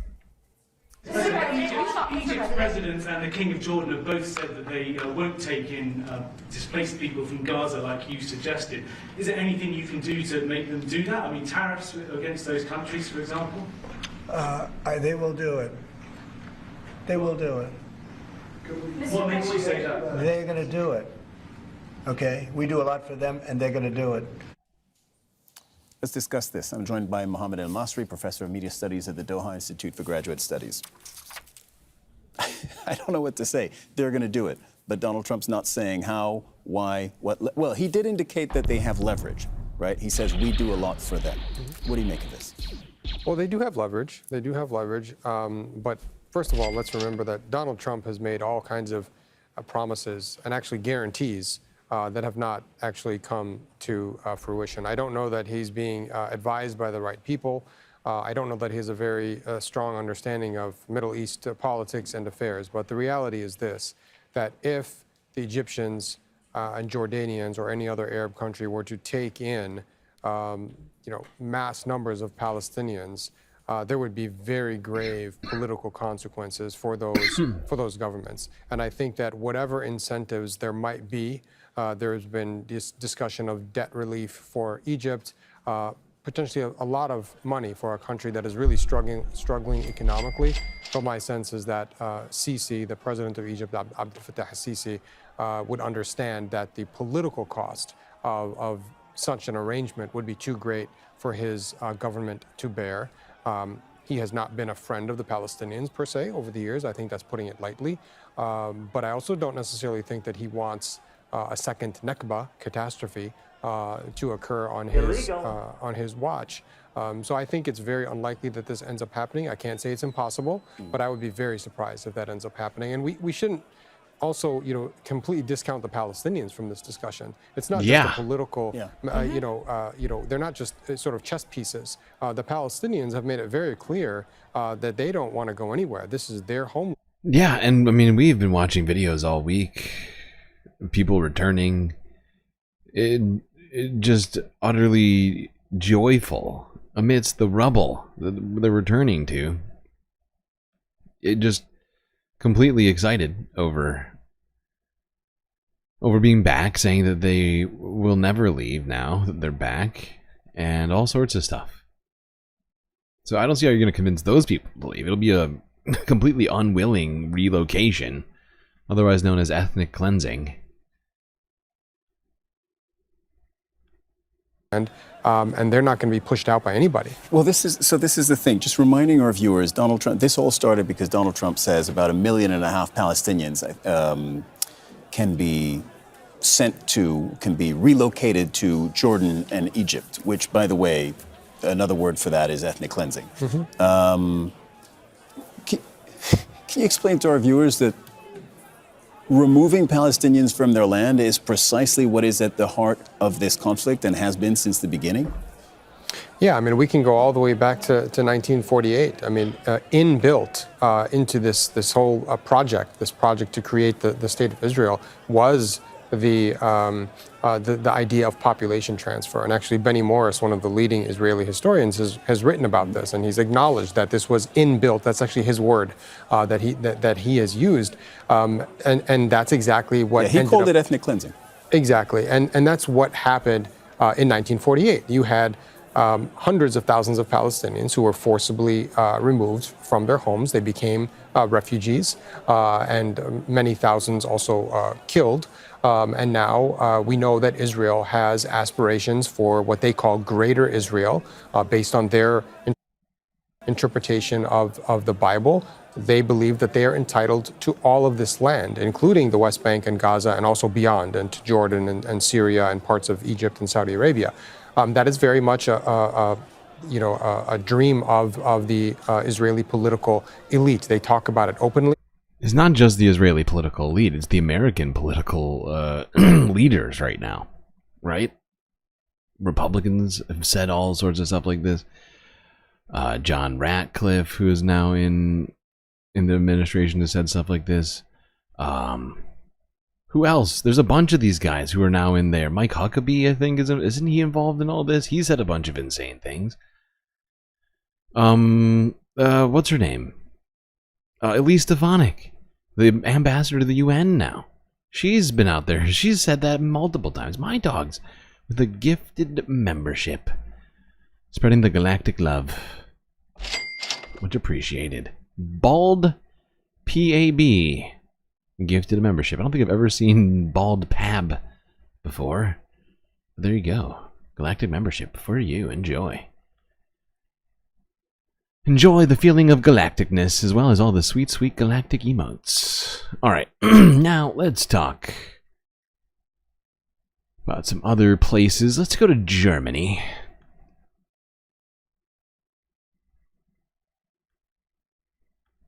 Talk about what's been going on there. We've been talking a lot about Germany for different reasons recently, especially because of Elon Musk's involvement in elections there, but also, you know, we've also mentioned the rightward shift in some areas of Germany recently, the AfD, Alternative for Deutschland, their neo-Nazi sort of vibes and ties and aspirations. And yeah, looks like a familiar podcast talked about these elections recently, German elections. We are back, and we are joined once again by Hanno Hauenstein, independent journalist based in Berlin. Hanno was with us less than a year ago to talk a little bit about the suppression of protests for Palestine in Germany. Thanks so much for coming back on the show. Thanks for having me, Emma. So, and especially on short notice, because I hadn't anticipated Elon Musk giving a virtual speech at a German far-right party after hitting the Sieg Heil at the inauguration. We'll play this in just a second, and we'll get to Elon Musk and his role in this far-right party and in endorsing it in just a bit. But can you give us a sense of who the Alternative for Deutschland, the AfD party is, what they are? And, I mean, today is Holocaust Remembrance Day. So right. This has, you know, very significant implications, the fact that this far-right party has started to become a legitimate threat. Absolutely. I just want to pick up on that for just a second, since you mentioned it. Today is Holocaust Remembrance Day, and today it couldn't be like more on the nose. Alice Weidel, one of the co-leaders of the AfD, and Elon Musk are meeting together with Olaf Scholz, the still incumbent Prime Minister of Germany, and other ministers, the Chancellor, in a meeting organized by Axel Springer, which just tells you the extent to which I think there is a lack of urgency with some of the established legacy media outlets on what is like the moment that we're hitting right now in this direction. But to pick up on your question, like, what is the history of the AfD and like where does it come from? It was basically founded a little over 10 years ago in 2013 as this kind of like Eurosceptic party, arguing against the European Union and kind of advocating for Germany to leave the EU. But over the years, it pretty quickly pivoted to more like nationalist, nativists, also outright kind of racist narratives, especially during and after the so-called refugee crisis in Germany. You know, Germany took in like close to 1 million refugees who fled Syria and other Arab countries, and during that time, and the AfD really capitalized on some of the fears that were existing and growing in Germany, specifically in those years. And I think what's important to know is that like it really, the strongest support for the AfD lies in the east of Germany, because it has really managed successfully to kind of foster those economic frustrations of people who live in these countries like Thuringia and Saxony-Anhalt. And also the lingering distrust like towards like established institutions, and like in the past like reunification era, like after '89 when the Berlin Wall came down, like a lot of people were like economically very bad, not well off, as opposed to the west of the country, and that really created this fertile ground for a party like the far right AfD to kind of like to capitalize on racism, basically, and like fear mongering.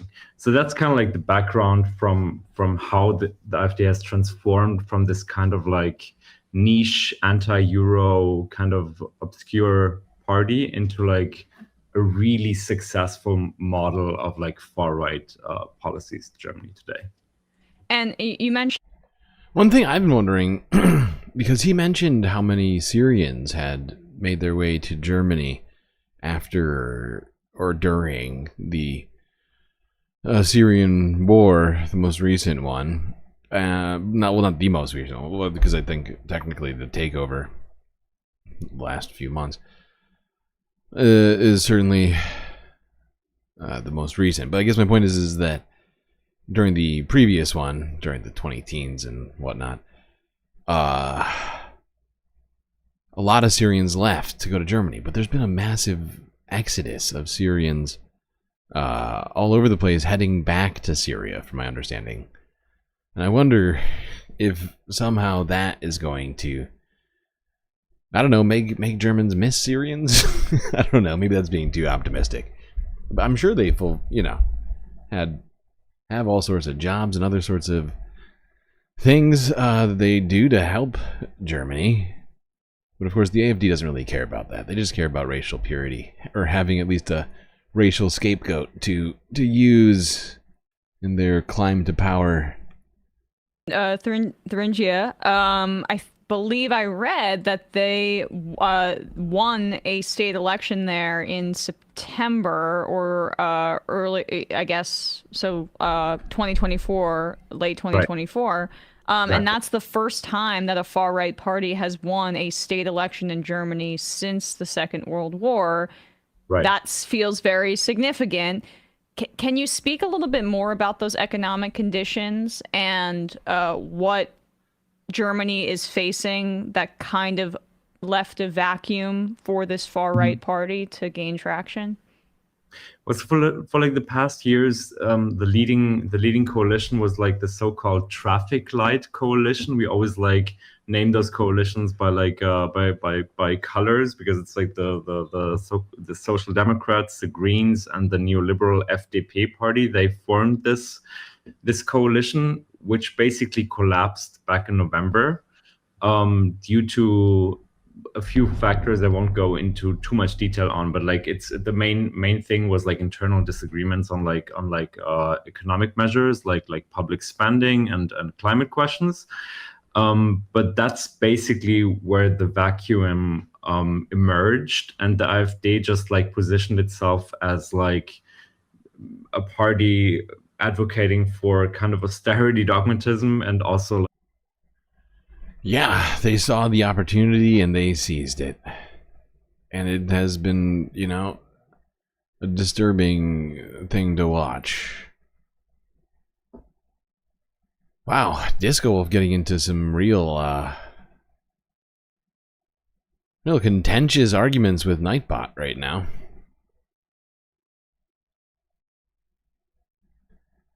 Now, Donald Trump was at it again. He had stuff to talk about regarding the war with Russia and Ukraine. Let's see what this is about.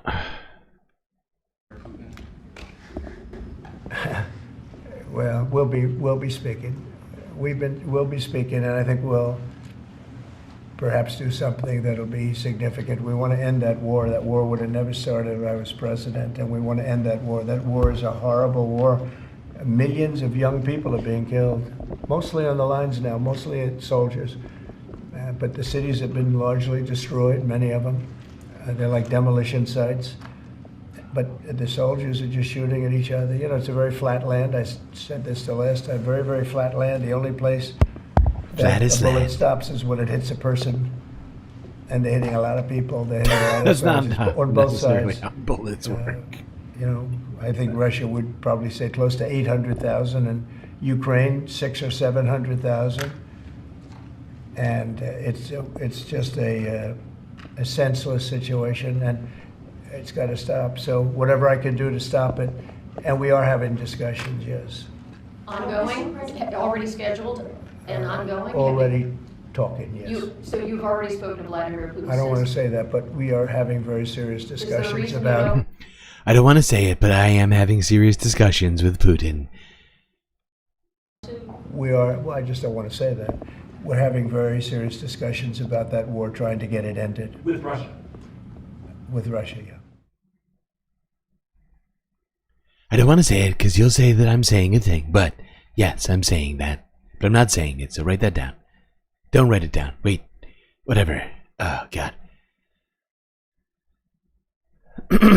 There, he said he's going to do something significant, and he has suggested he would tariff all BRICS nations. He said a bunch of different things, and that includes Russia. So I have no idea what he means by something significant.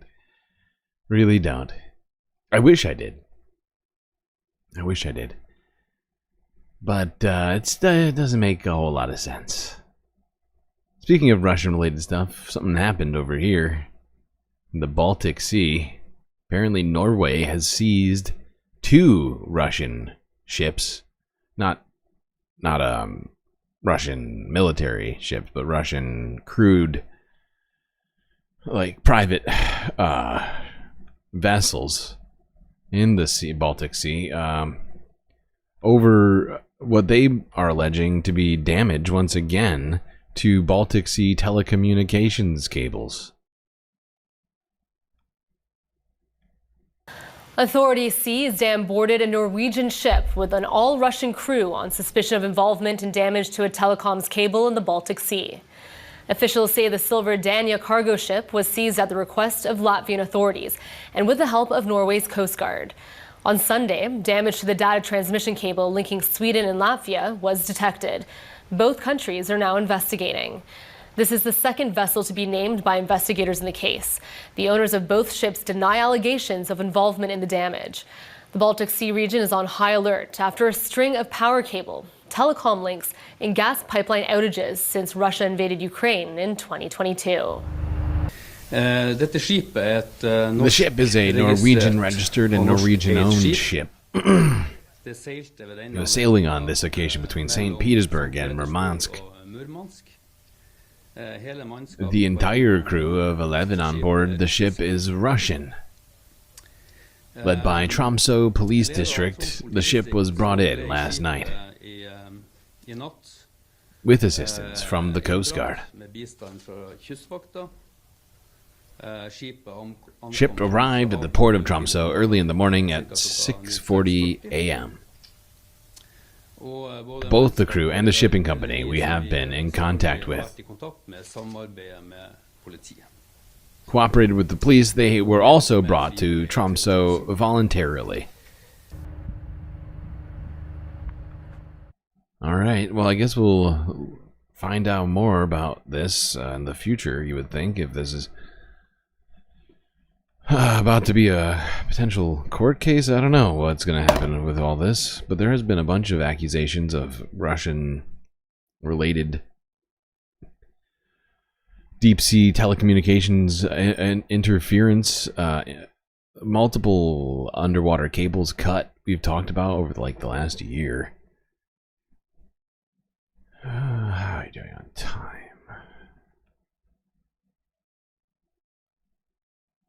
Oh my god. How are we here right now? We're at the second to last video. Oh, because we have that 2-hour Steven Crowder deposition still waiting. Well, penultimate video, you still deserve a round of applause for having gotten this far. Truly impressed by your efforts. But unfortunately, that doesn't mean that this is even, or fortunately, depending on, whether or not you have to go to bed. But there's a lot left for us to look through tonight, but only 2 stories. Let's go finally here to New Zealand to wrap up our regular Earth coverage. Talk about what's been happening there, and what's been happening is some racism is what's been happening. Okay, see what Conservative Minister Peters had to say. I'm sure it was not bad. Deputy Prime Minister Winston Peters has gone into damage control late this afternoon following concerns raised by Mexico's ambassador to New Zealand. Peters and fellow New Zealand First Minister Shane Jones made comments which included, quote, send the Mexicans home. What? Pressure is mounting on Prime Minister Christopher Luxon to discipline them, with at least one politician calling for Peters' resignation. Political editor Mikey Sherman. I take it back, that does sound bad.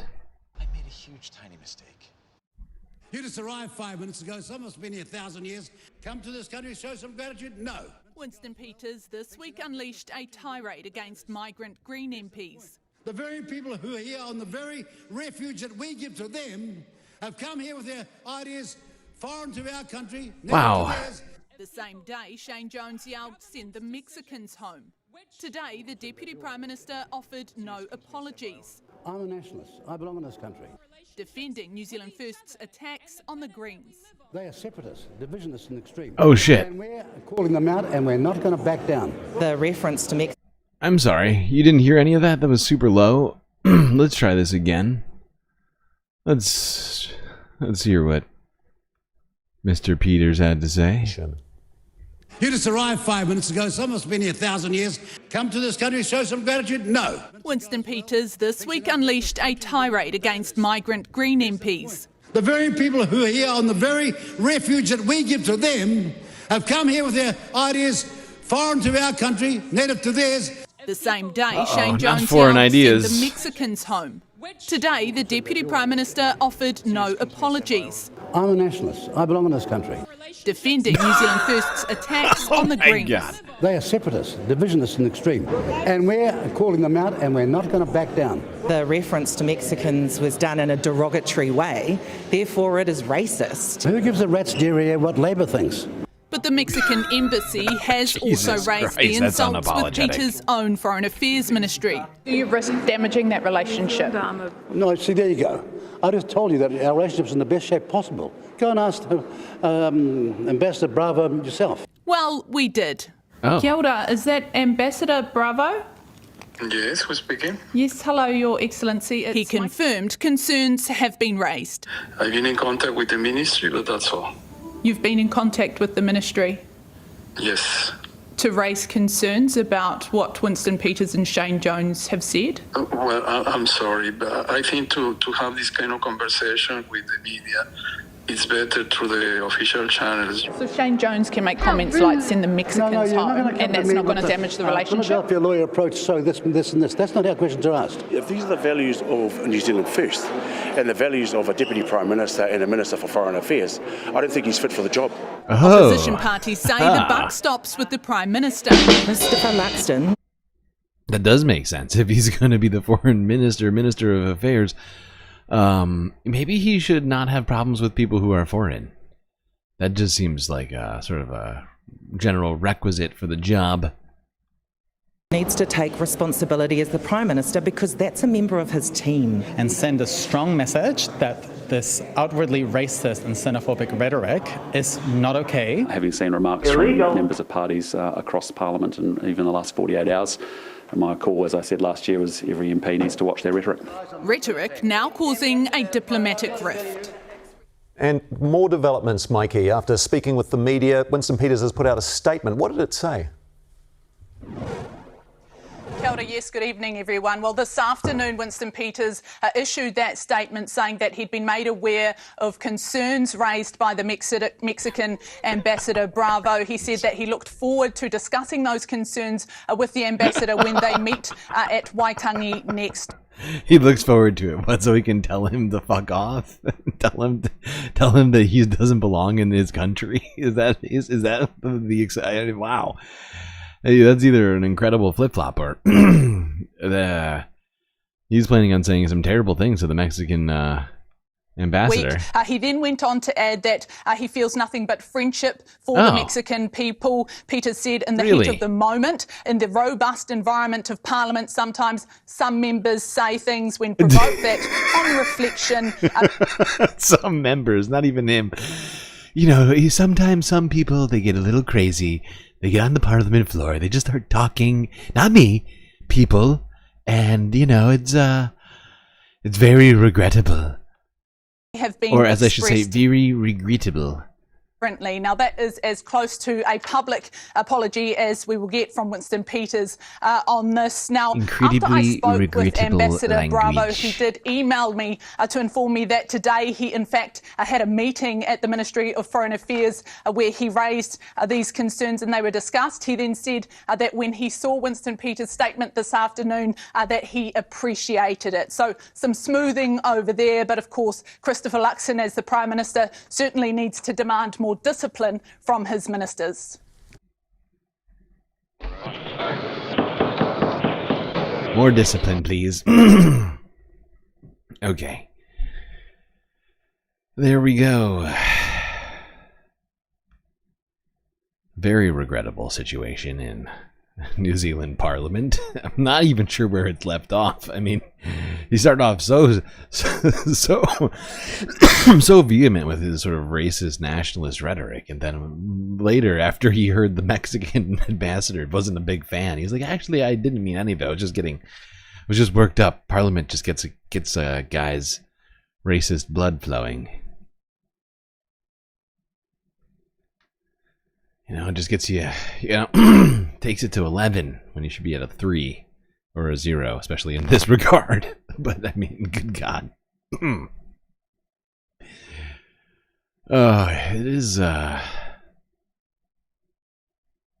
I gotta say, it's definitely different, than, I don't know, say, I feel like, how do I put this?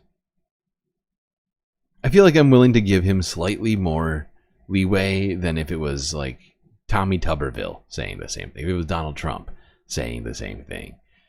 Because, unlike Donald Trump or Tommy Tuberville, they're not native to the United States, right? But it doesn't mean that you started saying incredibly racist and hateful, xenophobic stuff. Right, even then, I'm still going to criticize you like I just have. But, Representative Prime Minister Peters, not Prime Minister, but Minister, right? MP, whatever it's called. MP Peters is technically Maori, native to New Zealand. So it makes it slightly more complicated, but not that much more. It's still hateful and horrible, Ah, God. All right.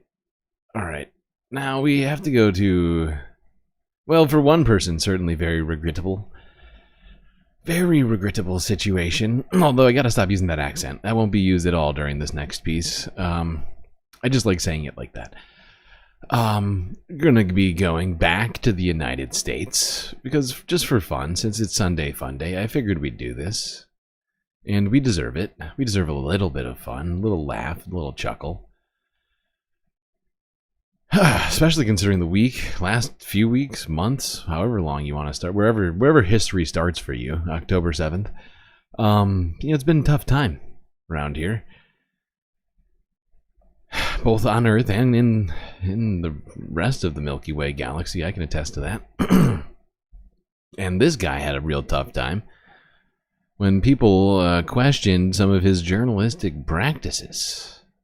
That being one, Stephen A. Crowder. Actually, I don't know what his middle name is. I just A for asshole Crowder. Could be anything. I don't know. Anybody know Stephen Crowder's middle name? Stephen, oh my God, Sam Cedar, what a fucking nightmare, Crowder. Well, he had to testify, not for any of the things like with his wife, the divorce. Any of those allegations about him physically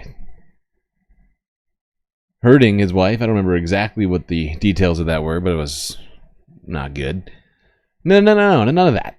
Just the journalistic stuff, apparently. I honestly didn't know that he purported himself to be a journalist, because even I don't really purport to be a journalist, even though the name is the Galactic News Network. I mean, I don't have a journalism degree. I never went to journalism school. Never worked at a newspaper or a TV channel. But I do try to at least be, thoughtful. I like to think about where I'm getting my sources from. What what all I use for our value-taining, and but apparently Steven's been making some bad business choices over here. All right, today's date is August 26th, 2024. The time is 1:31 p.m. Central Time, and we are on the record.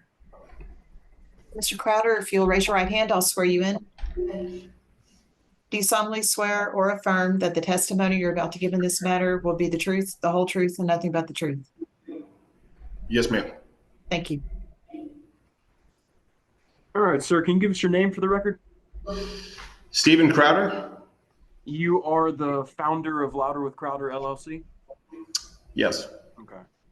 Louder with Crowder, LLC is your media company? Yes. You operate a website and make internet videos? Objection form. He can't decide if he operates Yes. a website and makes internet people. What the hell was that? What took so long? Yes. You operate a website and make internet videos? Objection form. Yes. I'm just trying to figure out that's what your media company does. He is too. He's also What trying to else do figure you it do out. that you would say that your media company does? Well, it's a general media company. So, yep, there's a daily program. There's a separate, reporting and investigative reporting unit, and the website operates. Ooh, investigative reporting. Articles. So, social media, kind of all-encompassing media. That sounds hard-hitting. Okay, Hard-hitting so I've got journalism. Internet, there's a daily show. Let's start there. All right, that's a video show, correct? Yes, sir.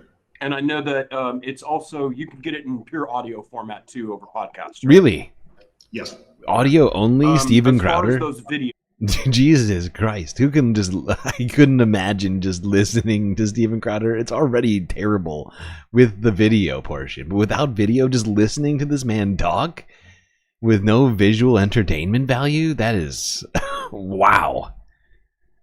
Come on! That is rough. Who's paying for that? Where would I see an episode of Louder with Crowder? So, well, it depends Does on what point in time. So, usually YouTube, Rumble, and then Mug Club, which is, it's operated under locals. But for a period of time, it would have been, and pardon me, I'm sick today, so if I cough, I don't mean to be distracting. It would have been under Blaze. So Mug Club was operating under Blaze at one point. You would have been able to see them on Blaze. Okay, and these are audio wherever audio is, available, like Apple, Spotify. Apple, in other words, really? Apple Podcasts. Show, I would Louder with watch it on Crowder, the huh? internet. Fascinating. You're not carried on any cable stations? No. You're not carried on over-the-air broadcast television? Not today, no. Okay. Do you have any licenses with radio stations, anything like that, to broadcast your show? Not today, no. Okay. Are all those answers same truth in May 2023? I believe so. Okay. Did you do anything to prepare for this deposition? He seems to be really struggling with these answers. No. And maybe he's trying to set himself up for later when he struggles with other, maybe harder questions. But these all seem pretty easy. He's been doing this for years and years and years. I feel like he must know the details of his own business a little bit. Or is Daddy Crowder in charge of all of it? What's the deal with that? Anything to prepare for this deposition? No. I watched. I had read the files that were sent over from your attorneys. Well, yourself, I guess. The files. Can you tell me what you mean by that? The documents, the complaints. Okay. In other words, the lawsuit that was filed. Yes. Okay. The have documents. you reviewed any other documents to prepare for this deposition? Not to my knowledge, no. It's the most generic way. Have you viewed your May 8th or May 9th show? I viewed at least a portion of it, yes. Okay. And I'm mostly going to want to be talking to you about your May 8th show covering the Allen shooting. You're familiar with what I mean when I say your May 8th show covering the Allen shooting? Yes. Okay. Before I get into all that, I want to confirm some details on your background. As far as educational background, it's my understanding you attended a couple semesters of college? Correct. Okay. I think it's fair to say you have no educational background in journalism. Oh my God. No, I wouldn't agree. Okay. Can you explain to me what your educational background in journalism is? Years of experience? Well, I'm asking specifically. Years of We'll experience move on to your work. of being a journalist. Okay. So everything this guy's been doing is journalism, including going to college campuses to debate children. Wow. Okay. I'm talking about your education at this point, if you have any educational background in journalism. Well, I did study media for, as you said, 2 semesters in college. Okay. So when you were in college for those semesters, part of that included journalism courses. Did Steven Crowder not graduate college? Okay. You worked for Fox back in the 2009-2013 time period? I believe so. Time period sounds correct. Did they provide you any training in journalism? Experience. I understand that you did the job for many years. I'm sure you picked up some things, right? But what I'm wondering actually is, as part of your employment, did Fox provide you with formal training in journalism? They did not send me to journalism school, no. Okay. Ah.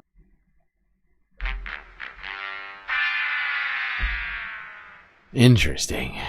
So not only did Steven Crowder not get a journalism degree, but is claiming to be an investigative journalist, he also didn't even complete college. It seems like that's the only college he ever got was two semesters of journalism school. Okay.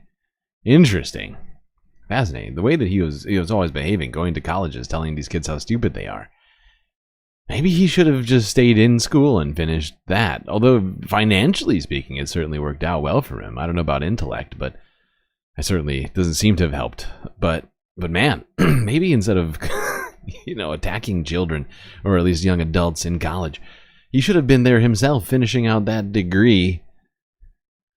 So he would have known not to call himself an investigative journalist. Or maybe he should have. I don't know. We haven't gotten there yet. Well, maybe he does deserve to be calling himself an investigative journalist. At that time, I think it's fair to say that your what you were doing for Fox was primarily concentrated on more comedic type presentations. Is that fair? No. So back during the time period when you were working at Fox, would you say you were covering hard news at that point too? Objection form. Sometimes. Okay. Hard news at Fox. And then after leaving Fox, let's start this way. The YouTube channel you had that while you were at Fox, right? Correct. And you've kept using that as a platform ever since leaving Fox, right? Yes. Am I right that there was a How are these so period hard where to you answer? weren't on YouTube? Is that right? Oh my God. Objection form. How so? Or am I right that at some point you either stopped posting to YouTube or were in some way punished by YouTube? Did anything like that happen? Objection form. Well, there are temporary suspensions that happen on YouTube, if that's what you mean. Okay, but in May 2023, you were posting regularly on YouTube? I believe so. Okay. So, for instance, the coverage we're here to talk about today, that would have appeared on YouTube? I believe so. Okay. Oh my God. Now, ever since leaving Fox, This guy can't not say yes to anything. It's always, I believe so, or maybe. He's just constantly avoiding actually answering these questions. 10 years. Fair Maybe. to say that you've begun to amass a rather sizable audience. Who's to say? Yes. Okay. You understand that as the size of your audience increased, the magnitude of potential harm that could be caused by publishing a false statement about someone also increased. Yes. And would you agree with me that as that potential magnitude for harm increased and your audience increased, your responsibility as a journalist also increased? Objection form. Well, I've never labeled myself a journalist, but yes. Okay. I mean, well, you Didn't cover you just get hard news. We can. He's never labeled himself a journalist. I would actually like to if if you've forgotten already, I'm not going to pull it back here. But 6 or so minutes ago, maybe a little longer on the stream, but at least 6 or so minutes ago in this video, we're at 7:15 right now, he just got done calling himself an investigative reporter who does investigative reporting.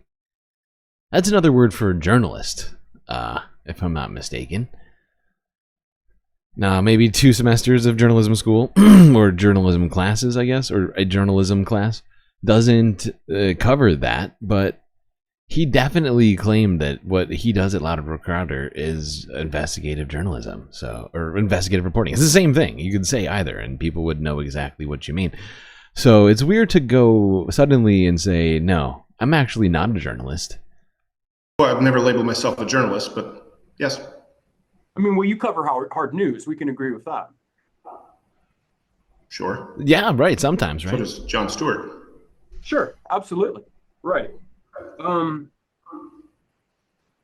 let's make it clear, even today, on your show, in which you cover hard news, you also do things that are comedic. Yes. Okay. Now, you would agree with me, for instance, that the sort of care that a person like you needs to show might be different if you're just, say, talking with a friend at a bar versus making an announcement over a baseball stadium public address system. You understand what I mean? I understand. Okay. And so when making decisions about how you run your business, I take it one of the things you do consider is the responsibility you have given the size of your audience. Is that right? Well, but take responsibility regardless of the size of the audience. Sure, I understand that perhaps even when just talking to a neighbor or a friend at a bar, you might be careful about what you say. But what I'm asking is, when you do your job, part of what you consider in how you create your policies, your requirements, etc., is you understand you're going to be talking to a very large audience and that the magnitude of harm from false information could be very great. Is that correct? There's a lot in that statement. We take care to be as responsible as possible, regardless of the size of the audience. Okay. Last year, when doing an episode of Louder of Crowder, how many people could you reasonably expect to view it? I don't know. So does for instance, on... He has no idea what his metrics are. I have no idea how many views we get. You think I'm watching views? Come on. YouTube tracks the number of views your videos get, right? To a degree, yes. Yeah. Okay. Rumble does the same thing. You can see how many people viewed your videos? To a degree, yes. Okay. And so... What degree? Why does this guy keep giving non-answers? To a degree, I have a loose understanding of how many views I get. Should give you the number of views on Rumble and YouTube will at least give you a minimum baseline of who saw the video. Is that right? Sounds right. And then you also know that your material... Is there somebody in chat who's unfamiliar with who Steven Crowder is? Dude is, if you're how big is this guy? Is he very big? I'm not talking about size, but in terms of his audience, huge. I mean, I don't know how many does he have on YouTube? I'm pretty sure it's in the millions.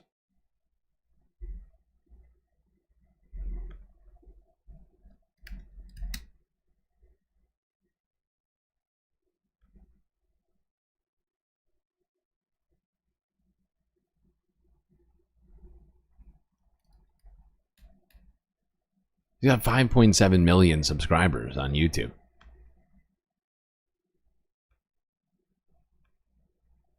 Will quite foreseeably spread via social media, right? Sure. You're aware people share your videos? Sure, yes. For instance, when getting a video in this case, when I asked for a copy of the video in this case, I was directed to a website that publishes your videos without any of your input, right? That's my understanding. Okay. One of the things you offer your audience is fact checking of the news, correct? Correct. Okay. In fact, let's bring up tab 1. Now, this is fascinating. So he's saying that he fact checks and that he also is an investigative reporter, while also saying that he's not a journalist. That might be problematic for him. All right, down I the want to line. show you something that was just posted to the website last week. And as I think you may remember, we had this deposition scheduled for a few days ago. But one of the reasons that we had rescheduled it is so that you could do fact checking at the DNC, correct? Yeah, that's a portion of it, yes. Okay. So for instance, in this broadcast, It's a portion you're of telling it, your correct. audience, hey, certain I love how he can say that with this staring him back in the face. That was a portion of the stream, yes. It was just the title, the fact-checking live stream, night 1. It was a teeny tiny bit. It's like Kash Patel saying, sometimes that's what we means. We means all sorts of things. are going to be made at the DNC, and we are going to use our skills to tell you what is real and what is not. Is that fair? Yes. Okay. So your audience can expect that you're going to be talking to them about matters of truth or falsity, right? Yes. Do you agree it's reasonable for your audience to expect you to use the same level of care they would expect from any commercial media outlet? Objection form. Yeah. Oh, yeah. Oh, yeah. Oh, yeah. I love how he thought about it for a while. And in this moment, he decided, yes, absolutely. We are just as good as any other major journalistic outlet. I feel like these three statements, claiming that he is an investigative journalist, saying that he does fact-checking, and that he does the same amount of journalistic rigor as the mainstream media. And believe me, do we have some criticisms about the mainstream media here? Sure. But for Steven Crowder here to be saying he's doing more than them, just wow, it's fascinating. 6th emotional support character. Wow, that's a lot. That's a lot. Hold on, we gotta go to the Galactic Cantina. Whip out one of these GCU ESCs.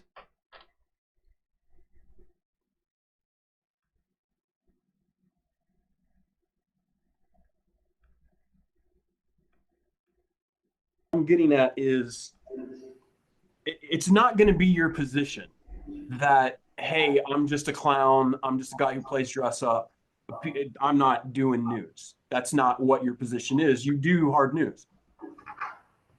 Correct? It depends on the context. Absolutely, sure. Like we said, there are some instances where your audience is clearly going to know that you're doing a comedic sketch, right? Sure. But your May 8th coverage of the Allen shooting, that wasn't a comedy sketch. I don't know if it included sketch elements. We often mix news with sketch elements, but no, not the commentary on the reporting, no. Okay. Let's talk a little bit about how things work at your business. Yeah, let's get into it. First of all, you're the boss at Louder with Crowder, right? Objection form. Objection. Yes. Formative. Well, I mean, I'm guessing what I'm not... I love how his lawyer objected to him saying that he's the boss. Wow, yeah. You wouldn't want to open up that bag of worms. I guess.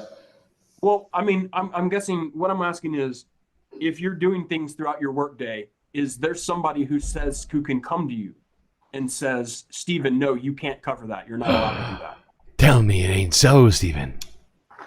Yes. There is somebody. Who would that person be? There's going to be a multitude of people. Really? So there are a multitude of people at Louder with Crowder who have veto power over what you can cover on your show. Who? No, a multitude of people who have, wise counsel. Sure, I have a lot of people in my life who have wise counsel. That's a completely different question. Talking to your priest does not count as him having control over your entire business. This is hilarious.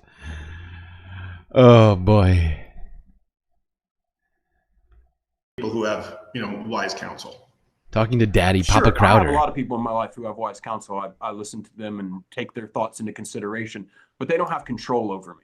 And I'm wondering if there's anybody at Louder with Crowder who has control over Editorial me. Who says, control. If you do this, Stephen, you're fired. You don't work here anymore. At Louder with Crowder? No one can fire. Oh, okay. There we go. And if you want to say something, It was a tough question. This guy didn't even finish college. Not even a community college. Show. Is there anybody who can stop you? On my show? No. Okay. You would agree that it would be the usual practice of Louder with Crowder. Let me put it in an easier way. You agree it's your usual practice to verify the accuracy of images you share with your audience.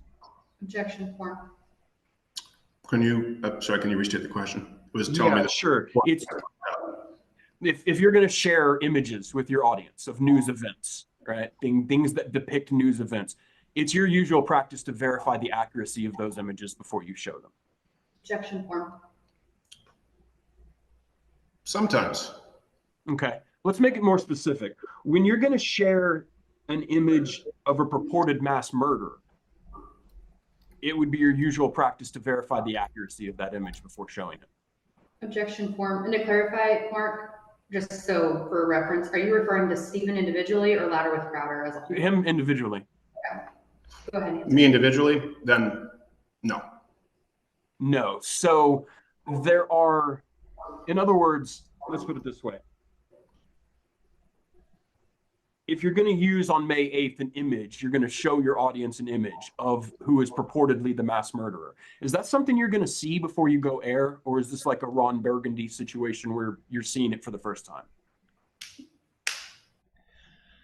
Go fuck yourself, San Diego. Appreciate the reference to Ron Burgundy. He loves it.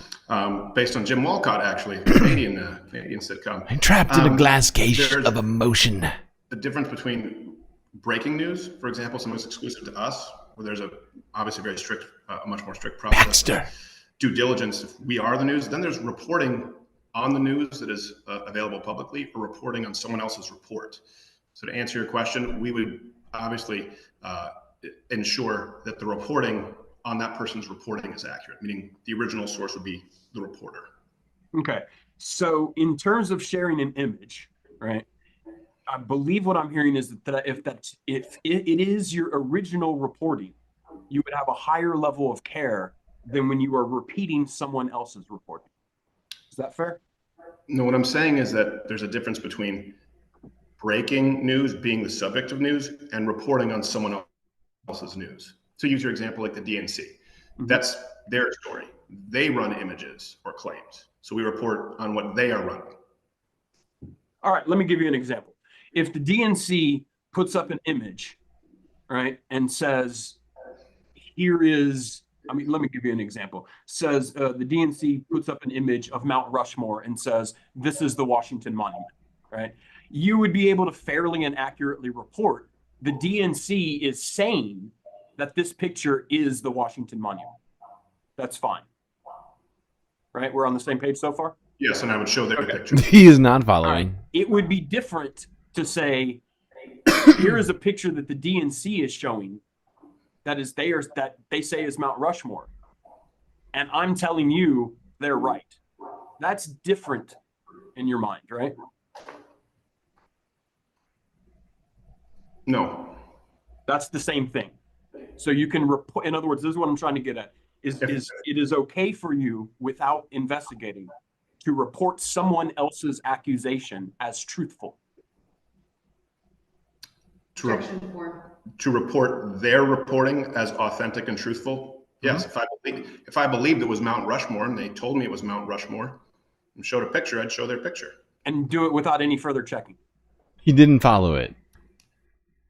First off, he doesn't seem to be understanding the question, like the basis of the question, because he just repeated the wrong.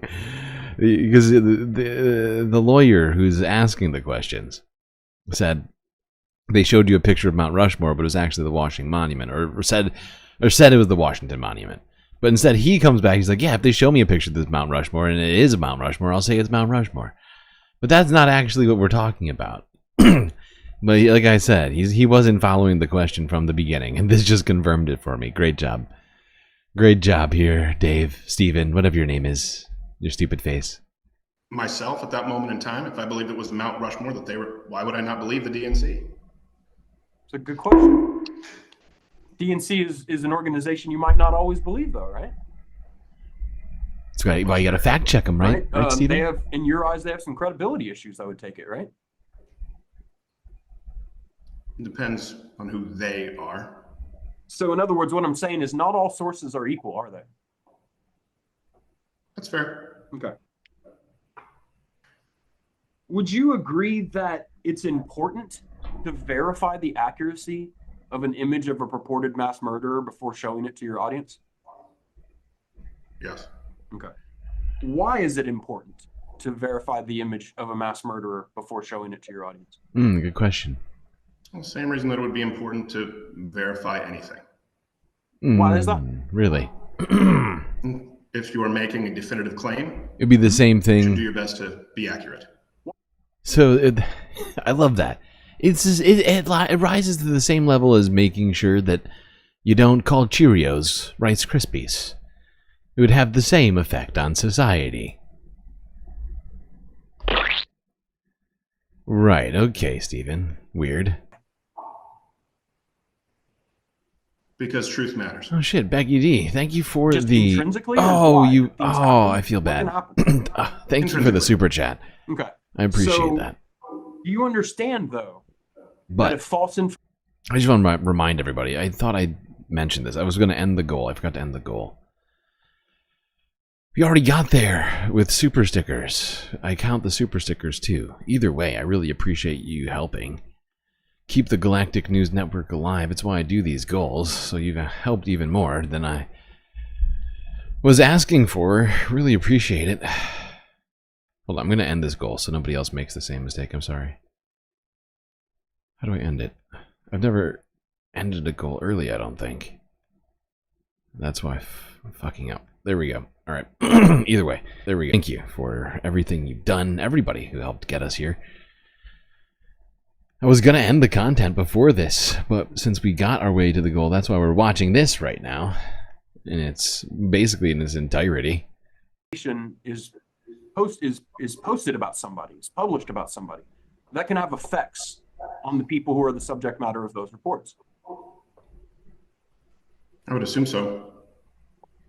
Is that something that you can, let's put it this way. If you have news that you're going to report that, if false, could have a damaging effect on someone's reputation or cause them grief, you would agree you need to take special care with that kind of news?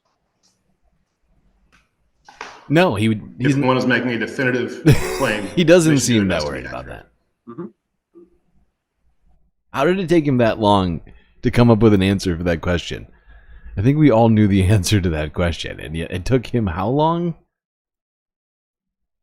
On someone's reputation or cause them grief, you would agree you need to take special care with that kind of news?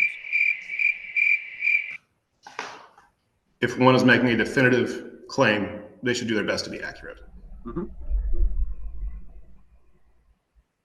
Do you know the difference between a primary and a secondary source? Yes. Okay. Can you help us understand that first by telling us, what is a primary source? Objection form. Well, it would depend on the context when you're discussing journalism, or if you're discussing, like I said, commenting on someone else's journalism. Primary source would be the primary reference point, person who's the originator of it, and a secondary source would be a corroborating resource, confirming or also covering it. Okay. I'm going to kind of give you what I believe would be the understanding that I'm operating from, just so we can talk using the same terminology, right? Like if I was going to tell you, if I'm going to talk about a chair, I'm going to tell you what a chair is, right? Have you ever heard that a primary source would be information that originates from a person or entity that is either has a firsthand account or is actively involved in the events being reported? Yes.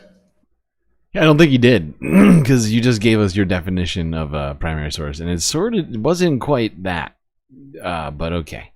And then a newspaper, for instance, or a academic treatise, or some other publication that is writing about an event that it did not have firsthand involvement in, that'd be a secondary source. Does that seem fair?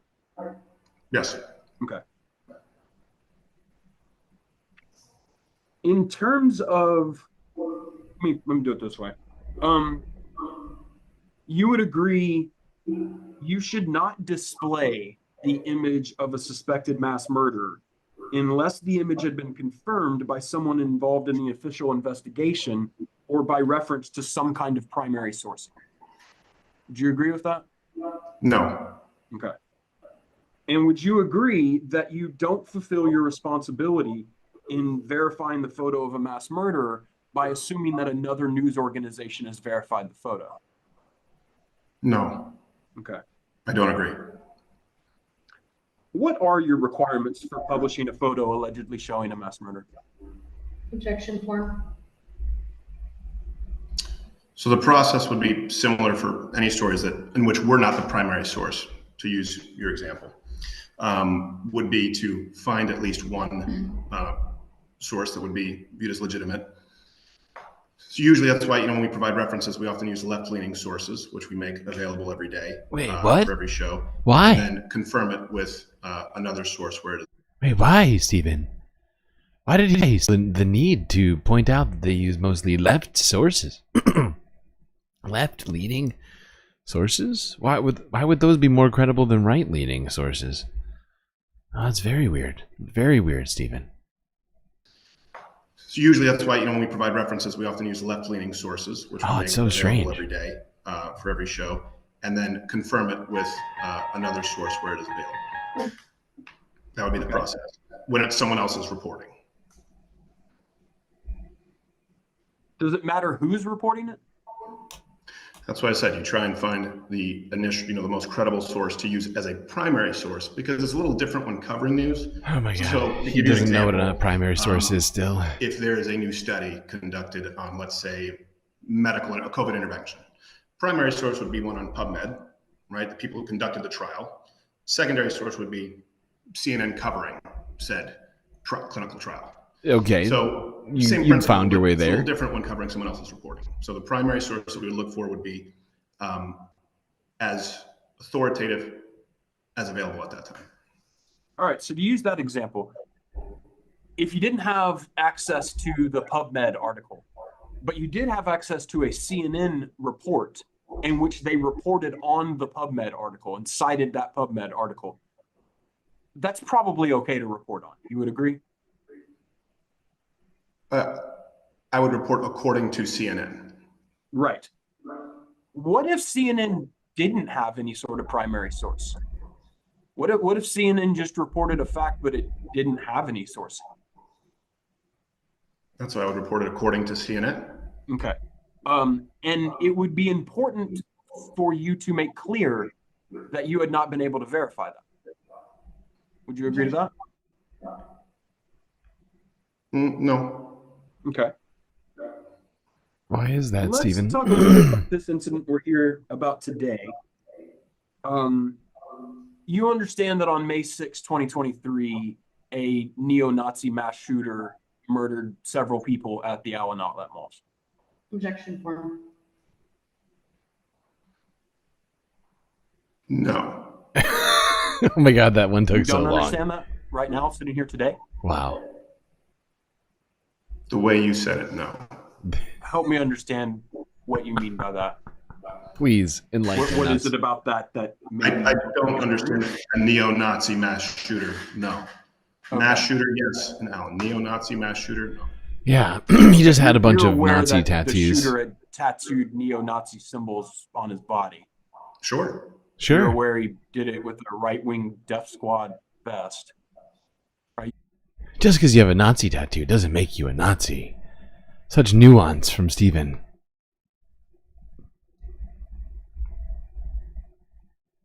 You're aware he did it with a right-wing Death Squad vest. Right? You don't contest any of that. I'm aware that was reported, yeah. All right, well, I'm not asking you whether it was reported. I'm asking you whether you can, like, do you believe that's true? Do you contest that? No, I don't contest any of the tattoos. No. Okay. So I guess the hang up is you have a shooter who's tattooed up with a swastika and SS lightning bolts, but you're hesitant to call that a neo-Nazi mass shooting. Correct. Okay. Correct. You covered that. I am shooting on your show hesitant to and your call a website. Nazi a Nazi. Wow. Stephen. Boy, oh boy. That's not great. I thought you were a serious, hard-hitting, hard news investigative reporter, and you're too afraid to call a Nazi a Nazi? That's a problem. You covered that shooting on your show and your website? Objection form. I discussed it on the show. Okay. And there was an article on the website, right? That's my understanding. Okay.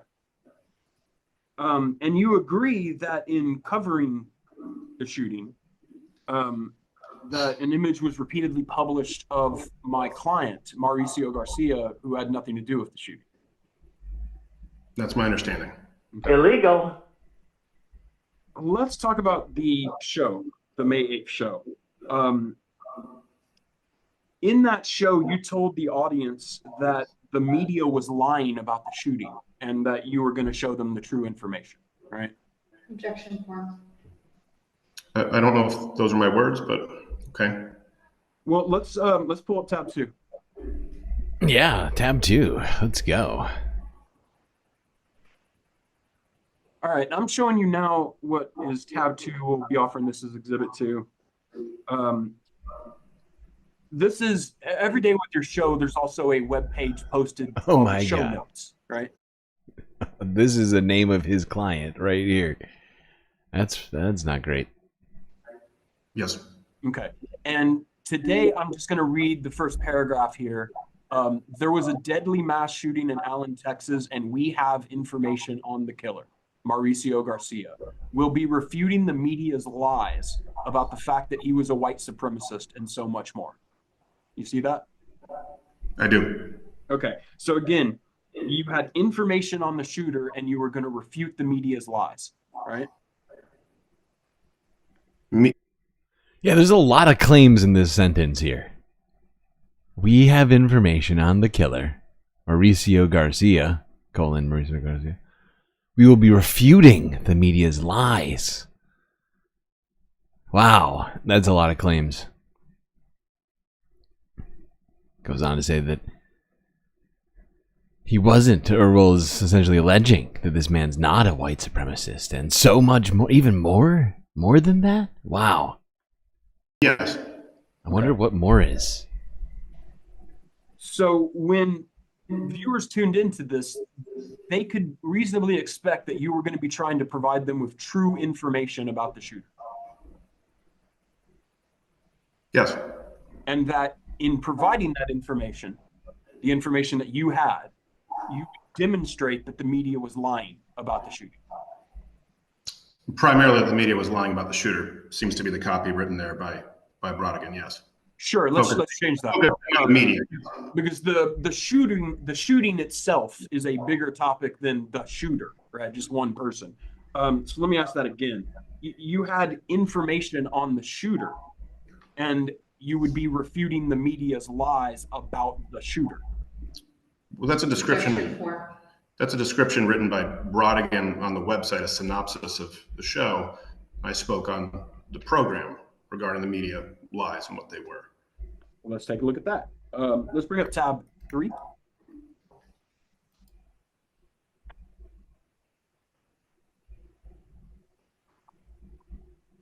All right, I'm going to show you an excerpt that I want to ask you some questions about from your May 8th show. So let's play that now. Who the shooter was first. Okay. So you're going to hear the media give you some reports. A lot of what they say is bullshit. All right. Shooter was a 33-year-old Hispanic male. His name was Mauricio Garcia. Mauricio Garcia. Now, the reason that we are pulling this, and you're asking yourself because we make the references available, we're pulling this from Today News Africa, is because it's the only news outfit showing you the shooter's face. You won't find his face in, here you go, NBC, Wall Street Journal, CNN, CBS, Washington Post.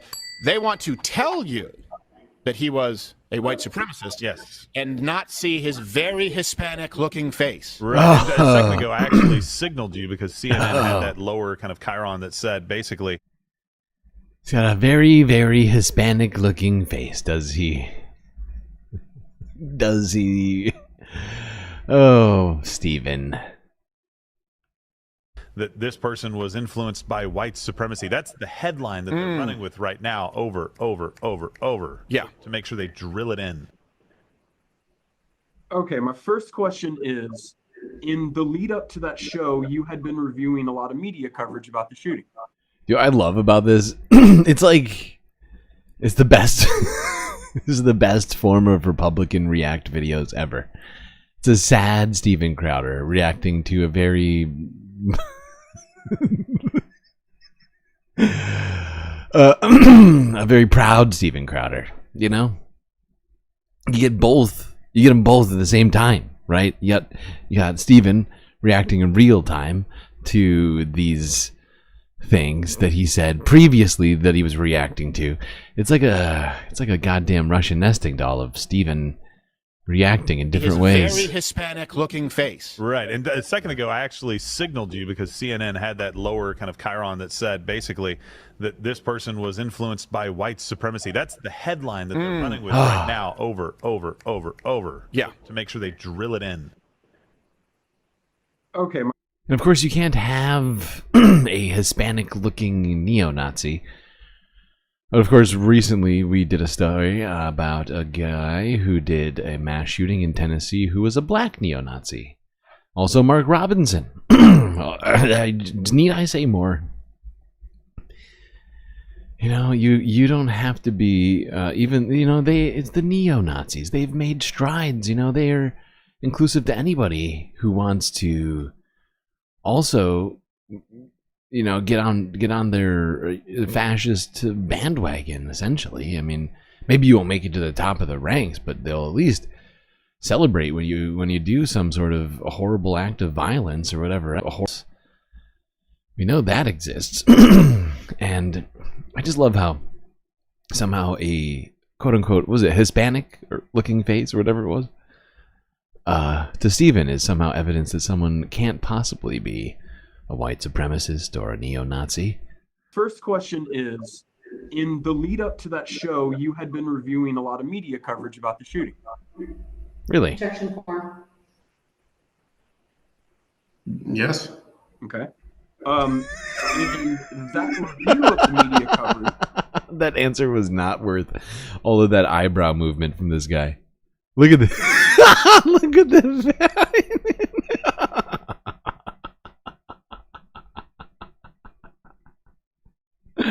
Stephen trying to convince us with his eyebrows that is, yeah, I guess maybe, yeah, dude. Oh, this is not Hollywood. This is a legal deposition. You don't need a. I know you're on camera, so it's confusing. But wow, buddy, those eyebrows aren't convincing anybody. Yes. okay. And that review of the media coverage showed that Today News Africa was the only news outfit purported to show a picture of the shooter's face. Correct? Can you repeat the question? Yeah, sure. That review of media coverage, that showed that Today News Africa was the only news outfit showing purported to show the shooter's face. No. Okay. So when you said we're pulling this from Today News Africa, it's because they are the inclusive supremacy clan. All right, I may have gone a little far on that. I guess what I was saying is that it's easy to get for some people to be convinced by things online and go and do things, and they'll the neo-Nazis will at least applaud regardless of, you know, in many cases your race, as long as you're doing the thing that they want, right? Like that kid who went and shot up a school in Tennessee, right? Recently. Middle Tennessee somewhere. I can't remember where. But no, I'm not. No, you get what I'm saying. I'm sorry. The only news outfit showing you the shooter's face, that wasn't accurate. Sorry, what was the last part of that question? That wasn't accurate, what you said in the video. What I was saying was it was the only place currently with an article including the image of the shooter. Yeah. Okay. At that moment in time, as I believed it. Right. So when you were, I think there's also something like of a sliding scale. Like as long as you appear white enough, I think that there's something to that in their sort of club. Like with, you know, I mean, not that I want to do, you know, comparative analysis on anybody's, you know, appearance of whiteness, but people like Nick Fuentes comes to mind immediately. I honestly didn't even occur to me that he was Hispanic for quite a while. But he is, I mean, he's got huge support from neo-Nazis. Yeah. Okay. At that moment in time, as I believed it. Right. So when you were making that broadcast, your review of media had shown you that Today News Africa was the only news outfit doing that, showing a purported picture of the shooter's face. No. Okay. I'm a little confused because I thought what you had just said was that at that time, that's why you said that, it's the only news outfit showing you the shooter's face. Mm-hmm. Is that right or is that not right? No, it was the only place at that moment in time with an active article included. So even though we couldn't verify it at all, not even kinda, from an outlet I'm sure that they don't ever use, Today News Africa or something, I've never even heard of that before, and I am subscribed to a shit ton of news outlets. But he gets one random photo from some unknown, what I assume is like a Twitter account or something.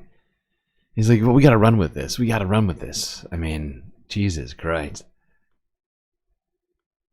That image. Of course, there are many other places that have created. We can't wait. We can't wait until it gets verified, even though we're doing hard-hitting investigative journalism around here. We just gotta post this shit. We need the money. So at that moment in time, because that was a White House press credentialed reporter. Well, no, that's all I'm asking about is that moment in time. Mm-hmm. And that they're the only news outfit purporting to show the shooter's face. We can agree with that. I don't. Can you tell me the news outfits that at that moment in time were showing the shooter's face? No, it'd be difficult to remember. It was everywhere on social media and different articles. So. Well, look, I understand it was on social media. Social media are not media outfits, right? Just some random person on social media is not a media outfit. Correct? No, I disagree. Okay. So if you just come across a random account. Wait. They wait, he's nodding to this? Really? All Instagram accounts are journalistic outlets? Social media are not media outfits. Right? Just some random person on social media is not a media outfit. Correct? No, I disagree. Wow, everybody's media outfit. So if you just came across a random account, they ultra Maga guy 567, and you saw the picture there, you'd say, well, look, that's a media outlet publishing this photo. Is that right? No. Okay. Oh, wait, what? So as far as any other news outlet, that was completely contradictory to the last sentence. Steven, come on, buddy. You can do better than this. No. Okay. So as far as any other news outlets that were showing you the shooter's face, right now you can't think of any, right? I don't remember which one's not there. So no, that's a no. It's called a no, Steven. All right. I remember that one because it was a credentialed reporter. So what I'm really trying to get to is this line from the show. We're pulling this from Today News Africa. It's because it's the only news outfit showing you the shooter's face. Is that statement true or false at that moment in time? Could have been poorly worded. All right. So there are other news outfits showing the shooter's face at this point in time. Objection form. I believe there were. Okay. You just don't know what they are, right? Not at this moment, no. I can't imagine they played a big role in your decision to use this photo then, right? Objection form. They could have. I mean, you can't testify. You have no idea what they are. Oh my God. Objection form. This is hilarious. This is hilarious. Today News Africa, big media outlet. This is their website. Today News Africa, this connection is not private. This website may be impersonating Today News Africa to steal your personal or financial information. There is no Today News Africa.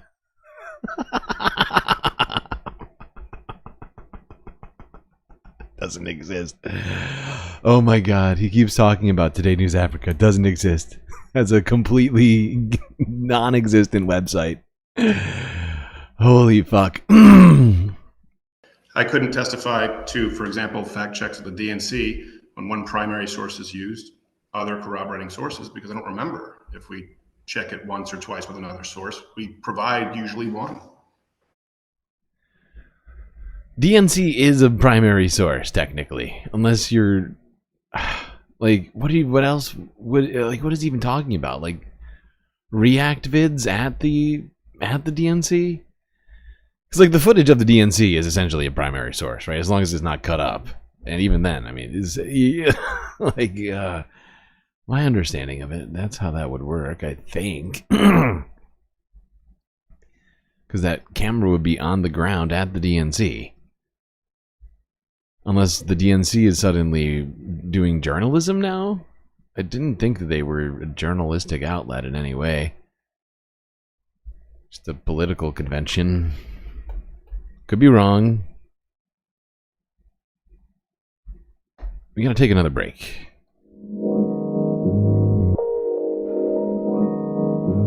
Well, chat, we made it past 6 hours, which means we need to take a third, and I think it's going to be our final break of the evening, since we've only got this Steven Crowder testimony to get through, but there's still an hour and 15 minutes of this. So we're going to pause, let everybody take a moment for a deep breath, whatever else, but while you're doing that, let me hit you with some galactic messaging, of course. Hit the like button, don't forget to subscribe, and hit the bell icon so you don't miss any of that sweet, sweet galactic news coming out at you. You know, while you're doing those things, considering all of that, you might also want to consider contributing to the Galactic News Network in one of the myriad ways that we have available for you. So many great things. Super chats, super stickers, memberships now on YouTube. Bits and subs and other things on Twitch, Cash App, and PayPal if you just want to give us money so that we can keep doing the stuff that we do. But if you want the most benefits possible for your Earth dollars, galactically speaking, the best way is to become a galactic patron on Patreon. Got a link in my bio on YouTube and on Twitch where you can become even more galactic. That's right, $3 US a month. So many sweet, sweet benefits. I'm not even going to list them right now. You can just go to Patreon on your preferred web browser and learn about it all yourself. Anyway, chat, enjoy this final intergalactic intermission. Grab yourselves a drink, maybe a snack, and I'll be right back.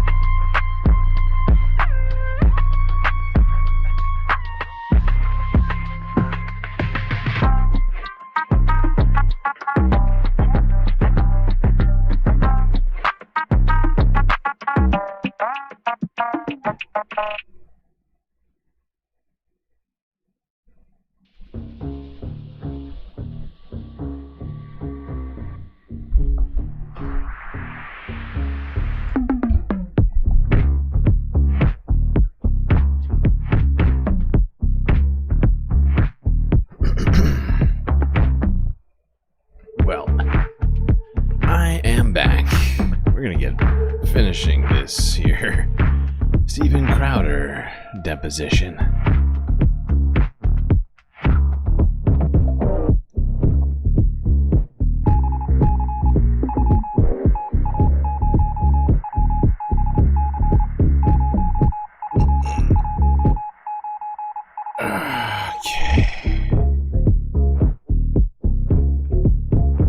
Let's do it.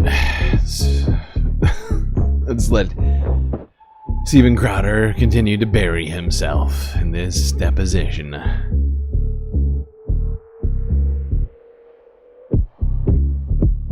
Okay. So it's of equal importance to have other people do. What do you mean by that? It's of equal importance to have other people that do. What does that mean? Meaning whether it's social media, whether it's other news outlets, there are several sources that we'll often check, but one is made available. So if CNN makes a claim and we check it and then we see that Washington Post makes the same claim, well, in the reference, CNN may be the one that we reference, but Washington Post was very valuable in ensuring that CNN wasn't the only one making that claim. Sure, but as we discussed, all sources are not equal, right? Sure, not all sources are equal, I would agree. Okay. So we don't know. I mean, I'm trying to figure out what reasonable basis. Yeah, not all sources are equal, but I think it would seem Steven's got it all backwards because he used this, like we just went over. We just found out that the supposed news network, what was it, the Today's News Africa or whatever, doesn't even exist. And sorry, I turned the volume down a little for the music. Thank you for reminding me. He gave that the same level of seriousness in his supposed investigative reporting journalism as a CNN or anyone else. And like, I just went to the website. Well, I didn't even go all the way because my browser blocked me from going because it was a malicious website.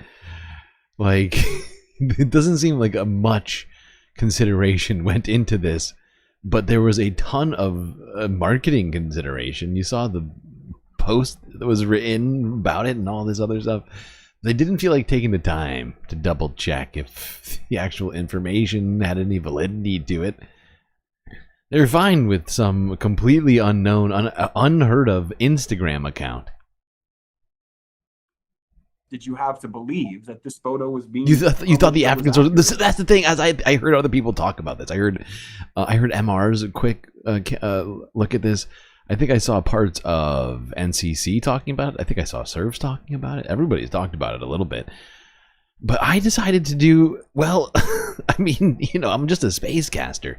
I decided to do an attempt at some space journalism just now. And I Googled something and then clicked a link. I know that takes a lot of time. Like, what, 15, 30 seconds? I don't know how long it took me to do. But, yeah, I went and I tried to find it. And apparently it just doesn't exist. I think it's a completely fraudulent website. My browser told me it was a malicious website that was trying to fish for my data, and that it was essentially what do you call it? It was not what it purported to be, and there was no other website. It was just like Al Jazeera. It popped up. They're like, "Did you mean this?" I was like, "No, I meant this." But apparently, it just doesn't even exist. But hey, I mean.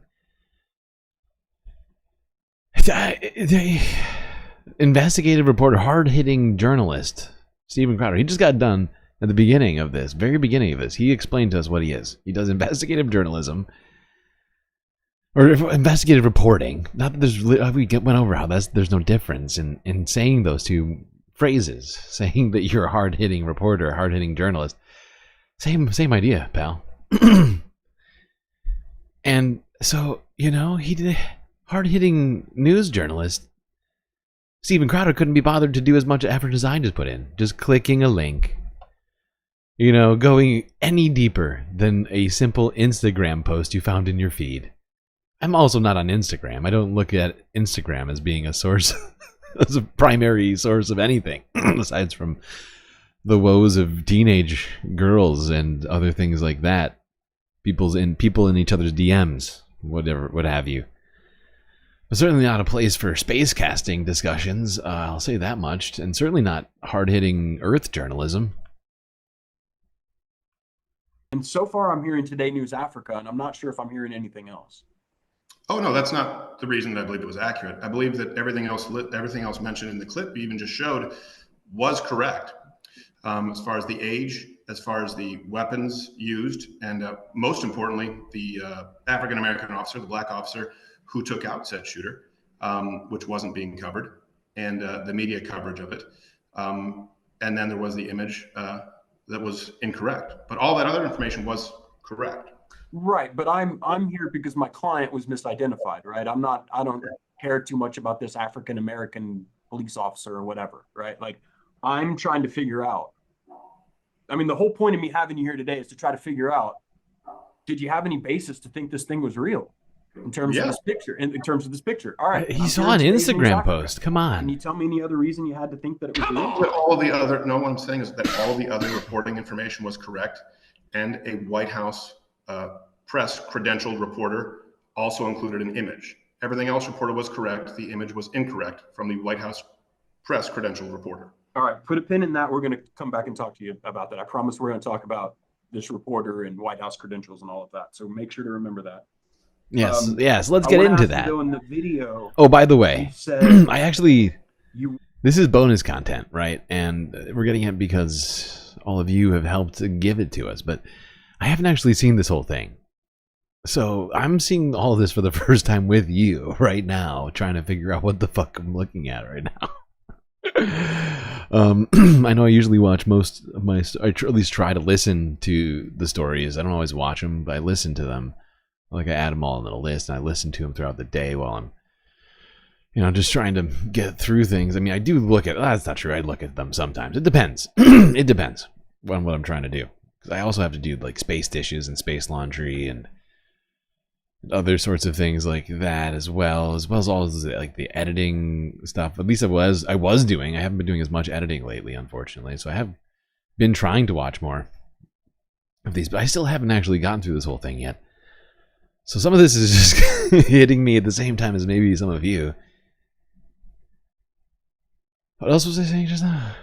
Oh yeah, I'm doing like Patreon stuff, like Patreon avatars and editing streams for New Year's or Christmas or Thanksgiving or Halloween or all that stuff.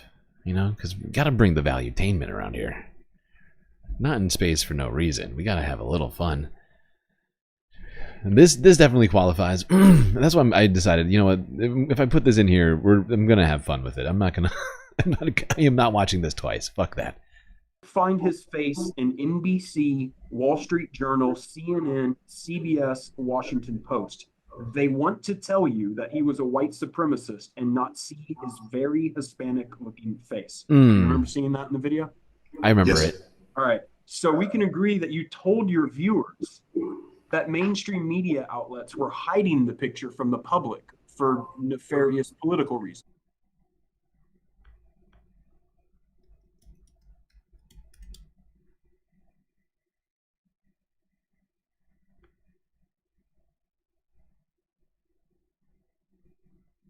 I shouldn't.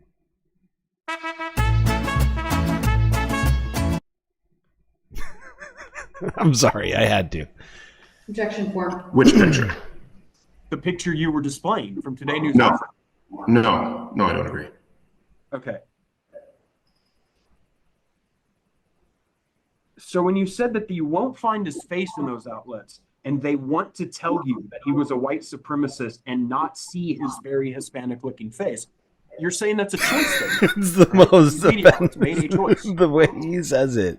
To include no. His very, very Hispanic-looking face, dude. It is fucked. It is so fucked. It literally makes like, it breaks me every time I hear it. I'm like, oh my god, I can't believe this dude said that live on stream on a pre-planned show. Like, these guys sit around, they barely talk like three things, and he's like, You know, I feel I'm going to say this right now. Everybody, Right? wow. These media outlets made a choice To include no image verification, yes. to include no images of that shooter, right? Right. Right. And the reason that they didn't include pictures of the shooter, the reason you had to get it from Today News Africa is because they didn't want the public to see the shooter's face. That was what you were telling your audience. Objection form. No. That's not what you said. You sure? I'm having trouble reconciling what you're saying now with what you said in the video, because you said straight up that they don't want you to see his very Hispanic looking face. So that we can say the media outlets made a decision for political reasons to say that he was a white supremacist, that they did not want to show his face. Right? That's what you were telling me. To show any images, sure. Yeah. Right. And you had an image, right? You had one that you think they should have shown. Objection form. No, I believe they should have shown any image, including the footage of including the misidentifying of the black officer. At that moment in time, there was a push for gun control and a white supremacist shooter. At the time, we were told that was the greatest domestic terror threat. Oh, see, he was doing it for racial reasons. He was trying to make a point about the racism. He was trying to say, hey, actually, you know, white supremacy is not a big threat because look at this non-neo-Nazi Mexican guy. Is that what he's saying? Is that what he's saying? It was very, I'm sorry, very, very, was it 3 varies? How many varies was it? Very, very, very Hispanic looking face? I can't remember. Somebody say it again for me. What was it? And for a second, I thought it was paused. At the time, we were told that was the greatest domestic terror threat. And still is, technically. To not include a litany of information as it related to the shooting in total, including a Hispanic shooter who was simply labeled a white supremacist. I want to talk about 2 possibilities that existed for you. Wait, did he just assert? Right. Sorry, it's the first time I'm hearing it, but did he just assert that? He's still asserting that a Mexican American can't be white supremacist at the same time. Talk about 2 Hispanic shooter as it related to the shooting in total, including a Hispanic shooter who was simply labeled a white supremacist. I want to talk about 2 possibilities the guy that existed. The guy with the neo-Nazi tattoo and the SS tattoo. He's still holding on to. I can't believe he's still holding on to this argument that somehow he was in the right for pointing out that a Mexican person or a Hispanic person in general can't be a neo-Nazi. He's still sticking with this argument. I'm utterly floored. I thought at some point he would be like, you know what, you're right. You can have an insane ideology regardless of your race, you know. But no, he's like, actually, I'm sticking to this. You on May 8th. All right. One possibility is that major media organizations made a decision that they were not going to show any pictures of the shooter's face. And they were doing that because they wanted to press a story about white supremacy. And a second possibility is that those news organizations were either unable to confirm the accuracy of a photo, or they had already determined that the photo that you were showing was false. What you talking about? Right? You How is that possible? What? That's what? No. They wouldn't do journalism. That you were showing. They wouldn't do. That's the look on his face right now. He's like, no, CNN wouldn't do journalism like I'm doing my hard-hitting journalism with fake news outlets. I take fake news very seriously, so seriously I use it as a primary source or secondary source, excuse me, because reporting is always secondary source unless it's on the ground, and this appeared to be secondary source. But the point is, regardless, I will always use fake news as evidence, primary source type stuff, because the mainstream media refuses to admit that their narrative about white supremacy is false. He's doing it. I can't believe he's actually playing this. I assumed that he would maybe be less idiotic in this deposition. You know, I've seen his show a lot, enough of it, more than I like, honestly. Not because I enjoy it, but because of all the different sort of takedowns I've seen of this guy, Sam Cedar especially, who's gone after Dave. I keep thinking Dave. He's gone after Steve almost as much as he's gone after Dave Rubin. That's why I thought of Dave's name first. That's why I almost keep calling him Dave, because they're the kind of the same guy, even though they're definitely different. Different but same. If you get the reference, you get it. I made a huge tiny mistake. But oh my god, he's actually dumber in this deposition somehow. Did I call him Dave Rubin twice? Sorry, no, I'm sorry. He's not Dave. He's Steven. They're both equally dumb. The only difference is Steven here uses different mechanisms to deal with his, his inadequacies, like the guns and the beard. It's false, right? You understand those two possibilities. No. I'm not saying you agree with them. I'm understanding you understand that those are two possibilities that exist. No, the second one is not possible. It is not possible that the news organizations you were referring to were either unable to confirm the accuracy of the photo or had already determined it was false. You're saying that's impossible. You just said had determined the image I showed was false. Correct. They would not have. Oh my god, he's... I don't think he's even intentionally misinterpreting this. I think he's just that dumb. He's not saying that CNN reported on Steven. He's saying that if they had, in fact, seen the image, that they weren't able to, or had already determined that it was false. And yet he's thinking that he's talking about CNN covering him, covering this photo. Able to do that because I was reporting on their reporting. So they wouldn't have been able to report on my image being false or confirm it because their story. Oh my god, he's so wildly dumb. Wasn't your image though. He believes what he's saying right Beg now. your pardon? His lawyer doesn't even know what to say. She's like, objection, client stupid. Wasn't your image though. Right? Beg your pardon? We just talked about you didn't break the symbol. Well, sorry, when you said my image, you said they wouldn't. You said second possibility definitively using that they determined my image was false. I was the image you reported, so that wouldn't be possible. Let's rephrase that because I'm just saying the image. I'm starting to think. All right, let's take the image you used. I'm starting to think that the reason that this deposition is an hour and 45 minutes is not because for a second I thought this lawyer was going to have a ton of questions. I'm starting to realize it's that old. I keep on calling him Dave. Old Steven here. He cannot answer a question properly because he can't understand them, and these are pretty simple questions. This poor guy. Oh God.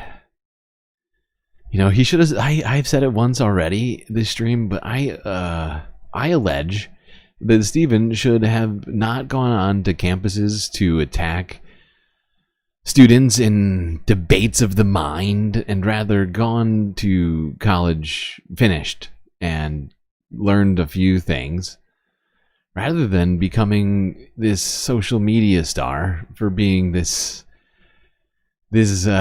guy that he is. I don't even know what to call it.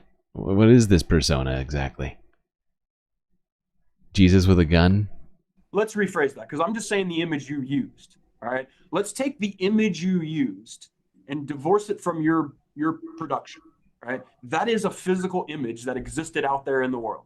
Right. That image, yes. Yes. It is totally possible that the reason the media wasn't printing any pictures of the shooter is because they'd been unable to confirm the authenticity of any picture, or they had already confirmed that picture we're talking about, that picture of my client, they had already determined it was false. That's possible. It's possible. Now, of the two possibilities, you have one where the media intentionally doesn't want to show the picture for political reasons, or two, they had simply been unable to confirm a picture. The second possibility is more likely. You'll agree to that? I'm starting to see why Steven here left college, because he's really seeming to struggle to just understand the questions he's being asked. And that's when you know you need to study more, right? Because if the questions don't make sense to you, oh boy, that's a problem, buddy. You Oh, you disappoint me. You disappoint me, Stephen. He's really struggling through these Unable questions. to confirm a picture. The second possibility is more likely. You'll agree to that? Objection 4. No, I don't agree. Finally All got right. to get in there with an objection. Do you really think it was rational to think that the Wall Street Journal, of all places, had made a decision to not He does show not. the shooter's face? He thinks the Wall Street Journal is a leftist organization. I can almost guarantee it. Had made a decision to not show the shooter's face so that they could push a narrative about white supremacy. Come on! Yes. Yes, The Wall 100%. Street Journal that's owned by News Corp and Rupert Murdoch. That same Wall Street Journal was... This is the first time he's hearing that it's owned by the same parent company that owns Fox News. This is the first time ever for Stephen. Hard-hitting journalist. Had no idea. The Wall Street Journal is in some leftist oatmeal, organization. Just because they did like one story over the last 2 years about climate change and how it might affect big business doesn't make them a leftist organization. It just makes them barely it's hard to even call them barely journalists. Okay, they're actually willing to talk about something that maybe doesn't fit a particular point of view for like 2 seconds, and that this guy's never considered it. I'm pretty sure he's shocked. What? Wall Street Journal owned by Rupert Murdoch. Can't be. Rupert gone woke. Yes. The Wall Street Journal that's owned by News Corp and Rupert Murdoch. That same Wall Street Journal was Rupert intentionally deciding not to show the shooter's face for a political reason. That was rational for in your mind. That same Wall Street Journal, I believe it's rational. This guy's a genius. Merit-based society we live in. Now, as you said, Dude in is the a video, DEI hire.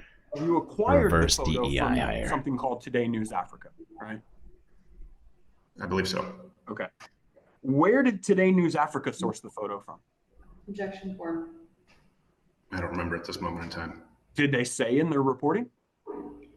I don't remember at this moment. It'd be important to learn that information, right? Maybe, you think? They're reporting. It's important to report accurately on this person's reporting. Right. So if Today's News Africa had a primary source, that would be useful information to know. Everyone remember that Today News Africa, at least from my cursory Google search, and their website, which is apparently such a security risk that my browser shut it down. That is the Today News Africa we're talking about. I still can't believe we're talking about. I can't believe that. Wow. An Instagram post, huh, Stephen? Really? News Africa Jesus had Christ, a pal. primary source. That would be useful information to know. That would be useful. And if they didn't have any kind of primary source, they had no sourcing whatsoever, that should have been a red flag for you. Yeah. You couldn't verify the image, right? Objection 4. Could be. You mentioned earlier that, okay, so first of all, on May 8th, had you ever heard of Today News Africa? Thanks, Jeff, for the question. Okay. You were familiar with this individual, Simon Ateba?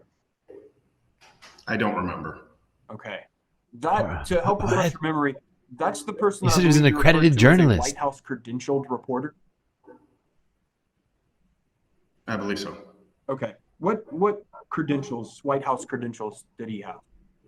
Objection 4. I don't know which credentials he had. I know that he was listed as a White House credentialed.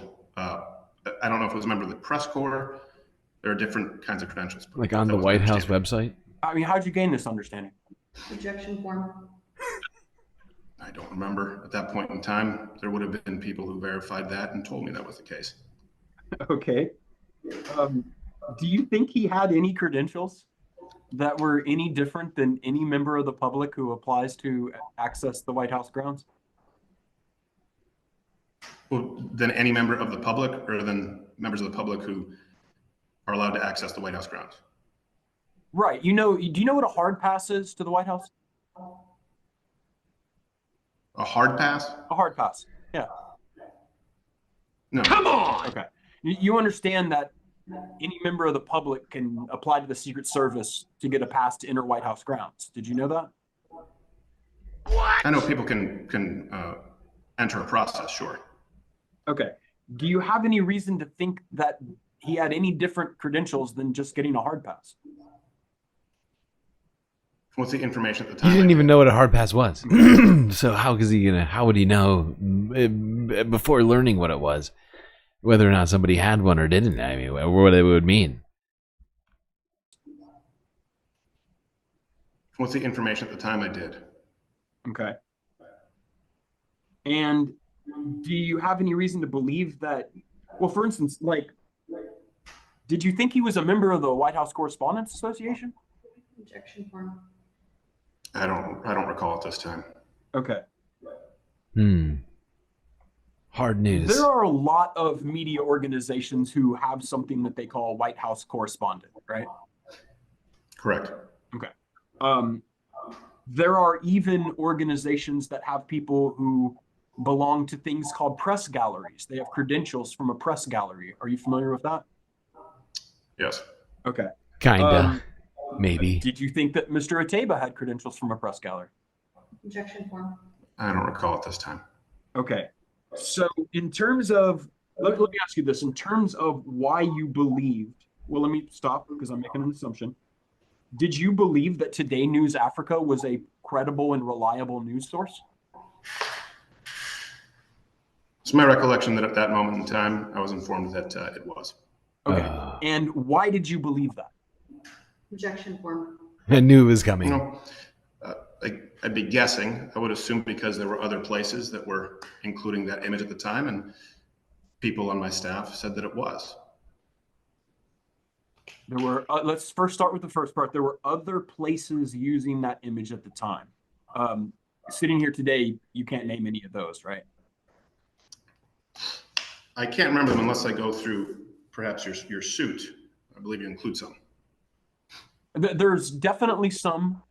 You definitely have co-defendants, right, who have done it on varying dates. I'm sure none of these people, you understand we have lawyers in this room from Univision and Newsmax. And for Mr. Schroyer, none of those, you didn't rely or see on any of their reporting to do your reporting.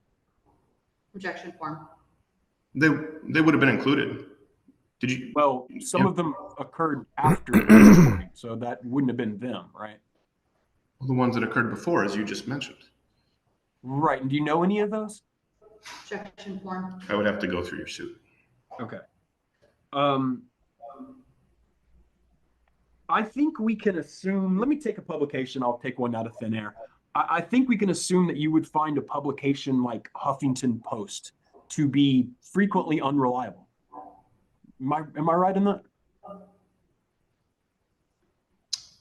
No. Wow. Can you give me an example of a media outlet that you would believe that is not sufficiently reliable enough for you to use the word reliable for them? Sorry, can you reframe? Can you? Yeah, sure. I'm looking for a media organization you don't find to be generally credible. That you would say, hey, these people are frequently enough unreliable that I don't think they should be relied on for state of fact. Do you know a media organization like that?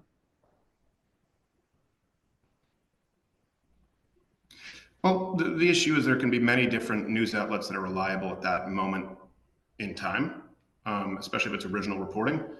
And that's why multiple sources are often included. But Huffington Post, I would say, is reliably opinion presented, obviously leaning left. As far as unreliable, anyone can be unreliable, make mistakes, and they can be reliable in other instances. Right, but we talked about how not all sources are equal. Some sources are more reliable than others. Right? I'd like to hear some quantification of all of this. Okay, so let's take for instance, who does he even trust? Huffington Doesn't Post trust has the White House Murdochs. Doesn't You trust understand that? HuffPo.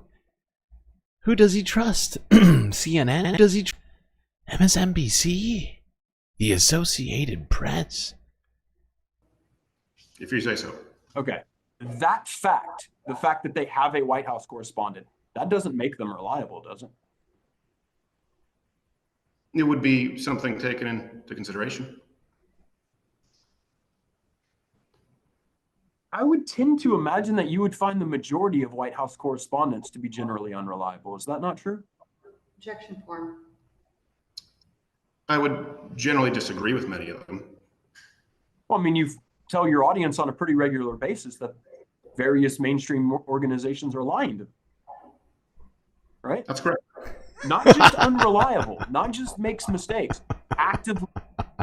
If that was true, that'd be hilarious.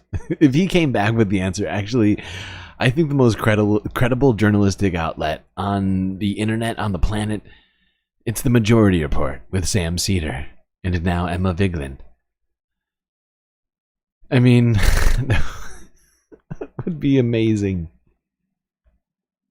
Oh, God. I don't assume he's going to say that, but wow. At this point, that's what I figure. Because he doesn't trust on the right. He doesn't trust on the left. He's already stated that he thinks CNN and who else was it? Wall Street Journal. It's a couple of the most, you know, just all over the spectrum. He just doesn't trust any of the journalists anywhere on anything. Lies to them. You've told your audience that many times about mainstream media. And there is a difference, yes. And so, say you got a mainstream media organization, one that you've criticized for lying in the past. It wouldn't follow for you to consider that organization to be generally reliable, would it? No, that's incorrect. Can you reconcile for me how, I mean, look, we're talking about the bad old MSM. Let's try. The ones who lie all the time. Can you reconcile to me your position publicly that these organizations are filled with politicized liars with the idea that no, actually they're generally reliable?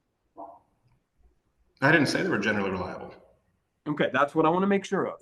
I said I wouldn't write them off as unreliable. Right. There have been people who I disagree with politically tremendously, who have outright lied in some instances and then have done original reporting in other instances. And so you know to do your own due diligence when you're dealing with that kind of media outlet, right? Objection form. Go ahead. Yeah. With any media outlet, but I With wouldn't any write off one as completely unreliable or one as completely reliable. That's why In I other make words, the reference available. And why it's important to do your own due diligence, correct? And why I think it's most important to make your references publicly available. All right. In order for the image to be shown on your show that day, again, we talked about it. It wasn't the when you're broadcasting on the show as you're saying it. That's not the first time you see that image. You saw it before you went on the show. Yes. And you would have to, in order for the image to be shown on your show, you would have to approve its use. Objection form. Yes. Okay. And once you use the image and approve it, were other Louder with Crowder staff members permitted to use that image, or would they have to take some additional steps before they could use the image? They would be able to use it. Okay. Before you decided to use our client's image, did you know if you were looking at the original image? What do you mean? If the image that you were looking at was the original image, or if it had been somebody else's edited image, if it had been cropped, changed, manipulated, anything like that. I don't recall at this time. That would have been a process with staff with any image. Did you know who took the original image? I don't recall at this time. Did you know when the photo was taken? I don't recall at this time. That's why I referenced the person who had included that image. Did you know where the photo was taken? I don't recall at this time. Did you at least know why the photo was taken? Again, I don't recall at this time. He has no idea. Well, we know we're looking at a booking photograph, right? Beg your pardon?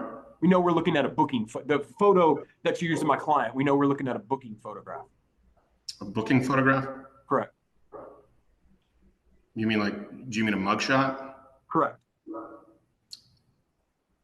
Well, I don't know that we know that right now, but that was the reporting from the sources at that time. Let's put it this way. That's the information you had at that time. That's the information that was being reported on at that time. By one unverified and unknown outlet. I know he's saying he's heard of it, but I think he's just misremembering. I've never heard of it.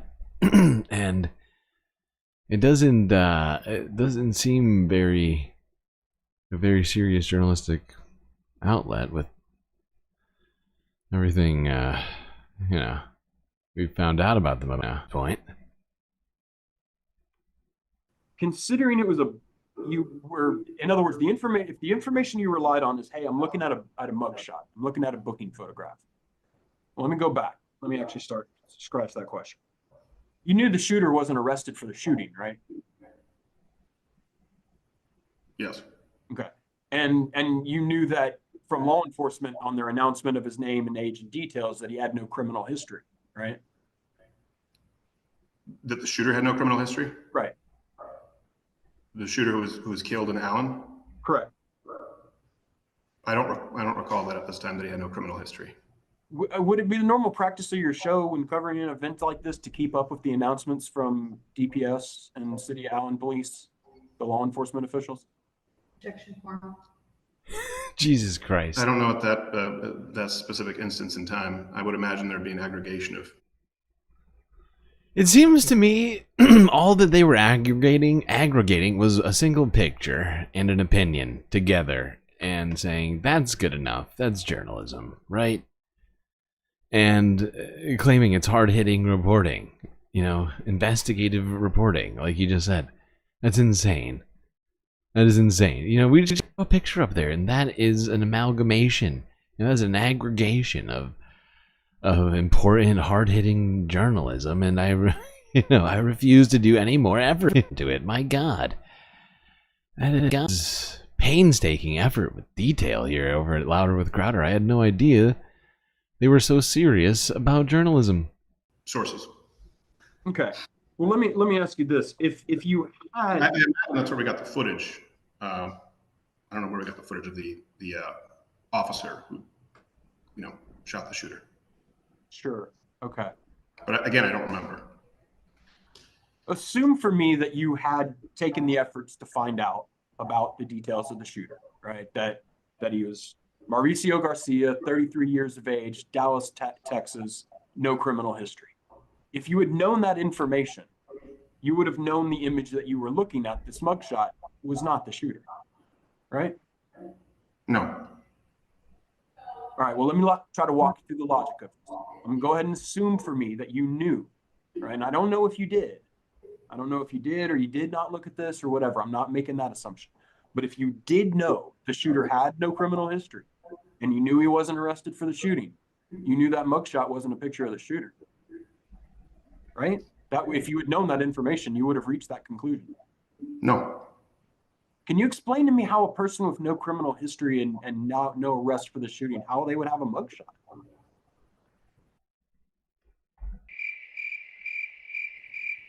You were the one who said we are under the assumption that it's a mugshot. I know that at that moment, Mauricio, I just want to make sure I'm understanding Mauricio, because obviously it's a little complicated. You just mentioned Mauricio Garcia, 33 years old, right? Dallas, Texas area, Hispanic. That information is not just Hispanic. According to Steven here, what was it again? Very, very Hispanic looking. Oh, wait, no, he's referring to a report. I see. Yeah, that makes sense. Report. To my understanding. Yes, all that's accurate. Okay. And the image was not. Right. The image is Mauricio Garcia, 36 years old in Dallas. Right. I understand that. Okay. What I'm asking you is something a little different. Is that if the information you were being reported is, hey, this mugshot is the shooter. But if you had known he had no criminal history and wasn't arrested for the shooting, you should have concluded based on that information that that's not the shooter.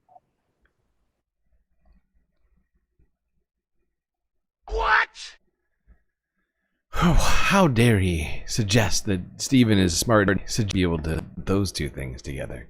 Come on. That's too much, man. Too much. Is that fair? No, I disagree. Okay. Again, can you try to explain to me how somebody who has no criminal history and was not arrested for the shooting, how they would have a booking photograph? I was reporting on the reported information that include the other information, which we both just agreed was accurate, and an image. I don't remember the rest of the details. I'm not asking any of that, though. Right? I'm asking a very simple question. Is if you had known, in fact, let's go ahead and take this completely away from the Allen shooting and treat this as a hypothetical. All right? You have an individual you're trying to identify and match with a picture. All right? And you have two pieces of information. On one, you have somebody reporting, hey, this mugshot is the shooter. And then the other piece of information you have is that person has no criminal history and that person was not arrested for the event. If you know those two pieces of information, you should know that the first piece of information, that mugshot, is not the shooter, right? God, he is getting obliterated. Oh my God. This is hilarious. I'm so glad I waited to watch this with all of you. It makes it so much better. This guy is getting stomped. It's incredible. Because it's like, you can tell that he can barely understand the questions that are being asked of him. And so he's been struggling since the beginning to, feign any kind of seriousness, because holy shit, like, he doesn't seem to be able to understand just A, his responsibility if he's claiming to do hard-hitting investigative reporting, B, like, how it is he's supposed to obtain the information to do any of that, C, like, just the general wording of the questions. It's like watching him trying to understand calculus or something like that, it would seem, just to go over simple events and like what you might do to figure out if an image is legit or not. Like, it all seems to go by him, and I don't know how he has gotten this far and is so goddamn successful. Really tells you just how stupid right-wingers are. You've been listening to this guy this whole time? You can't even pretend to know how to evade these questions because he's just too stupid. It's a hypothetical question. I don't know that the researchers at that moment in time knew that. I don't know that that was included in the original reporting, and it's why we made sure to list the original reporting and report it on their reporting. I don't know that Type 1 if you managed to dodge COVID. I did not dodge COVID, not even kind of. I got it before there was ever a vaccine, before it was even like being like reported a lot, like at all, really. I got it in literally before 2020. I got it in like the fourth week of December. But it was definitely COVID, and it was the worst thing I'd ever experienced in terms of like illnesses, specifically. I would say it was just unbelievable. And I've been smoking for like 20 years. I've been trying to quit for a long time, which is why I vape. That usually helps, generally speaking, but holy shit, I was fucked up. information was known. I'm sitting here, I'm telling you right now, I don't think you or your people did know that. I don't think so. I have positions about whether I think you should have known that. But what I'm asking is, if you did know it, if you did know the shooter had no criminal history, and you did know that the shooter was not arrested at the scene, then you would have known that a mugshot was not the shooter, or at least would have raised serious doubts about whether that was the correct image, right? If one did know that there was no criminal history, if one knew that there had never been any type of image taken in a police precinct or legal type situation or context, if one knew that definitively, and then knew that that was definitively a mugshot, then that would be a reasonable assumption, I believe, if I've met those prerequisites that you've said. And now assume for me that you didn't know for sure, but you had conflicting reports. You had one report saying it was a mugshot. You had another report saying there was no criminal history and no arrest. Oh. Without knowing Critical which one thinking, is true, you say? you would agree that that would create a situation in which that would produce significant doubt about whether that It image might. is correct or not. Objection form. If you were smart enough to realize. I don't know. Yeah, no, not smart enough. Sorry. When you get to a stopping point, can you take a break since it's been going on? I am starting to realize exactly why this guy here had to settle. This is hilarious. He just answered no to the easiest possible question to just say yes to, but he knows that he knows that he's done a thing that he wasn't supposed to do, so he's just gonna say whatever. Oh my god. He knows he did a thing. He knows that he completely ignored everything that CNN and the Wall Street Journal and other media outlets were reporting on this thing at the time.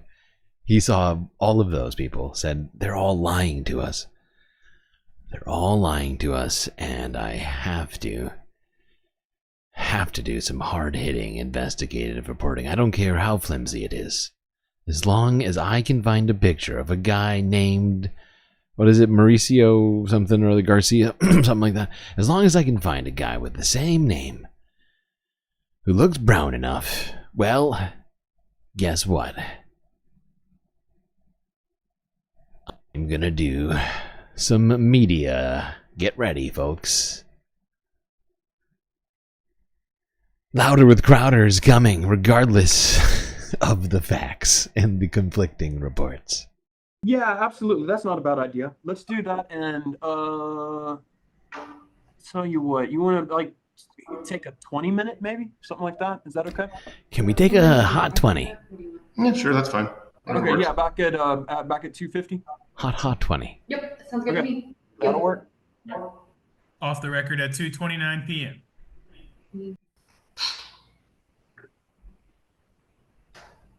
The time is 2:53 p.m. and we're back on the record. I want to ask you about something you said during the show. You had kind of started your segment there about the shooter's identity by saying who the shooter was. A lot of what the media is telling you is bullshit. You remember saying that? Yeah, you showed it to me. What was bullshit about it? Well, if I recall, in the context of that, when we ran clips or segments to this effect, was the white supremacist mass shooter, and then, of course, the aggressive push for gun control. And that the media had initially just covered it as a white supremacist mass shooter, and then didn't go back to it, which was a pattern. What do you mean didn't go back to it? What does that mean? Didn't go back to the story that they said they would be reporting on once new information had come out, and instead pivoted to, the gun control measures. New information. Like a single photo on your Instagram feed, Stephen. Come on. I believe that we were pointing out at that point that the black officer used what would be described as an assault weapon. So are you saying that they abandoned the idea that the shooter was a white supremacist? Is he drinking? What's happening? I'm saying that the coverage was significantly less afterward. Getting drunk at the deposition? After what? After the name and information on the shooter was available. Well, the name was available well before you did your broadcast, right? Sure. Like the media, in other words, when the media was calling this person a white supremacist, this narrative that they allegedly abandoned, it was known that the shooter was a Hispanic man. Well, I didn't say they allegedly abandoned that. Okay. I'm sorry. I'm getting really confused by some of your answers today, and Yeah, we're all confused, Because what I believe that I had heard is that they shifted the story away from this white Things that he supremacist just stuff won once upon. new information came out. He thinks that he's giving such eloquent, well-worded answers that the lawyer is confused, not because the things that he's saying are completely contrary to reality or to what common sense would say. It's all making no sense, Stephen. No, they shifted away from the wall-to-wall coverage altogether. Wall-to-wall coverage of the shooting, or the coverage that he was a white supremacist? Of the event altogether, yes. Okay, so, Wait, so it's initial to coverage both was white questions? supremacist mass shooting. Uh-huh.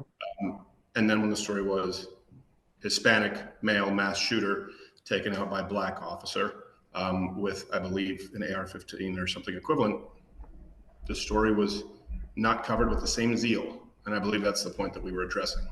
Contextual. I'm not understanding, though, from the day of the shooting, well, or at least the day after, at least since May 7th, we all knew it was a Hispanic mass shooter, right?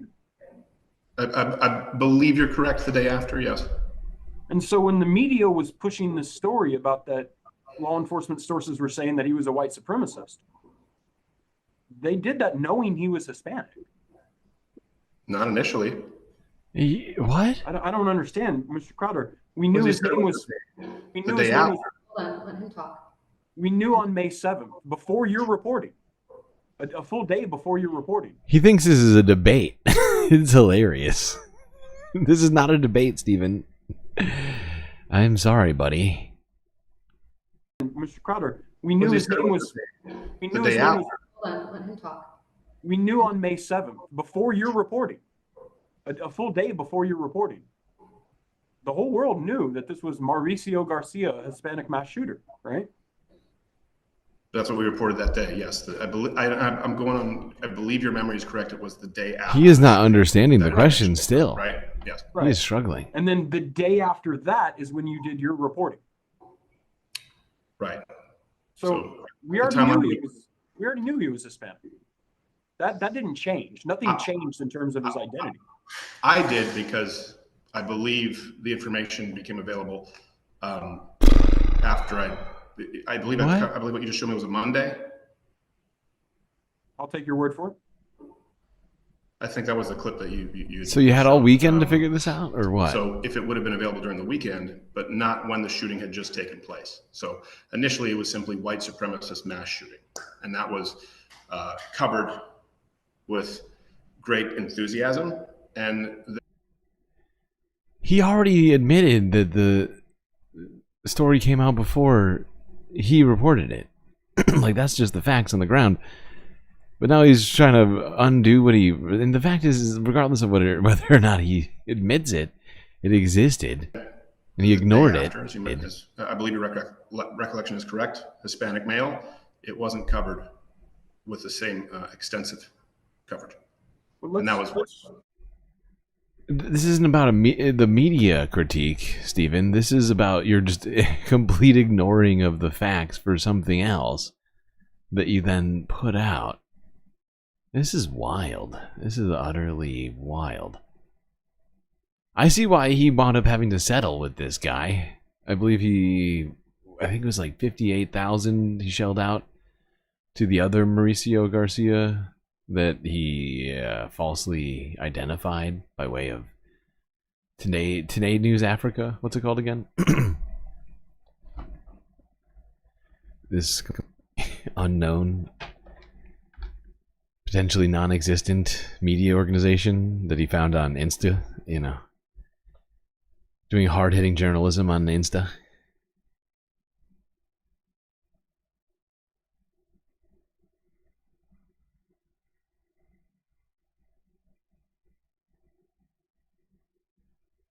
Okay, well, I think that's probably good. Does anybody else want to watch this whole thing? I feel like it's painful to just watch this guy just be so inept.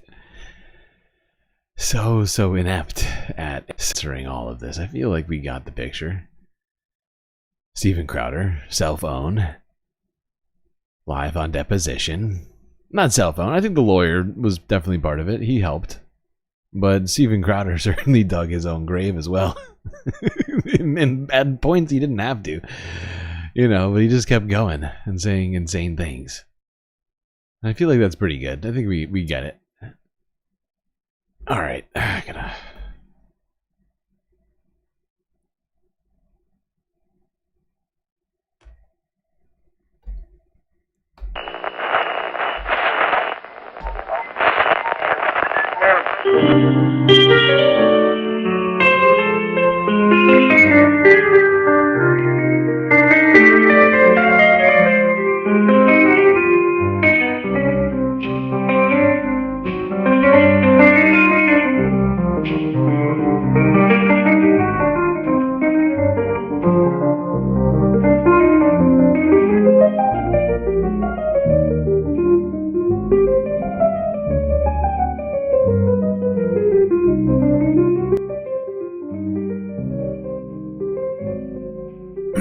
Well, it looks like we got through another stream.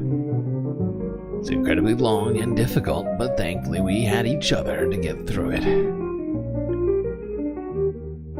Till I see you next, you stay classy, Galactic Stream Nation.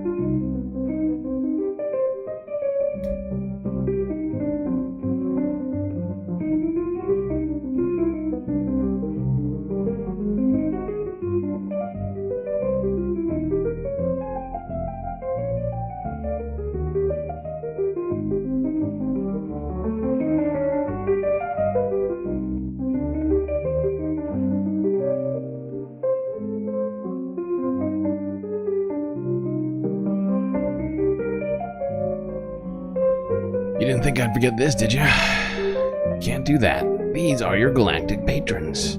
Gabby, Goth Dogs, Aaron W, Schmegley, PP, Mitty, Afroponics, Gnarl by Nature, Emder Planner, Janet, Technobuck, Janet, Robot Cat, Disco Wolf, Galley Braiding, D Cypher, Geo Dragon, The Anti-Corporatist, Obsessive Audio, Moa Noap, Scouts, Tracy Eva, Nadia, Jokey, Mrs. Jen, Omegastar, Sasha G, Pitchforks Dragon, Vincent Morales, and Donald James X. That's right. All of these people have helped produce the show which your eyes and ears just got done enjoying.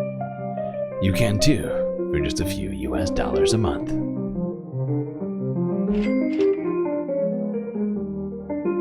Are you not entertained?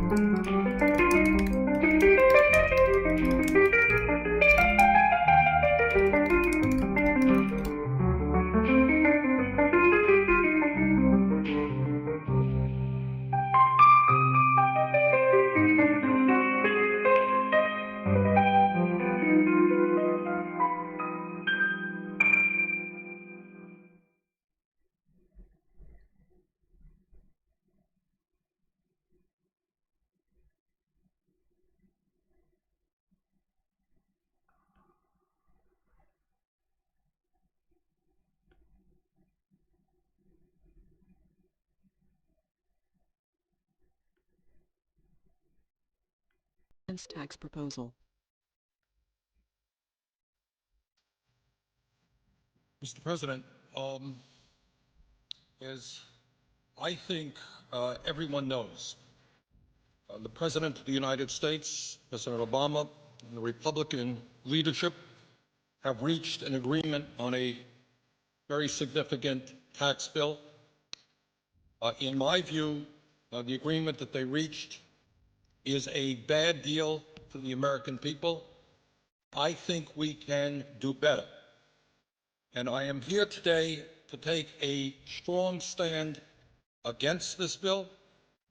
And I intend to tell my colleagues and the nation exactly why I am in opposition to this bill. You can call what I'm doing today whatever you want. You can call it a filibuster. You can call it a very long speech. I'm not here to set any great records or to make a spectacle. I am simply here today to take as long as I can to explain to the American people the fact that we have got to do a lot better than this agreement provides. Now, let me just enumerate some of the reasons that I am opposed to this agreement. First, as everybody knows, this nation has a record-breaking $13.8 trillion national debt at the same time as the middle class is collapsing and poverty is increasing. And Mr. President, I think it's important that we say a word, because I'm not sure that a lot of Americans necessarily know this, about how we got to where we are today in terms of the national debt. I know there are some people who think that this all began the day that President Obama took office. Well, it's not quite the case. When President Clinton left office, this country was running, in fact, a very significant surplus. And the projections were that we were going to continue to run a surplus.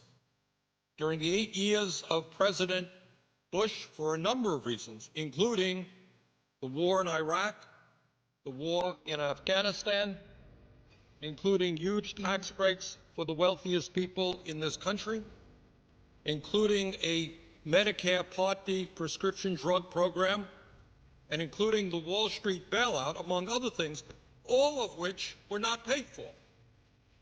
Those are the primary reasons that we saw an almost doubling of the national debt during the Bush administration. And since President Obama has been in office, we have passed a stimulus package, also adding to the deficit in national debt. But here we are today with a $13.8 trillion national debt, $1.4 trillion deficit, and almost all Americans are in agreement that this is a very serious issue. So the first point that I would make is that it seems to me to be unconscionable for my conservative friends and for everybody else in this country to be driving up this already too high national debt by giving tax breaks to millionaires and billionaires who don't need it, and in a number of cases, Mr. President, don't even want it. Here's one of the interesting ironies. There are lists of many, many very wealthy people who come forward and say, sure, I want a tax break. Everybody wants a tax break. But you know what? There are other priorities in this country. I don't need it. And two of the wealthiest people in the world, Bill Gates of Microsoft, Warren Buffett, Berkshire, is a billionaire. And they said it's absurd. We don't need a tax break. All over the country, you're hearing a lot of folks who have a lot of money saying, don't drive up the deficit and force our kids to pay higher taxes to pay off the national debt in order to give tax breaks to the richest people in this country. Now, Mr. President, we have been told really not to worry too much because the extension of these tax breaks for the wealthy will only last 2 years. Not to worry. Well, maybe that's the case.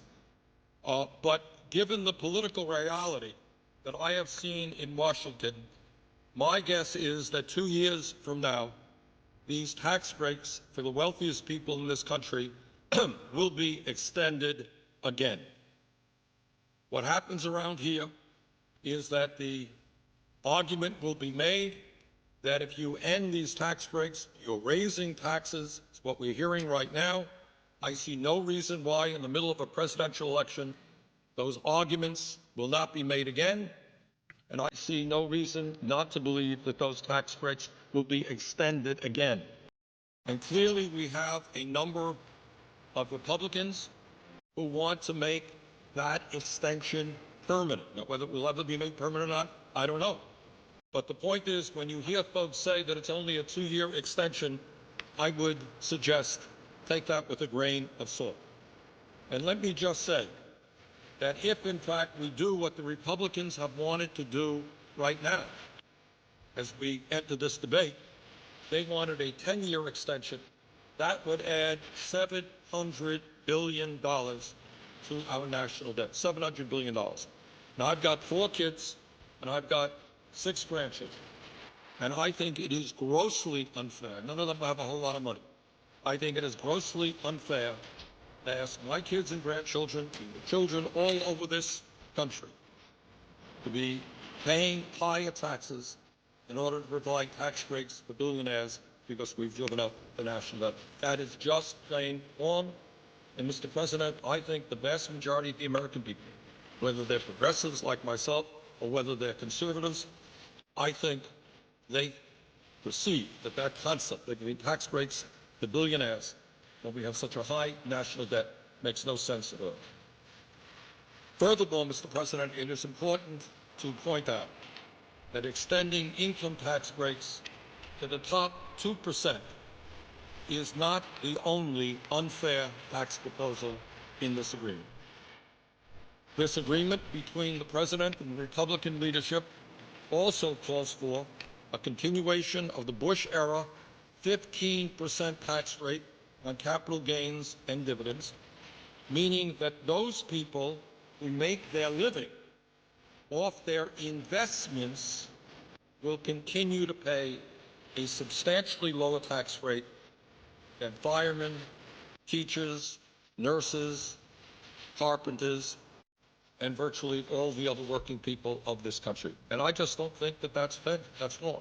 And we are continuing, if this agreement were to be passed, that unfair win.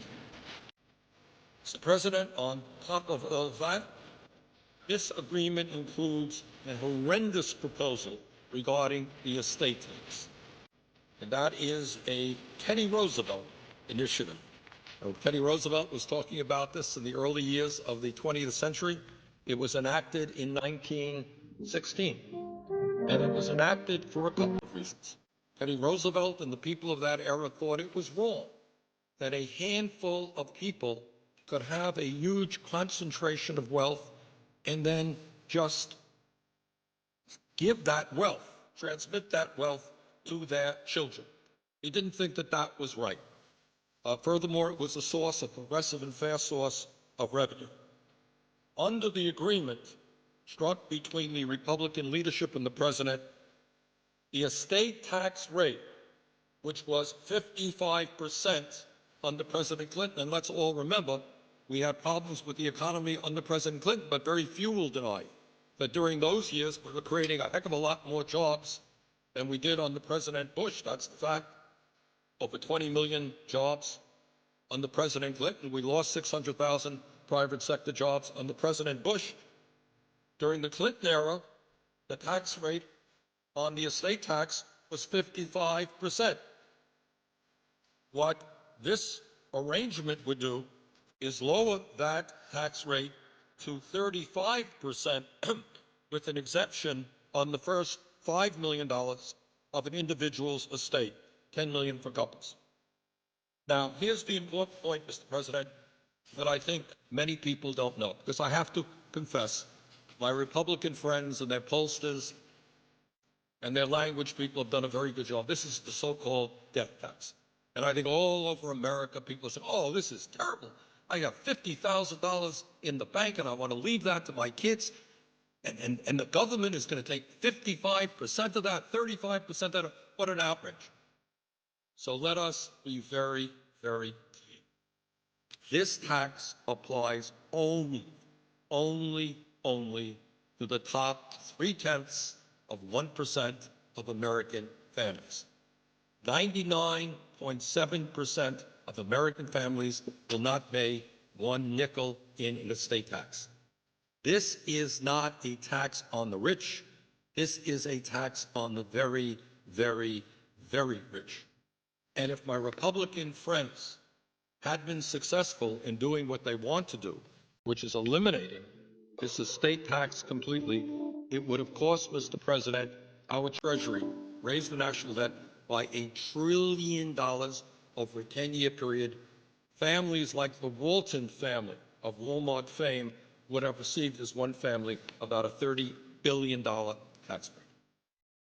So I find it hard to believe that when we are talking about massive cuts in programs for working families, when we have this huge national debt, that anybody would be agreeing to lower the estate tax rate to 35%.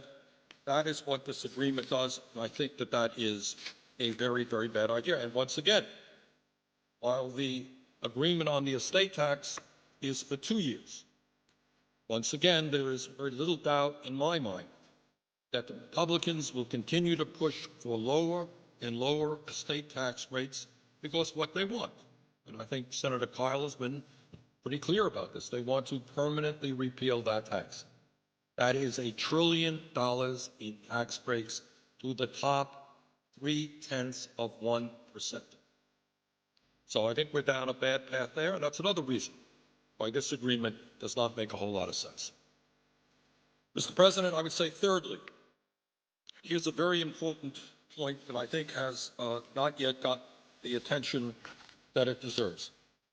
And that is, this agreement contains a payroll tax holiday.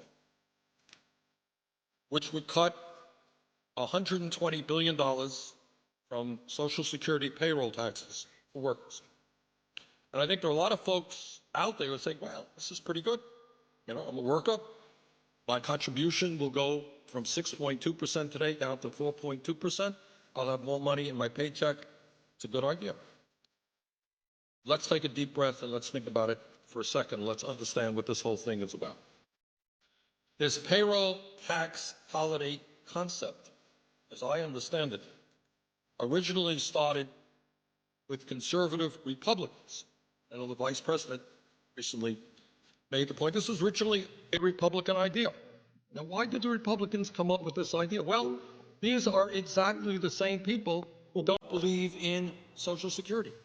These are the same people who either want to make significant cuts in Social Security or else they want to privatize Social Security entirely. And here's the point. They understand that if we divert funding that is supposed to go into the Social Security Trust Fund, which is what this payroll tax holiday does. This is money that goes into the Social Security Trust Fund is now being diverted, cut back, in order to provide financial support for workers. But that is a lot of money not going into the trust fund. Now, but the president and others are saying, well, not to worry, because that money will be covered by the general fund. That is a very, very bad and dangerous precedent, because up until now, what Social Security has been about is 100% funding from payroll contributions, not from the general tax base. Now, once again, this is a one-year program. The loss of revenue going into Social Security can be covered by the general fund. But we have a $13 trillion national debt. How much longer will the general fund put money into Social Security? Is it a good idea for the general fund to be doing that? So I would argue, Mr. President, that this is not a good idea. This is a very dangerous step forward for those of us who believe in Social Security. But this is not just Bernie Sanders saying this. Mr. President, one of the more effective and I think important senior groups in America is called the National Committee to Preserve Social Security and Medicare. They have, I don't know exactly how many, but they have many, many members all over this country. I know they're active in the state of Vermont. And I want to read to you from a press release that they just sent out the other day. And this is the headline on it, from the National Committee to Preserve Social Security and Medicare. Cutting contributions to Social Security signals the beginning of the end. Payroll tax holiday is anything but. And this is what they say. This comes from now Barbara Kennelly. Barbara used to serve in the House of Representatives. I've known Barbara for years. She's now the president and CEO of the National Committee to Preserve Social Security, one of the strong senior groups in America. And this is what Barbara says, and I quote, even though Social Security contributed nothing to the current economic crisis, it has been bartered in a deal that provides deficit-busting tax cuts for the wealthy.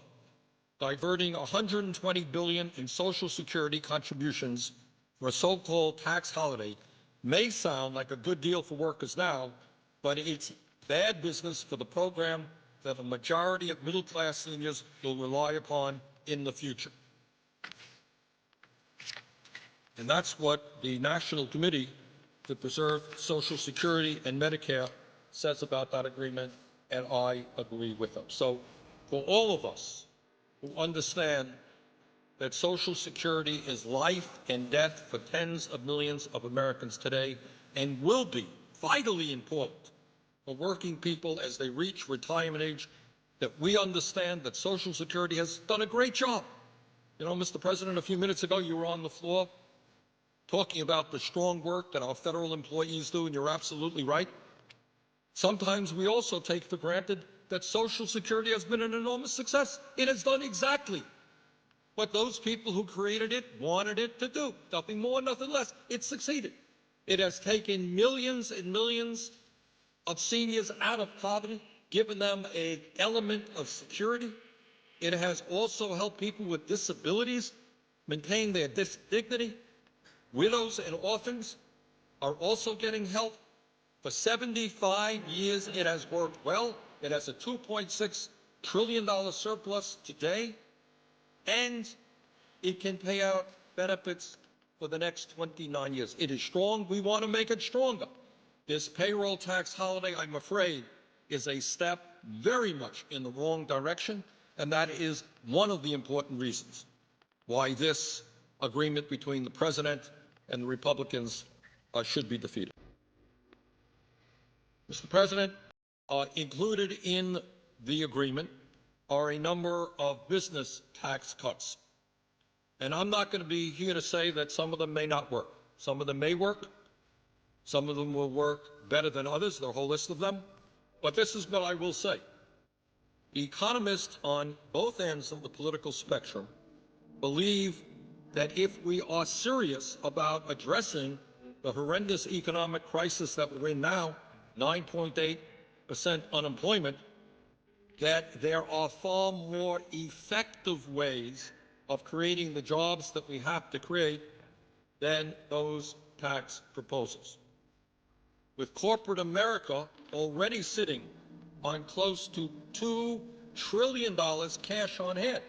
It's not that our friends in corporate America don't have any money. We've got to help them. They've got $2 trillion cash on hand. The problem is not, in my view, that corporate taxes are too high. It is that the middle class simply doesn't have the money to purchase the goods and products that make our economy go and create jobs. So I think that if our goal is to create the millions and millions of jobs that we need, and if our goal is to make our country stronger internationally in a very tough global economy, I would much prefer, and I think most economists would agree with me, that a better way to do that, to create the millions of jobs we've got to create, is to invest heavily in our infrastructure. Now, the truth is, and I don't think anyone disputes this, the infrastructure in the United States is crumbling. I'll go into more detail about that later. Got some very good information on it. But, you know, you don't have to be a civil engineer to know that. All you have to do is get in your car today and drive someplace. And in my state and all over this country, what you are going to see are roads that are in disrepair. You're going to see bridges that in some cases have actually been shut down. You're going to see water systems. I remember, Mr. President, I was in Rutland, Vermont, the second or third largest city in the state of Vermont. And the mayor there showed me a piece of pipe. It's very funny. It's an old pipe. And he said, you know, the engineer who helped develop this water system and laid this pipe